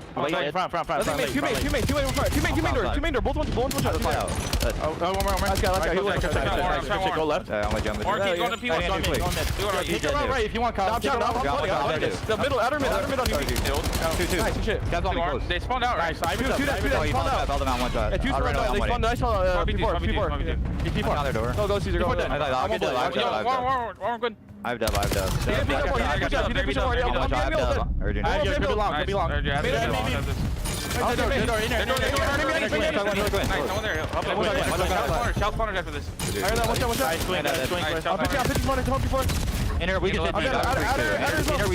We can two inner. Yeah, we can both be working. Yo, we should go over and go come back. Okay, I'm getting intermid. Pressure get long, and then we come back. I have left. He's intermid on top of the wall, I think. I grab Walrun. Yeah, P3. I still got wait. Wait, let me get the opener. They're door dead. Outer mid. Guys. Let's get up. I'm blocking. All P3. 5 left. One missing. There be long actually. Nice small talk and a PG friendly listening there from Minnesota. Mostly, let's go to Vancouver Surge. Yeah, are you? Yeah, double trying Astro. No, Yeah, he ran right there, side. Sky's gonna be in it. Blue club, one shot. I got one shot in the back. I got Hearthstone. I'm ladies. I'm trying to He's trying to be holding cross. They're gonna be blue cut. They're gonna be blue cut, 100%. I'm needing blue cut. Needed blue cut. Hold on. Needing it. No, we got native. Blue cut, one shot. Blue cut on me. One shot. 2 blue cut, bro. 2 blue cut. One push on the right. Right here. This guy probably push on mid as well. That's true. Mid, square. Dub. Nice, get him. Dub still. Dub down you. One more, their door. On the right side, blue cut. He's weak, their door. Got me. Yeah, I hear you. I'm dead. They're back. I got you. You back right. Look at my nothing done. I'm trying to need time. You guys just playing front. Guys, short trophy. I hear you. Short trophy. That's a time. Watch out. They're just playing tight. They're playing tight here. One top. Look on right. Front hill. One more front hill. Absolute Caesar, bro. They're so weak in time. I hear you. You're gonna push that wall. 2:30 and climbing to the 70 of Vancouver Surge. It is quite clear chance the G2 have the edge in this map. Oh yeah, I had to listen and honestly better than I thought it was going to be. They just got absolutely skill dips on this map though. It's going to be about what, 250 to 70? Hellstorm's going to tell you that, hey, there's a guy in the back, or maybe it won't, but it doesn't matter. G2 walking away with this victory. That is sheer and utter dominance. Welcome to the 100-point club. To the 100-point club we now go. Fist bumps. Nothing too crazy, nothing too flashy. You just get the job done. Vancouver Surge a couple of times there. Yeah, lost for words. They struggled quite a bit. Listening was, as you said, better than we thought. I think the highlight of the listening for me, not only the small talk from G2, but Capital sliding off of the map into the drill. Just the way it happened was so funny. It just tickled me way more than I thought it would. A very, very impressive moment to catch on camera like that. But for G2, an impressive start to the series. The hard point, devastating there against Vancouver Surge. Not what they wanted at all. But now we go to the Search and Destroy, and a quick look at the stats before that. And low single digits for many of the Vancouver Surge players. Chance 7 minutes is one of the faster hard points we've had in the year. It might be the fastest of the year, to be perfectly honest. And I know TJ went 11 and 25, had the least damage in the lobby, but God, that stun check on P3, it just got me going. Ultimately, though, 2 minutes of time there for both Mamba and Estriel, everybody positive. I mean, I'm not going to do the math, but they just outslayed by maybe 30 kills there on a black card. There is really no mistakes being made there by G2 Minnesota. Just destruction, start to finish. Start to finish. Clean as you like. Beautiful stuff. And again, yeah, not a huge amount of information we could pull from that one for Vancouver Surge. Again, the listening not bad at all, but realistically, you're just getting beat down by a team who's a little bit quicker with it, a lot slicker indeed. And the highlights are, yeah, it's a lot of red. It's a lot of red. An extremely difficult man to kill as well. Every single G2 player we jump to is 30 feet in the air at any given time. Getting vertical, using wall jumps well, psyching players there off the map. G2 winning the mental game as well. Yeah, very much so. We'll see if the mental game persists though, because again, Search and Destroy, something that Vancouver are definitely not bad at, and a couple of strong contenders in there. In the mode, some heavy hitters as well, so we'll see if they can get a bounce back here. And again, going on Overload is essentially a lost cause. They are not a strong team in the mode. G2 happy to see it. Licking their lips. If they can get the win in the S&D, you may as well call this one a 3-0. That is a slightly early call, and obviously anything can happen. But at this point, it's kind of the way it goes. Looking at the game flow, it's a big gap. It's a bit, mind the gap. If you land at Heathrow and you do get the Heathrow Express all the way up to Birmingham, you have to go to Euston first, and you go to Euston up to New Street. You know what I'm saying? Mind the gap. It's a big one, Chance. Understood. And the gap in S&D, though, will be closing compared to the respawns in this series. So an opportunity for Vancouver Surge to battle back. I think, though, if you're G2, this is the type of map that you are going to try to be extra dialed in for. These guys obviously getting warmed up for lane, and they see enough game fives that they got to make sure their S&D remains the bread and butter. Try to force that one through. You know, to be Gwyn versus good old Skies there with the snipe. I don't know necessarily who has the clear-cut advantage, but a fun little battle taking place. But ultimately, I think this is time to show off some good exposure strats. Make sure you have everything absolutely on lock, and please show me something creative. Please show him something creative. The man is begging. He's on his knees. Show him something. Maybe not. I caught him unaware there, folks. But yes, we are nearly getting ourselves into the next map. Close enough. Coaches in the ears of our players on screen. Looney upstairs for G2 Minnesota, just making sure that the boys are hot to trot. And those fist bumps can mean only one thing, folks. No, they're not passing an invisible ball amongst each other. They are indeed preparing to do battle in map number 2. Into the exposure, search and destroy. Let's get it. And past that invisible ball, it's the talking stick, if you will, for who gets to make the strat call for any given round. Skies will be handed it first, because he's the man with the sniper on point so far in S&D throughout the stage. And I think Skies has really fit into this team quite nicely. He has truly settled into his role. What a crazy couple of years Skies has had in the league. A small stint on Optic, a little bit of back and forth, a world championship win with the New York Subliners, and now highlight reel plays once again for G2 Minnesota. Look, it's 1-1.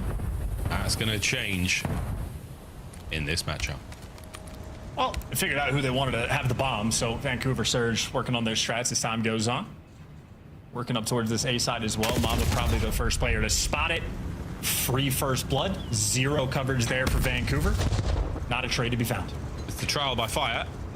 Capsule, unfortunately, the man to take the burns.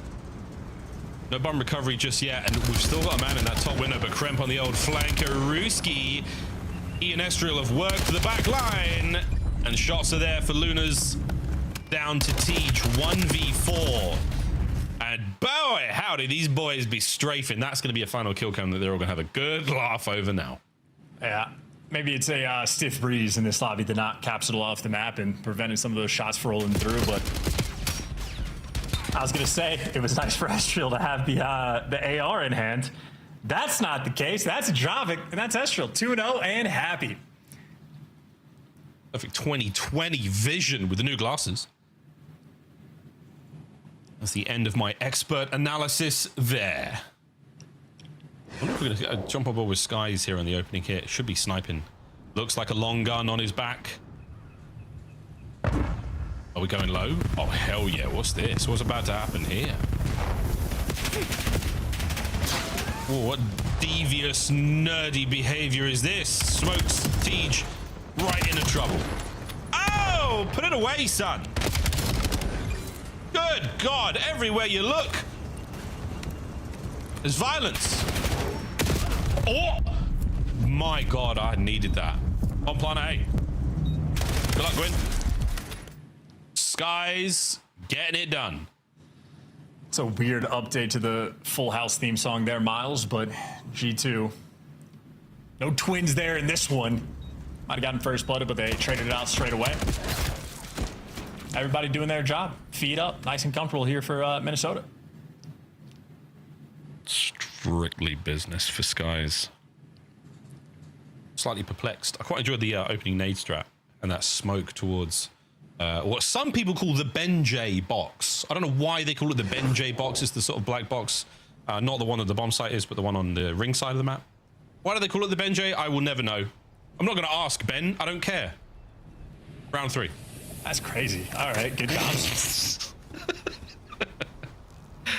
To the B-bomb site we now go, and a lot being shown here. Estriel has just let that Capsule just walk right up. That's unfortunate timing. Enough to get the bomb down now, and it's game on.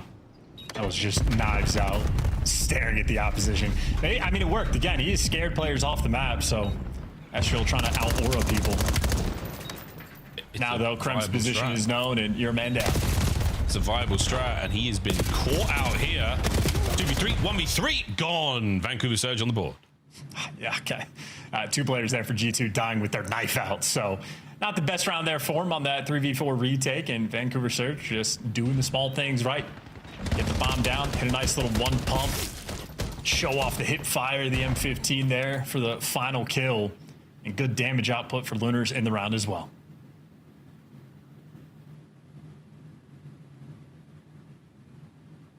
Darkened rooms of the Vancouver Surge players, except for Lunas, and we will say it every time. Good God, it's bright, and he's in daylight. It is daylight where he is in the world, and the screen is still that bright. Very impressive. See, I will ask him about what's the deal there. Sorry, Ben.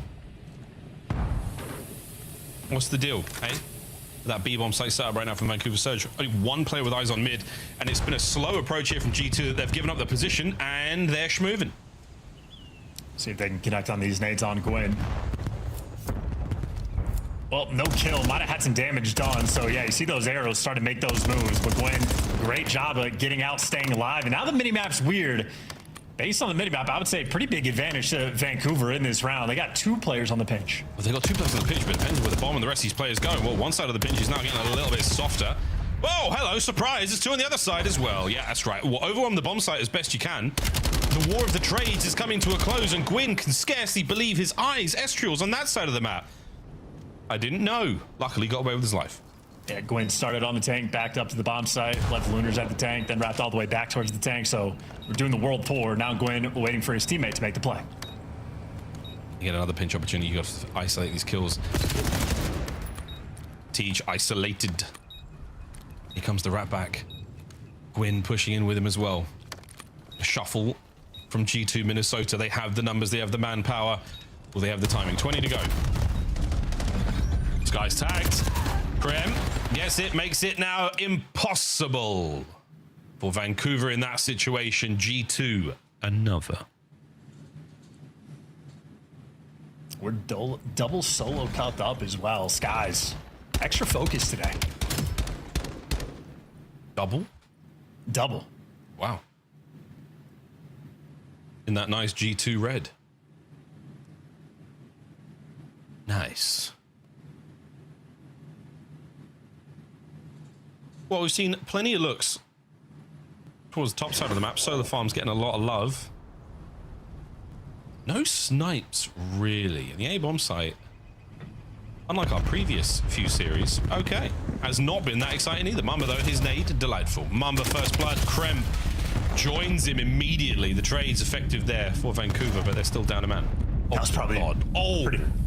Might have been close to a triple nade there, Miles. The whole Vancouver Surge team was grouped up long. Capsule the only one that dies, but that could have been painful. 2v3 clutch, though, for Lunars and Gwyn. Lunar's going to be the bait on this one. And Lunar's nearly eating another sort of like self-frag moment. We're going to peek this. Skies, are you sniping this? No, he's out. Oh, look, giving it up. A little bit of intel pass there. I don't know if he saw both players. We got options now. We can plant, we can wrap. Definitely wrap now. Absolutely slapped Mamba out of his gaming chair. That gun shoots quicker than I would have thought. Check it. Oh, yeah. Oh, yeah. Slammed. Goodness. What? The trades? 1v1. Bomb recovered. Skies pumps the brake. Dravik in hand. Oh, my goodness, Lunars. Are you going to see this? Did you see it? It's a straight-up fight. He's abandoned the cover. He's winning the hit point war. But Bueno, a world champion in his own right, finds the resolve on that slide to the left. Cha-cha. Dravik 45 for the win. And constantly evaluating the situation, plays with the timing up front, has the advantage with the AR, tries to get out of play with his time, but once he's tagged, he knows Lunars is going to be sprinting to try to get this final kill. And Sky's the timing perfect. Right before he can hit the wall hop, you blink, you miss it. Sky's beats you in the 1v1.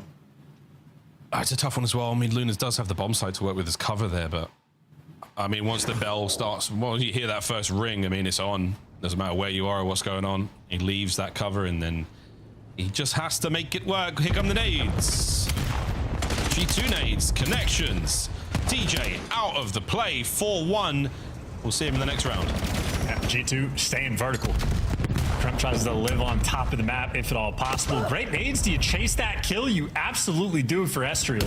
So he's backed one player down, but he gets baited into it. Gwyn wins another nice one. Lunars delivers as well. This will be a 2v3 attempt where the timing is not on G2's side. And Gwyn has got ya. He's got ya. He's going to run that one down. Last man left alive, Mamba. 1v2. Oh my god. I liked the attempt.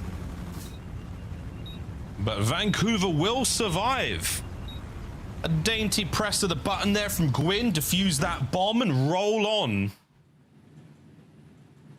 We're in our 7th round. And a beautiful round by Gwyn as well. Just playing ISO ball against a few different players. Gwyn backs him down with the nade, but he's there for his own trade. And then Mamba plays this perfectly. A great job by Cap, though, not just to stay alive in this moment, but to make sure you are team challing this final player, because Mamba absolutely reads that play for the 1v3. Gwyn has a nice round. That's a 3 spree for him. Pulling out the boomstick to watch the little cross. Is he going to catch an air at Mamba? Or do they just go way too vertical? Oh, you've made it to the box. They're in the box. Ah, wait a minute, Mamba. He gets them both. And Krem over the top, just trying to get to the overload. Just, you know what? Book the tickets now. G2. Close that one out fast. Having fun with it as well. Nice little pre-fire from Kremp. Expect the gap to come back for the chow, and you're dead before you can think about what your play is.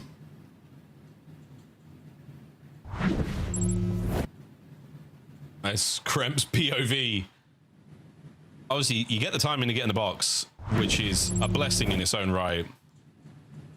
The box is a big deal, folks. We love that in the CDL. If you've played ranked, get in there. It's not like the drill on Blackheart, which messes with your aim. This one treats you also right. not messes with your aim. Not nearly as bad, but it still does. Us diamond players know how it is. You're in Crimson. What are you talking about? Oh no. Oh no.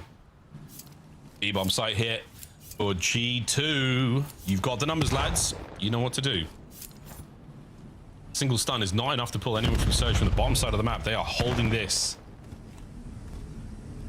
Or have we got Ansi? Have we given up on the play? We're going through mid. We're going to A. What's in the box? What's in the box? TJ's in the box. No, TJ's dead. Should have stayed in the box. He would have stayed alive for a moment longer. That's right. Get rid of that trophy as well, Kremp. Maybe not 3 spree. Estriel checked in corners. Gifted a freebie. 2v2. Oh, Capsidal. Can he take care of Estriel as well? 1v1.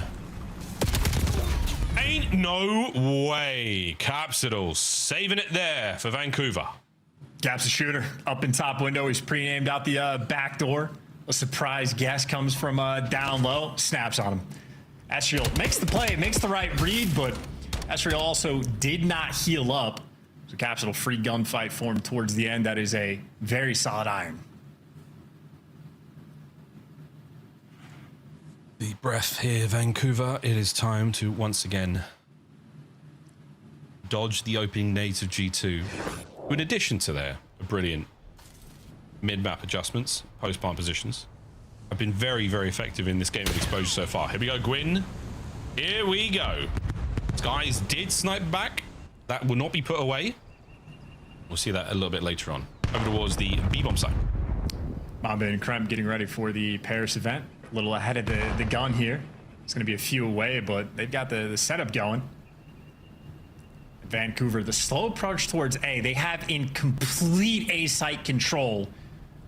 TJ has the bomb at B. There goes Cap. Oh no, you lose Capsidal. Hi. Kremp, Teach, Kremp, nice to meet you. Nades are out. Lovely work from Mamba on the coverage here. There will be no trades today, gentlemen. The market is closed. The B-bomb site is still absolutely up for grabs. Oh, run for it. Lunas, little do you know, they are on your tail. Run, Lunas, run! He's alive for now on another pinch. And they recover the bomb. They've got 25 seconds. 52. That COD timing's crazy. It's unbelievable. Unbelievable. They've got no idea. Gwyn. 1v1. For the win. Gwyn. Is he still sniping? 10 seconds. He's got to find it. Oh, G2 take a 2-0 lead in the series after the shenanigans in that final round. A preposterous series of events. Do not go the way of Surge. GG, go next into Overload. Uh-oh.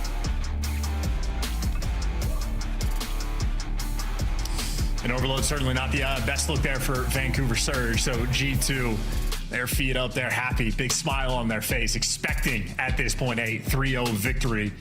Taking care of business there in the S&D. Mama throws up a overall pretty nice game. 8 kills, solid. 4 first bloods, very, very nice. Couple nades kill as well for Minnesota. So yeah, the opening breaks, the strats there clearly on point.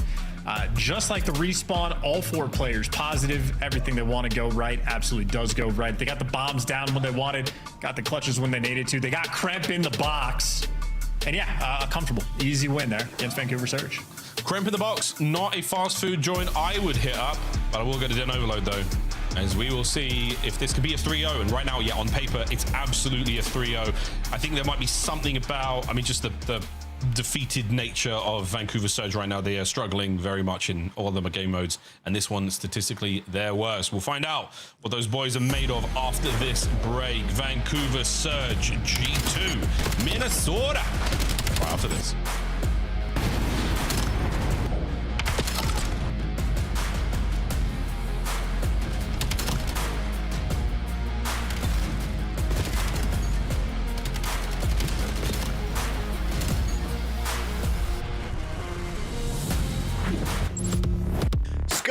official controller of the CDL.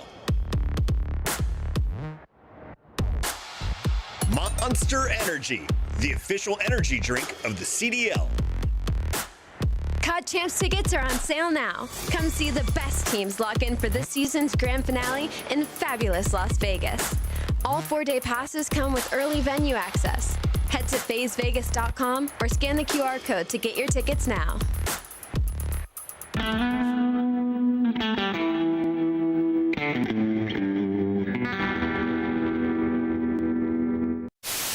We're going to have some laughs during this match, Maven. I'm going to openly just ask, who will be the worst player we see in the All-Star game today? The worst player from all of these teams? Oh, this is hard, man. It's the All-Stars. Oh, I got to think about this. It's going to be Octane. It's going to be Octane? Yeah. He was a beast, so he was number 2 overall S&D KD. Yes, he has, but guess what? Octane's had one good event since like 2016. I'm going with Nameless just because he can probably hear me right now. He's going to choke big time.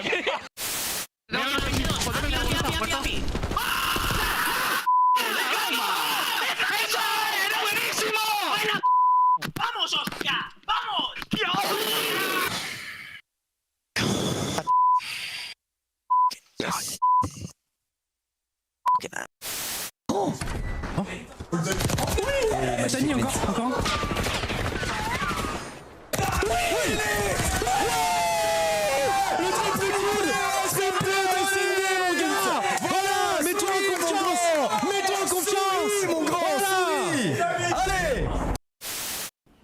White truck. One enemy left. Okay, Boo, the sniper. Oh, you got this. Watch this, Watch this. He has no idea he's gonna. This is such a good play. I'm going cross-eyed. Look. You see him. I'm so you can't teach that. You can't teach, guys. That's what you call 200 IQ right there. That's what you call 200 IQ. Only a veteran would make that play. Only a veteran, baby. Good play. Welcome back, ladies and gentlemen. You can't teach that. You can't. It's unteachable. I'd love to see Zuma try to teach that to anyone on the planet. He might do in an upcoming content series. I'll teach some stallions a thing or two. Here we go, then, folks, into map number 3. Mr. Ashworth, where do you sit on this one? For Zuma's teaching ability or for Vancouver Surge's ability in Overload? What are we going for here? We'll go with the teaching ability first, and then we'll talk about... he taught it right there. That was lead by example. Post up and spawn, play for the rotation, catch a Booza like running wild. He's literally teaching by example. Now that you've flip seen... side, to answer your second question, it's not good. It is not good. Yeah. C9 is a bunch of brand new players in the league. And that's why earlier C9 was 11th in every category, because Vancouver Surge is in 12th. Yeah, these aren't numbers, guys. That's not... LAST is not that has no numerical value. That is the bottom, sadly, for Vancouver Surge. So, Overload, not good. Not good at all. They do have 10th in goal, so at least they're putting something through the net. But right now, it might be their faces through their monitors, or possibly through their desks, followed by a moment of, uh-oh, I wish I didn't do that, because this is going to be a tough one. The feet are up, the smiles are good, the vibes are high for G2. This is a mere consolation prize. This is a shift in the standings for them. They are feeling so happy, elated, a joy. Their teamwork, their camaraderie, the hard work they've put in this year already. They are reaping the fruits of their labor chance. It's a delightful time to be a G2 Minnesota fan. Vancouver, this is so important for them to win. If you had Kreb draining that water bottle, I mean, he might still be chugging along, trying to finish that one off before we get back to the new time. No, trying to finish it. That was an entire water bottle crush right before this map. G2 have to win it because no bathroom breaks before map 4. Oh, he's absolutely going to speedrun this one. Otherwise, we might be having an accident up on main. Only kidding, at the G2 facility. I'm sure they have an ample amount of water bottles nearby. He can take care of that in an emergency. In an emergency. Now, emergency, folks. It's Den over... No, that's a lot of L's. Guys, we've made the point. I think we've made the point. Surge don't love the mode. They don't love it. We don't know that. Emotionally, they might feel a connection to it. We've made the point. Let's see how they go. This ain't going to be easy. And I really mean that. This is not going to be easy. Even for G2. This might be a fast one. It might be a fun one. Let's find out together, chat. Show off the teamwork. Need the goods, need the quick comms as well. high impact decision making, and everybody's got to be flowing. Every single player needs to be on the same page. Den is a devastating map in the sense of you make a single mistake, you might start getting rally capped on very quickly. Opening break can certainly make a big difference as well. A big square up towards mid. Here we go. Nobody hits there for Krem right off the rip. It's going to be sweet. Mum's going to back him up on a coverage of Skies, and it's a sweet few. Possession right into the hands of G2, and the kills are there as well. Now options. Oh, goodness gracious. It's already going to be a cap on B. Rally cap. Number 2 is already going for it. Sky's trying to get in position, and he'll be the man there first, and in the feed gets the kill. Now Estrel on the pinch. Maybe enough of a distraction that his teammates can win the gunfights up front. Now, the question is, when you pick up the device, you just want to cut this through mid, because number 4 is already taking space. Looking for the kills first, and Skies is getting active. All 4 down. Another capture. Number 4, Krem through the middle of the map, making the job for his teammates easy. Not in 1 minute of play, we've seen 2 captures. Mumba's never checking that. No need. Well, towards the top side of the map we go. And Kremp's still alive by the B goal. Still alive. No one's going to pick that one up just yet, so we're going to see Mamba off spawn, run that one home. Next wave to deal with. DJ punches a hole. Trades are good. Sky is down as well. Last man, Estriel. Oh, and he does what he can. Oh, my goodness, Gwyn. What a save. A worthy attempt. G2 there for the 3rd capture. No good. Yeah, standing tall behind that tree. Not trying to min-max in this situation, just trying to stop this device from rolling through. You got a pinch from Lunar's number 7, but could just be out of the play if you lose the gunfights, or maybe the one opening it. But as Gwyn wants to go through couches, well, we're going to have to turn towards Broken, and the play going to get slowed down. Slowed right down. Mid-cut's wide open, so Lunar's in trouble. Gwyn. Vacate premises. Oh, dropped. Taking care of St. Ali's device right out in the middle of the map. Essentially on the P1. Or at least that mid-map spawn again, so... Back to square one. Crossfire now for the Vancouver boys. At least able to keep G2 off of it. Consolation prize. Take that. Probably not, though. Down 2 on the series. You're going to need so much more. And as that device resets, well, G2 trying to get in position. Skies with the outside lane. Good for 1. Not good for 2, but you can see how confident he's playing. Yes. I'm definitely going for the challenge. 2 Bs? No. If you call it, you increase your chances of getting it by 27%. Chat, never forget. Capsule on the retreat. Luna's on the flank, finds a sweet 2. The 3rd man tagged up, gets all 3. Doesn't get the 4th man. Sky somehow finds 2 with his pistol, and that capture will be stopped, dead in its tracks. No 3rd for G2 here. And where do they want to go with the device? Try to lean towards mid, try to send capsule through. Doesn't work out. Try to go through Dojo. Your players are dying there too. And if you're TJ, you are retreating further and further into the recesses of your spawn. Yeah, but don't get too far. You know how it goes. If you get picked up, Mamba down, Capsule up. Sky's trying to keep the pressure on the spawn, and Capsule, thank goodness, he hit something there. Tej is flying forward. Tej soaring. Kremp, the only defender left to grab. Now through spawn we go once again, and the kills are great. Can you cross over to B? He's going for it. Oh, Tej makes the run. Gwyn on the pickup, and it is an ambitious desperation throw towards the goal. But now into the hands of Kremp, possession G2. Yeah, that rare ace score through mid couches. Haven't seen one of those maybe ever, so would have been cool for Vancouver. Instead, this is going to be an easy B capture here for G2. It might have been my placement games when ranked first dropped, but not anymore, folks. Estrel with a nice 2, maintaining position here by the B portal. We're looking at that pickup in mid-map as well. G2 covering all bases right now. Sky's going to be the man on the pickup. Mamba on the reinforcements there. Good couple of kills here from Vancouver with just over a minute to play in our first half. Can they get something on the board at the very least? Well, G2 know that they're all coming through Dojo. Nice shots there from Estriel. How many players does he have to rip off ahead? Well, he's up to 2. Now he's going to be the lead blocker. The man in the top window traded. He's leaning out towards B, but he's going to need some extra kills here aggressively because his teammates, the lane is not open and everybody gets shut down. If you're Vancouver Surge, you need this to be a score. Tej finds a massive 2. Can we go forward? They've guessed wrong on the spawns and TJ's pumped the brakes. Little did he know there was an opportunity to send that. Final 30 seconds. Surge to get on the board. Waiting for the pinch, waiting for the reinforcements. There's going to be nades or stuns. Get them over the top. I don't see any trophies in play there. Kremp and Estrel Okay, that's the pinch taken care of. A quick grab, and we are running this to Dojo. Is it a no-go? It is an absolutely go for it, boys. Final few into extra time. Mamba sends it. Abby does it. Wow, that's just... All right, GG. Go next, except last series of the day. Yeah, overload continues to be a problem there for Vancouver Surge. I mean, they're digging deep. They're trying to score in ways never seen before, so trying what they can. Throwing anything at the wall just to see if it'll stick. You got to find something.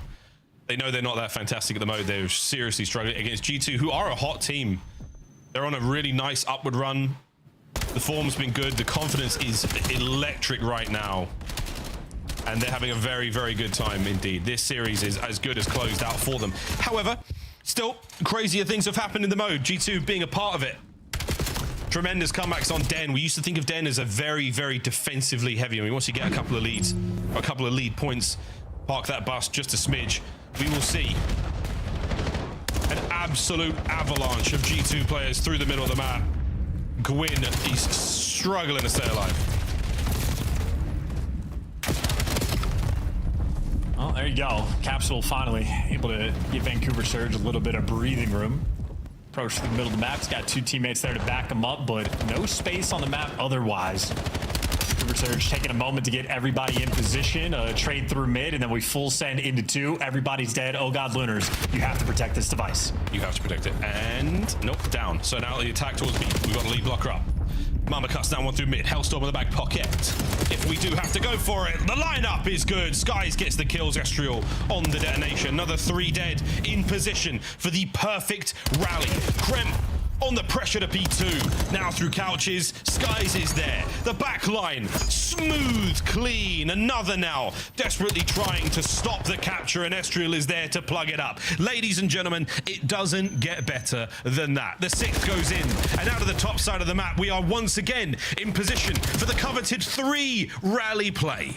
And the Capsule, because he was forced to wrap back towards the other side like Portal. Well, now you're not in position, and you are continually getting spawn trapped. Finally, you deal with it, and finally you are back to a 50-50 situation. But G2, when they got that advantage, I mean, that was just a minute and 15 seconds straight of an absolute onslaught. But here you go. Capture potential. You got a 4v1, and one got it beat by the name of Mamba. And Mamba made it to the tree. He gives you 2. He gives you all 3. And I mean, honestly, are you surprised?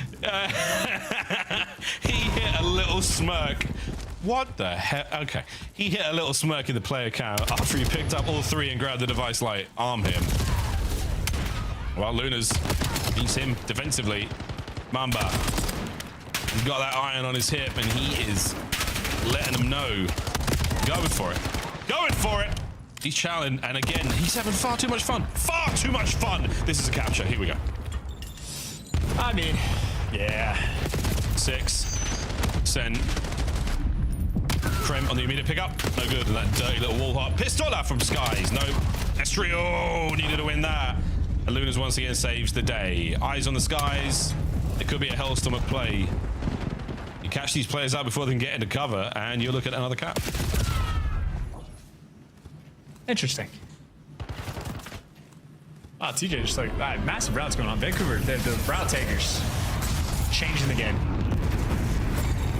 Game will be slowed momentarily as this Hellstorm, the air brakes are on. And we are absolutely nailing it. P2 is now a smoldering pile of ashes, and Skies burning bright right through it. There we go. An opportunity for the capture here. He's going to fly through. No. Win stops it just in the nick of time. It's still 6-0. Like, folks, don't get it twisted. Just got for the illustrious 8. Yeah, I believe the Toronto Koi, the only team to do it. The perfect 8. Oh no. And Skies gets a couple. He slows them down. 1 by 1, baby. We are going to find no more success here on the Dojo hit for Vancouver Surge. Next wave of players, will they have any better luck? No, Estriel gets the nade in between the teeth of Gwyn there as Cap's Big 2 connects. Estriel again over the top. Estriel down. And again, folks, possession.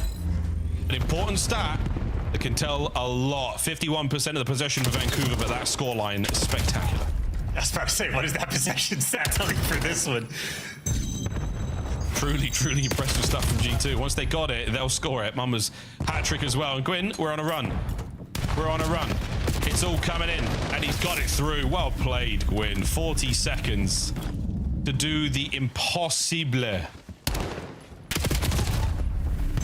Capsule's final push sealed as G2. The folks are leaving. The Vancouver Surge fans have already made their way back to their vehicles. Will it be 6-3? In the dying seconds, it is over the top. Where was this Vancouver in the first half? Or rather, is it G2 who have fallen asleep at the wheel, and with good reason. The final 10 closed out. We pad the stats, but Mamba, the man of the match, what a game he had. He certainly was a flaming red dragon. It's the best I had, guys. Absolutely brilliant stuff from G2. Congratulations. 3-0. About as decisive as it could have been. Exactly how the coaching staff wants this series to be played. Make no mistakes of it. Come out, take care of business. Absolute slammage from start to finish. 100-point club there in the map number 1. Much tighter S&D game, but ultimately G2 again played the game they were looking for. Mamba had 4 first bloods. You had 3 bomb plants as well for half the attacking rounds you played on, and absolute slammage again there in the map 3, where the scoreboard not going to tell the entire story. Oh, no. G2 really had this one won in the first half, and for what it's worth, when we were watching that big red dragon, G2 did get that final capture through. Just the insult to injury. Great kills down the line. That is 3 maps in a row where every single player on G2 goes positive. Very impressive stats to roll through for the squad. Looking good before Birmingham. Whole squad looking good before they get on the plane and go to Brum. 250 to 70, 6-3, 7-3. Goodness gracious, G2. They will be marching into Birmingham, a confident and very capable team with damn good reason. Performances like that against a squad that can cause upsets, has caused upsets, did not cause an upset there. The only person who was upset by that loss might have been, probably won't be, Chris Puckett. Shattered! Oh, it hurts so much. Me and the Surge Turkey are all tears over here. I was actually thinking Aches would be proud of what Surge just did. With this 3-0 loss, they guarantee they have no chance of a map tiebreaker. There's no challenge for your 10th seed, right? So you're avoiding Optic in the first round of the winner's bracket, assuming you win your playing round. Think smarter, not harder. If you're the 10th seed, though? They just with the 10th seed, 10 and 7 play each other. They would play the number 2 seed. That's a good point. That's how it works. Smart. I'm thinking about brackets. In the meantime, let's look at moving pictures. It's highlights from one-sided of fair. 6-2 dominance. What do we see here, Alley Cat? Because Minnesota just kind of did what they want. I see Mamba here on us have that Rookie of the Year conversation and say, hold on, wait a minute. I need to join that one because with the numbers he put up in this series, you would have thought they were playing in a ranked match. I call it Wario mode when he just goes full evil Mamba, just dropping the triples. He wasn't the only one, though, and you called out Okus for having a bad series for Cloud9. Do we call out Capsule and Gwyn? Because Gwyn was rocking a .45 for most of this game. I mean, sure, absolutely. You can call everybody on this team. I mean, this is a piss poor performance. Yeah, they were ass. You're not going to find a worse performance than this. Like, it looked like they didn't even practice this week. Do you feel like you and Joe could beat them? I don't think we could, but I do feel like if we played G2, me, Joe, Jay, somebody else, it would be the same scoreline that we just saw. 250 to 70, 6-3, 6-2, 7-2, 7-3. Like, I could probably get triple digits. Yeah. Here we go at the final moments of the game. 7-3 is the end score officially in the books. Kremp and crew all smiles for G2 as they pick up another W. Vancouver, you're in the same exact position you were going into Major 1, at the bottom of the leaderboard with no expectations on land. Reminder, they were able to pick up a surprise on Carolina there before the road ended. In the meantime, let's celebrate with the winners, a team that is expected to be on Championship Sunday. They go by the name of G2 Minnesota, and Estriel is in the Monster Winner Spotlight tonight. Estriel, we were talking about some of the most entertaining sub-duos, and your name was brought up by Rosalie. She's loved watching you over the seasons. What is it about Black Ops 7, though, that is making you shine? Honestly, definitely got to give a shout out to my teammate, especially like Kyle. Like he just running it down. So like he makes it easier for me. Like I'm just ironing it up, getting freebies. So honestly, definitely my teammates, and honestly just like playing my game more, like trying to like actually like honestly just like play better for my team and like for me, like just playing for myself and like guaranteeing kill. I think that's like the biggest thing. It's working. It is working. Estrel, throughout this stage, you guys at times have had like slow starts, right? I feel like that's been a part of like the Minnesota brand the last couple of years. You get caught off guard. This was another trap match. It didn't happen though. So how have you guys been trying to fix that moving forward? Honestly, just like practice and really just like locking in on like really like teamwork. Like, cause sometimes whenever we get on, like our teamwork would be like really bad. Like we'll come out, we'll be down 100-0. I'm only blinking, we're down 100-0. I'm like, what's going on? Like, I think that's the biggest thing is just teamwork and just trying to make the game as consistent as it can be. I think that's definitely it. Because the game is like kind of chaotic sometimes, but if you just play your game and like actually, I'm saying like just make it like simplified, I think it's easy. Love it. You guys are in a good spot now. Estrel now 6-4. Congratulations on the easy win. Chris asked me a question last segment where he said, "What's stopping G2 from winning a major?" And I wanted to ask that to you. What is stopping you guys from winning a major? What do you need to get over to get that trophy? Definitely the consistency, like as a team, just playing together, and really like Overload. Like Overload's like it's held us down, to be honest, the whole year so far. Like it's just a super streaky game mode for us. So I think just cleaning that up, and that's like it's getting back to our hard point farm from like Major 1. I think that'll definitely help. Estrel, this has been one of the best series, cleanest series out of G2, and even though it is against Cloud9, all the other teams have been really susceptible to closer scores, losing maps to them. You guys handled business today, so I want to ask how confident, if 100% is you're winning the major tomorrow, where do you have G2 at percentile-wise? I definitely think we're like in the top percent, because every team's like, they look kind of streaky right now, except like Optic. Optic's like the main like gap right now, but I think obviously we just come out and play our game. Right now? Yeah, but we just gotta, keep grinding. We got a few days before the major. Just gotta hone out all the kinks and come up and shoot. One more to go. Estrel, congratulations on your win tonight. 10 matches in. We're excited for your 11th. For now, we'll let you go. All right, thank you. That is Estrel. That is our Monster Winner Spotlight. But now it's time for your Scuff play of the game. Let's take a look here at the speed run 100-point club in hard point. Maybe if we bring in Jeremy Stud, the rest of the talent desk could put up similar numbers. I was gonna say, like, me, Jay, Joe, and Ant, like, I think we could have put up the same number as Vancouver Surge versus G2 today. Thoughts? Dropping some I don't know. I haven't played with you yet, Al, but I think so. Al's been dodging the CDL production aids. She was a shooter, though. I played with her before. I appreciate that. My PC is down for horrendous right now. I need to fix that cooling really bad. So, yeah, I mean, G2 take care of work today. They got one match left. I was trying to figure out who it was. It's LA Thieves. So with how LA Thieves look, they have a real chance to go 7-4. No, I think that's a big match. Sort of like, all right, where are these teams in terms of like our rankings going into the major? Yeah, like I don't know. We just always have so many questions right now, and that'll answer some more. G2 has always been on the bubble. They have not been able to win Game 5s. Now, not only are they winning Game 5s, they're winning 3-0s. I'm liking the momentum for G2. We'll see what they're able to do in that final fight. For now, we got to take a look at our numbers and where we're at in the big picture. And if you were going to rank G2 in your power rankings, are they S tier, A tier, B tier? A tier. And I think right now I have an Optic, Miami, Riyadh, and then FaZe, G2, Gentlemates all in the same tier. Gentlemates took another L. It is their 6th out of 10 fights. A big surprise after Major 1. Today, the last game in the hands of the Pink Squad. It was 0-4 playing bully ball in search and destroy in a huge clutch in the Overload overtime. Yeah, I mean, listen, FaZe, they only gave up 3 rounds in S&D across 2 maps, right? So 2-3-5 for FaZe. That was the key. I guess one good thing if you're a Paris fan, like your hard points seem to be back and forth a bit going into the major. But fact is, I think these boys just want to get to land. A good den hard point here. This one came down to the wire. Looked like FaZe was going to be able to finish it. Instead, we go to that Game 5, and Abuza said Scar is probably my favorite search map. They are disgusting. Abuza is one of the best, if not the best S&D player that we have right now, probably right alongside Super. So I can't wait to see that matchup. For the side pair of Gentlemates, S&D looks abysmal.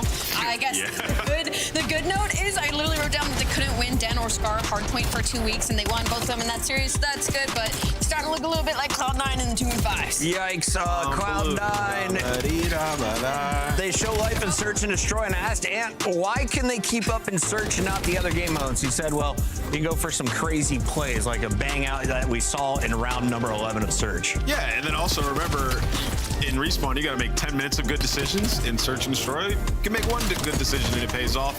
And these guys are just a bit behind to be able to make those consistent good decisions every single life. So yeah, the Respawn right now, I think they're now 1 in 15 in hardpoint. So got to figure out their hardpoint.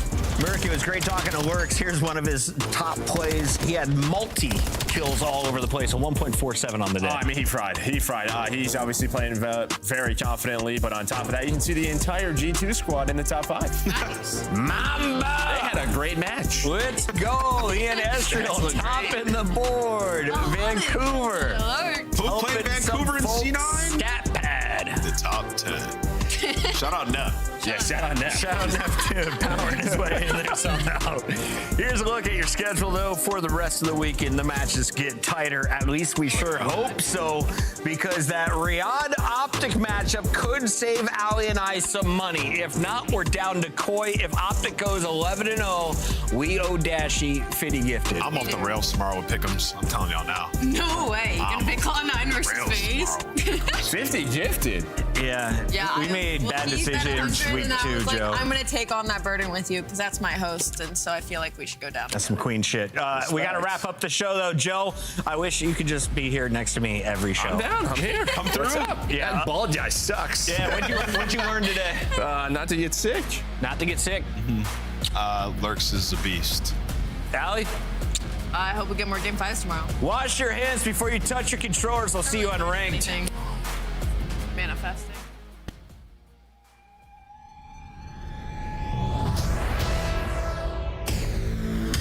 From another one. Here we go. How I like that. We back from another one. Here we go.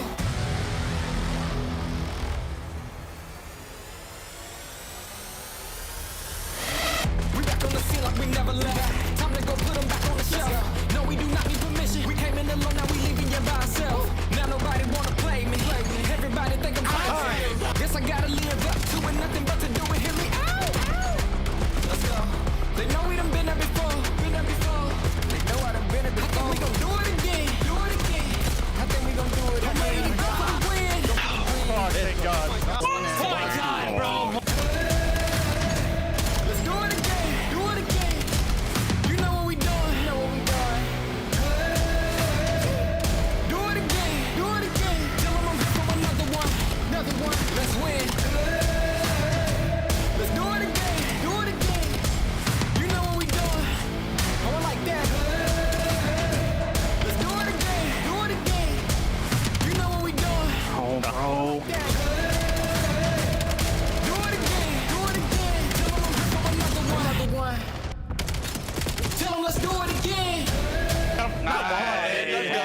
Let's go, Paul. Good finesse, baby. Good finesse, baby. I'm on him, right there. Chow with it. Probably gonna sit. P3. On the box. Stunning for you. You're top right. Tell him. I'm on You're P3. Hold it. Hold that guy. Nice. Thank God. Oh my God. What these crazy exposures we're a part of. Holy No, they're gonna 3v3. Oh my God! FaZe goal line defense. Come on, yo, man. he we was needed that. We needed that. Oh my God. That was No. Oh my God, they won it. Oh my God, bro. Oh my God. Wow. Holy almost got that in. Crazy map.